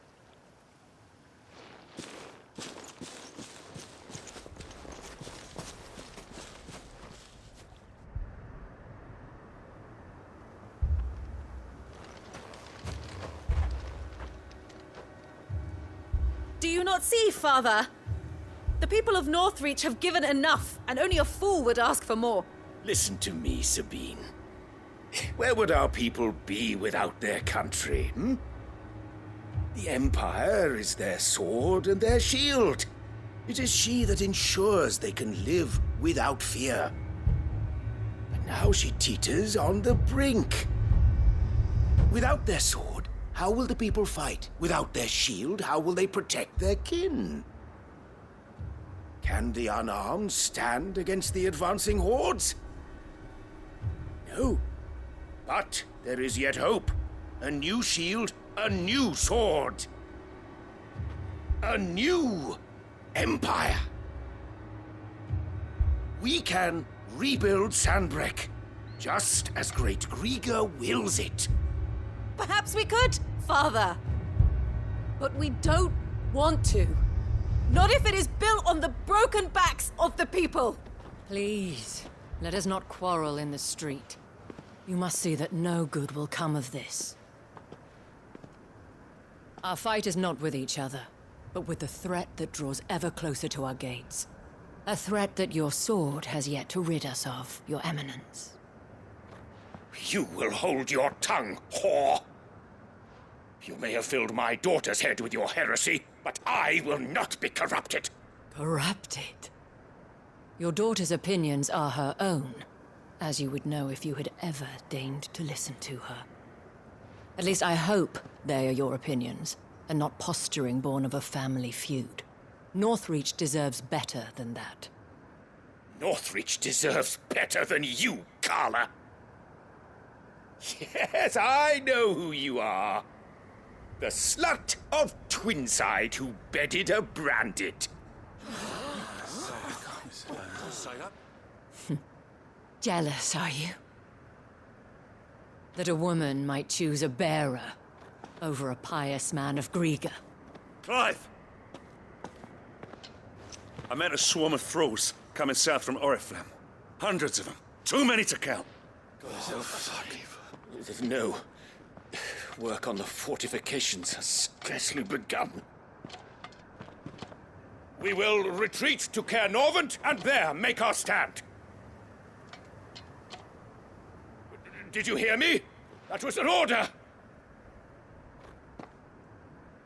While this is but a heartfelt plea, let us make our stand here and protect our homes. Protect those that we love. Together, for Northreach!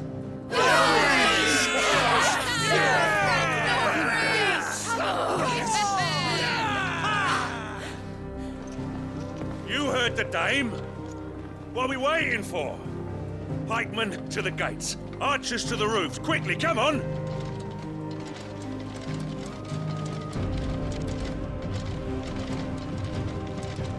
But she is but a common... whore, yes.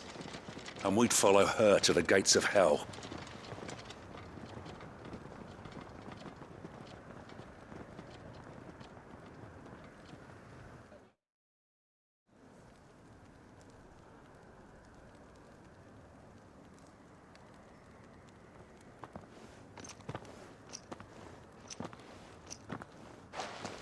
The men have their orders, and they look like following them. I got them spaced out at regular intervals. Whichever direction the thralls strike from, there'll be someone there to meet them. Thank you, Philippe. Rest assured, the people will play their part. The herbalist has donated her stock of medicines to me. Should any of your men be injured, take them to the Vale. We'll see to them there. Thank you, milady. I will. I'll play my part too. You still want for numbers. Unlike the enemy. I only hope I can go some way to evening the odds. Philippe, can I leave the south in your hands? I doubt the thralls by the lake were the last of their number. Of course. I'll lead a party down that way so we don't get taken by surprise. What about you? I'll make my way up the road to Oriflamme. I fought a few of these things. And while I can't promise to hold them all back, I should be able to thin the herd. All right. But take care. Thank you. Both of you. You can thank us when it's over. Till then, madame.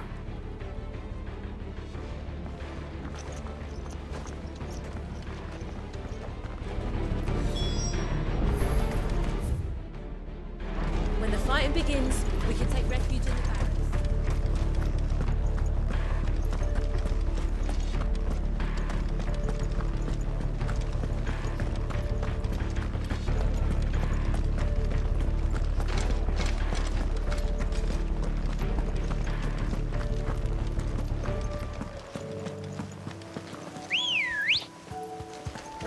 Good girl.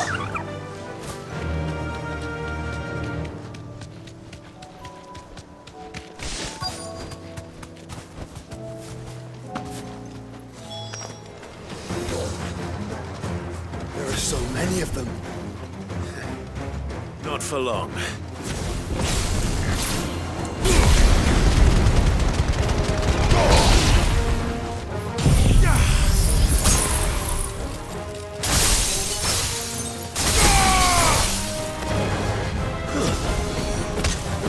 It's over.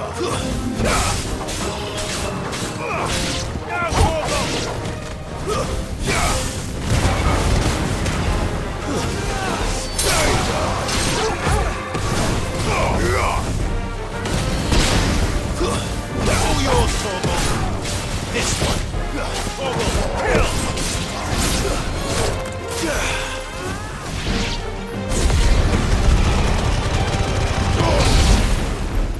Is it over? No. It's only just begun.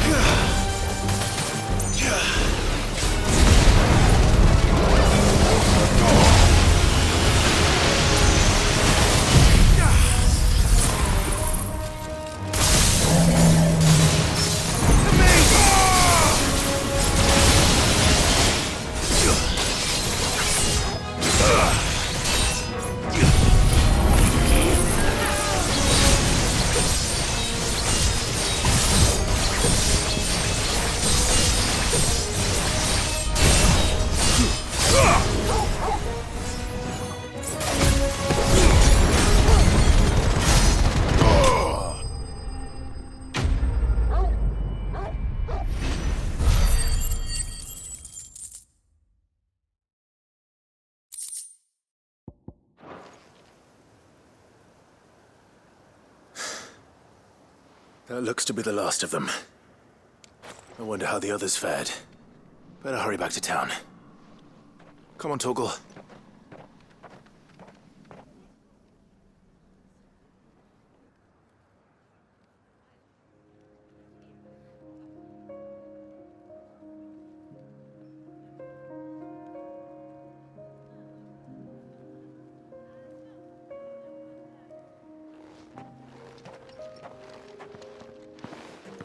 Clive, it's good to see you.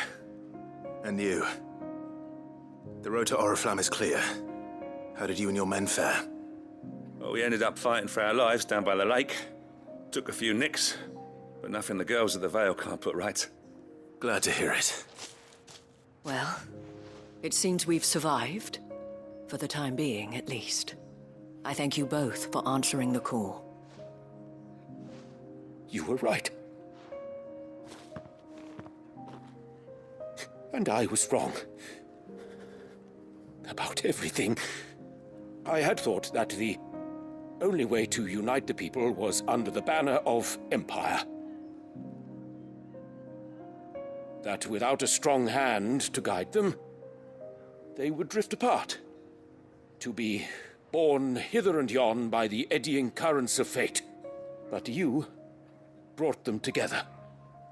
Not by force, nor by the exercise of goddess-given authority, but by simply being one of them. By knowing what they feel, because you feel it yourself. Our purpose was ever the same, Your Eminence. You were merely distracted by a loftier vision of empire and glory, while our eyes beheld matters closer to home. You have the right of it again. As did you, Sabine. His Radiance said it himself. Sanbreque is naught without her citizens. I forgot that, and I am sorry. I'm sorry too, Father. I should never have taken things so far. I only wanted you to understand how the people felt. How I felt. But my anger got the better of me. Do not blame yourself, my dear. This was my doing. I should have listened to you. To all of you. Your Eminence, your Ladyship, I do not doubt that you came here with the best of intentions. But I believe the same could be said of us all. We all want safety, security, prosperity. Not just for Northreach, but for the entire realm. And we may yet achieve it. If only we work together. Will you join us in this? Yes. We shall. Thank you, Your Eminence. Now that that is settled, I must go and see to the wounded.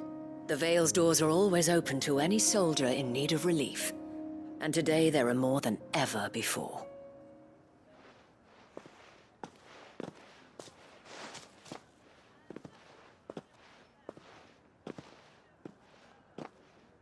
Madame Isabel is a rare soul indeed. In these dark times, I see that it is not men like me who should lead the realm, but women like her. You're right.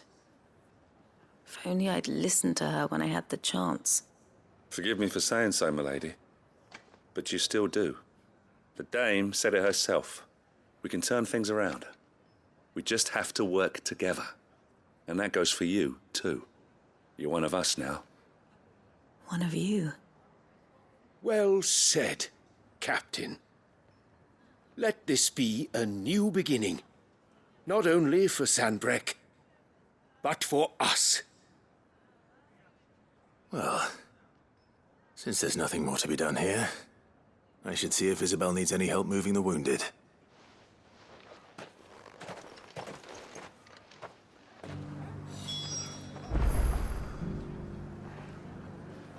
Can we get you anything?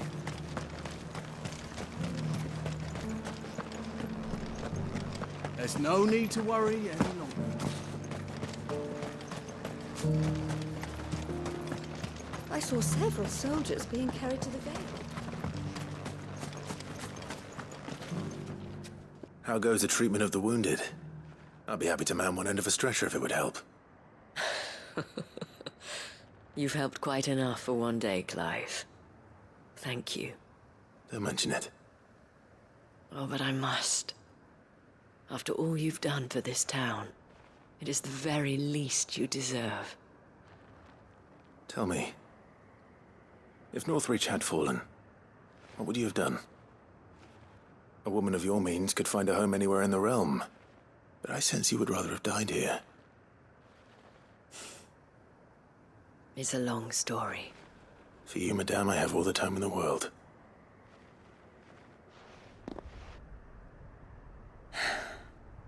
Very well. Long ago, I had a life in the Crystalline Dominion. I was Carla then, courtesan to the nobility. So sought after was I that it was only they who could afford my time. Alas, those halcyon days were not to last. For naive as I was, I fell in love with a bearer. He was my master's guard, the gentlest man I have ever known. After they discovered us together, he was whipped bloody and forbidden from ever looking at me again. And so we fled. Not that we had anywhere to flee to. We wandered, aimless and starving, half dreading, half praying that the next day would be our last. Until we found ourselves here, in Northreach. It was the Vale that took us in, that fed us, clothed us, and healed our hurts. Those that could be healed, at least. My love was already too far gone. He passed away. He did. Not long after we arrived. But at least we were able to share a few moments of peace before the end. It was the greatest gift I have ever received. But the generosity of this town and her people did not end there. The men and women of the Vale supported me through my grief. Shared in it, though I was still a stranger to them. They treated me like a sister. And so I swore that I would always do the same. That I would return the kindness that Northreach showed me. That I would repay my debt to the Vale.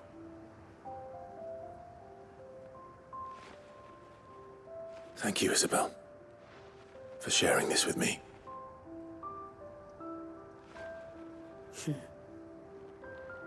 You're a lot like him, you know.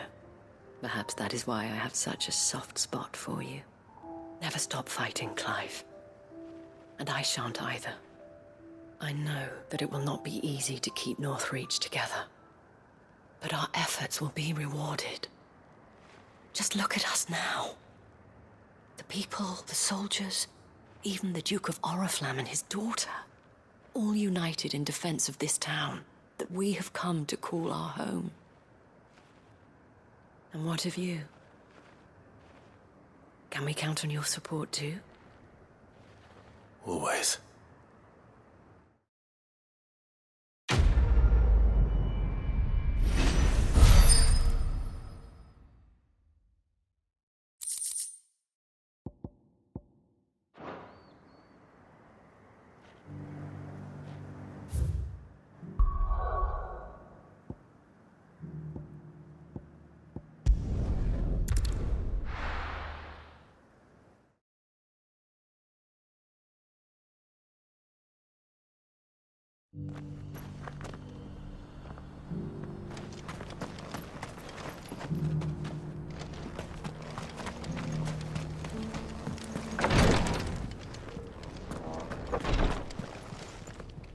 Lord Marquis, if you have a moment. What is it, Cyril?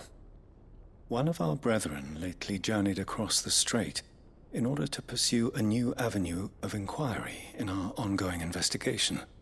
He sent an owl some while ago, but we have heard naught from him since. Was he surveying another fallen ruin? No. The object of his study was a savior cult that has arisen in Ash in recent years. We believe it may have some connection to the Circle of Malleus, an ancient religion that worshipped Ultima as its god.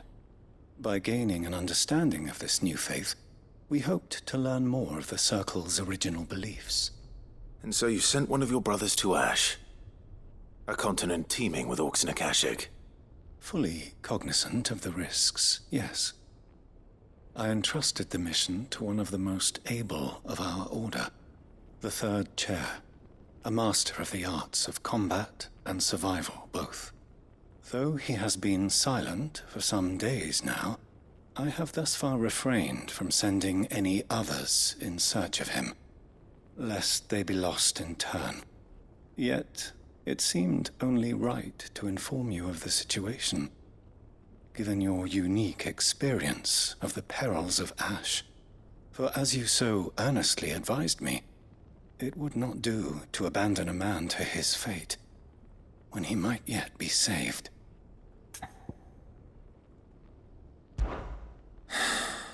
It would not. But Ash is a big place. Can you be any more specific? Perhaps. The last owl I received from him mentioned a village where he had heard the cult were wont to assemble. Mickleburg was its name. It lies in the southern reaches of Waloed. If aught ill befell him, I expect it did so there. All right. I'll see what I can do. You are much too kind, my lord. Go then, with my hopes, and may the Firebird's flame ever burn in your heart.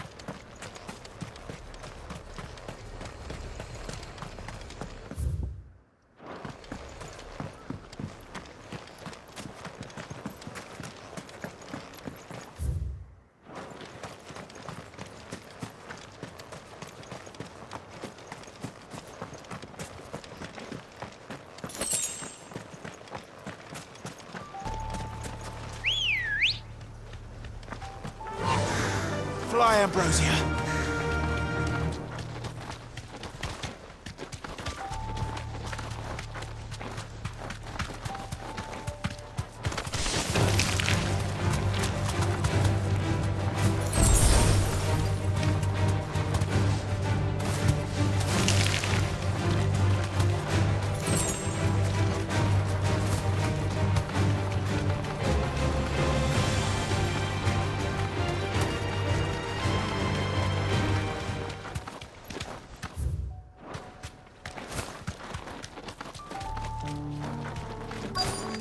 This be Mickleburg. Be safe.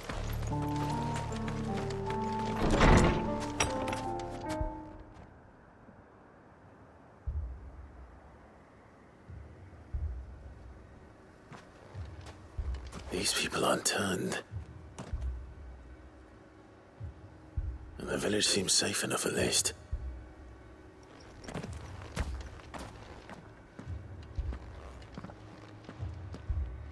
What is going on here?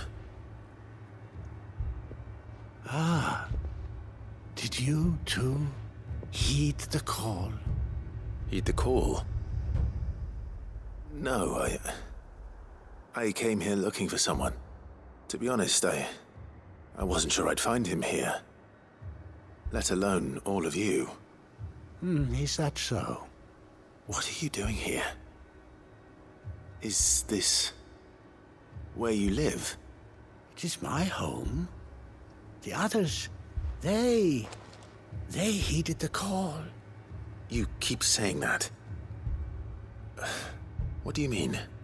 They came here to perform the rite, just as King Barnabas instructed.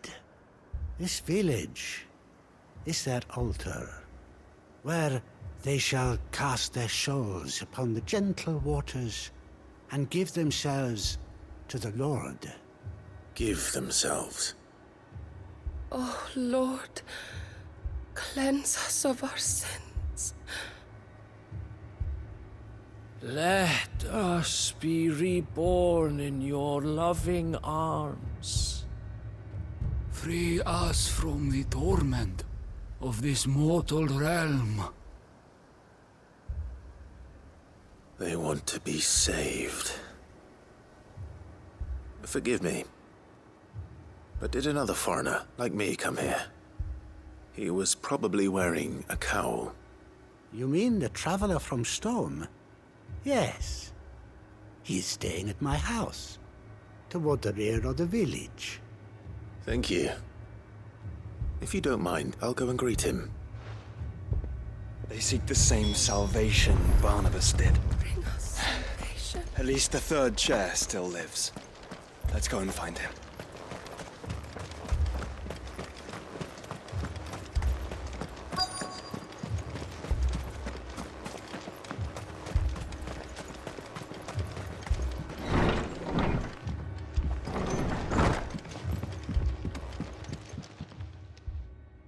Excuse me.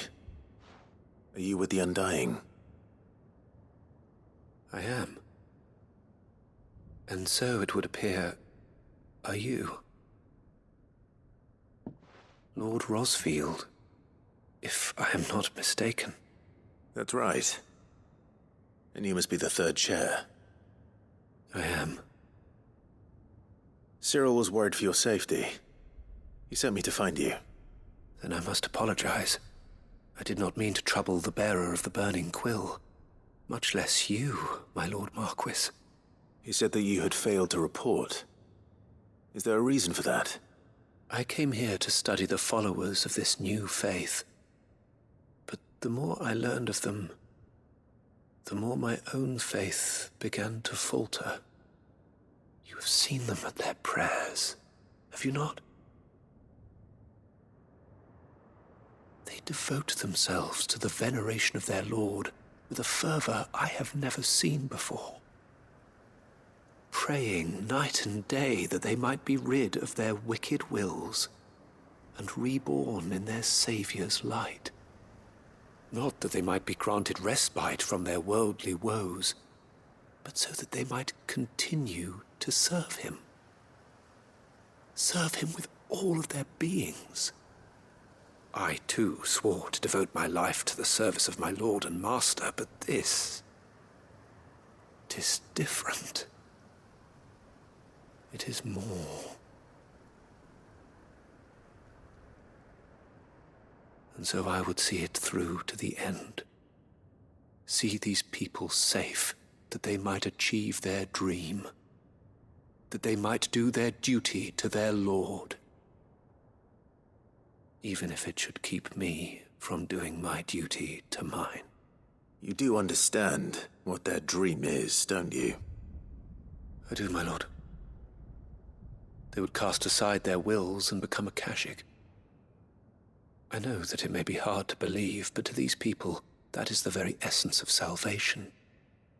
Forgive me, my lord, but I must remain here. If you are to return to Master Cyril, I would consider it a great...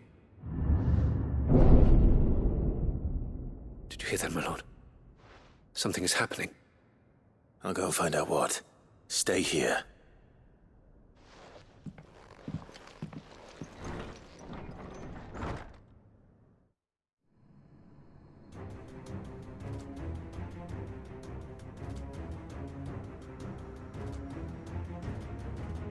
Beneath the flood. Oh no. must be something I can do.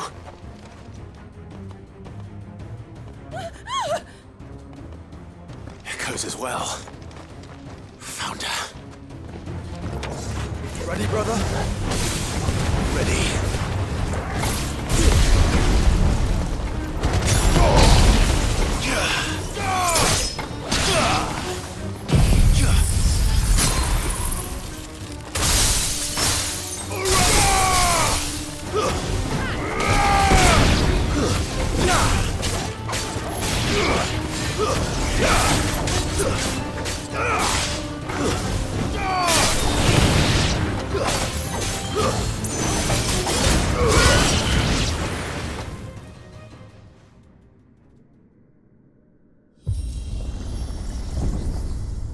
What now?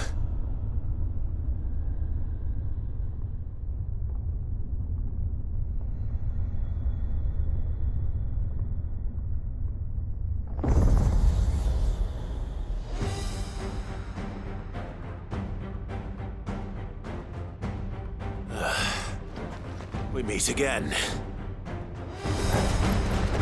I've killed your kind before.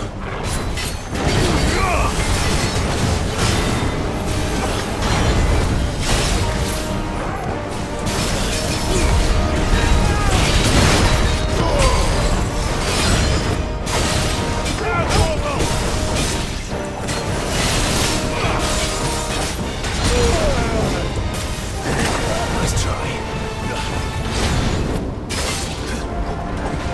Fire and flame!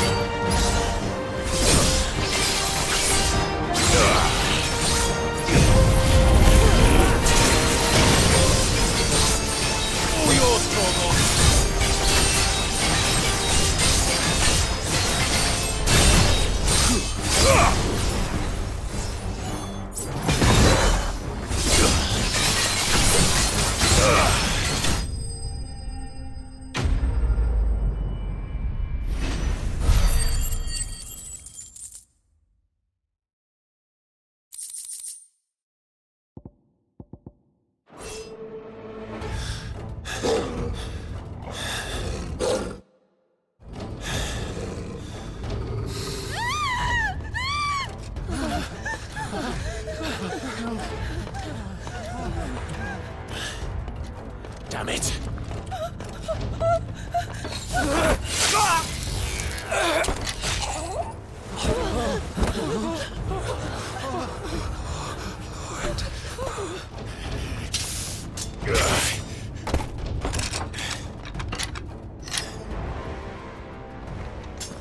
Don't you die. Come on, speak to me. I had to save them, that they might have a chance to find true salvation. By devoting themselves to the service of their Lord.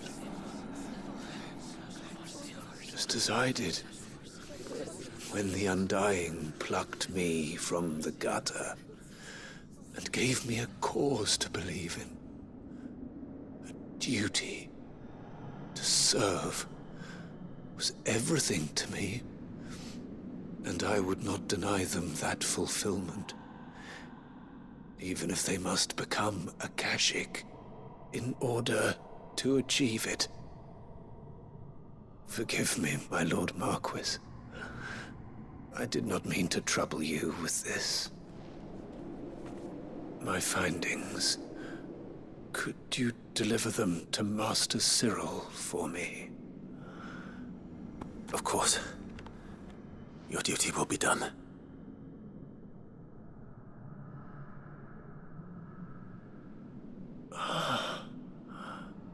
Look, my lord.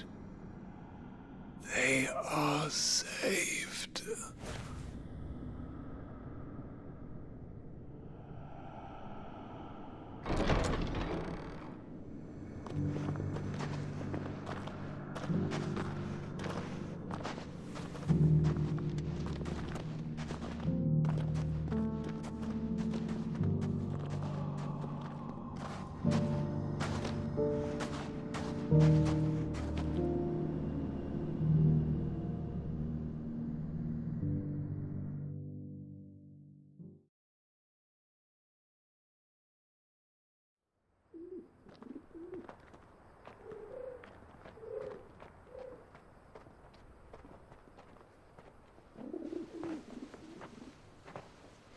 They are saved. Founder. I should get this report to Cyril.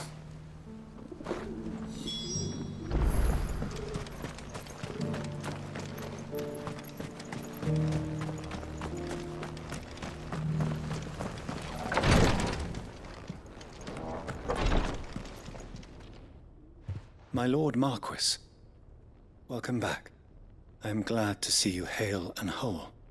I met with your third chair, Cyril. He bade me deliver his findings to you.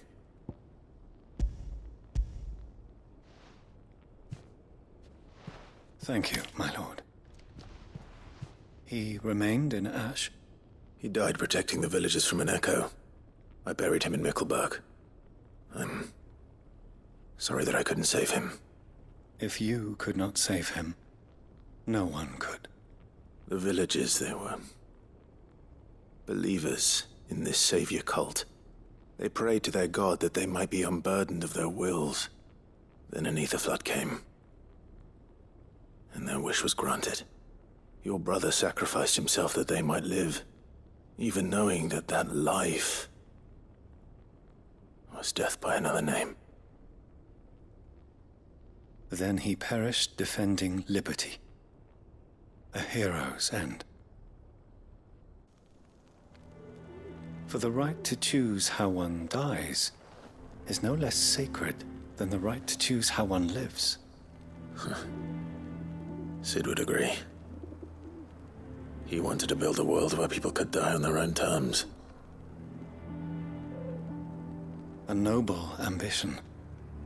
To die for one's cause is the most perfect expression of one's faith. It matters not how misguided others might judge one's decision to be, only that the decision is one's own. We live according to the teachings of our order. We believe in them, we protect them, and yes, we die for them. For better or worse, That is our creed.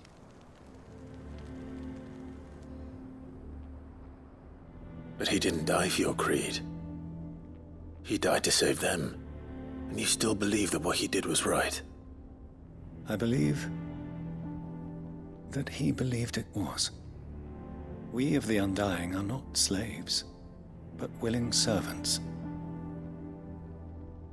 And this was his will, the ultimate expression of it.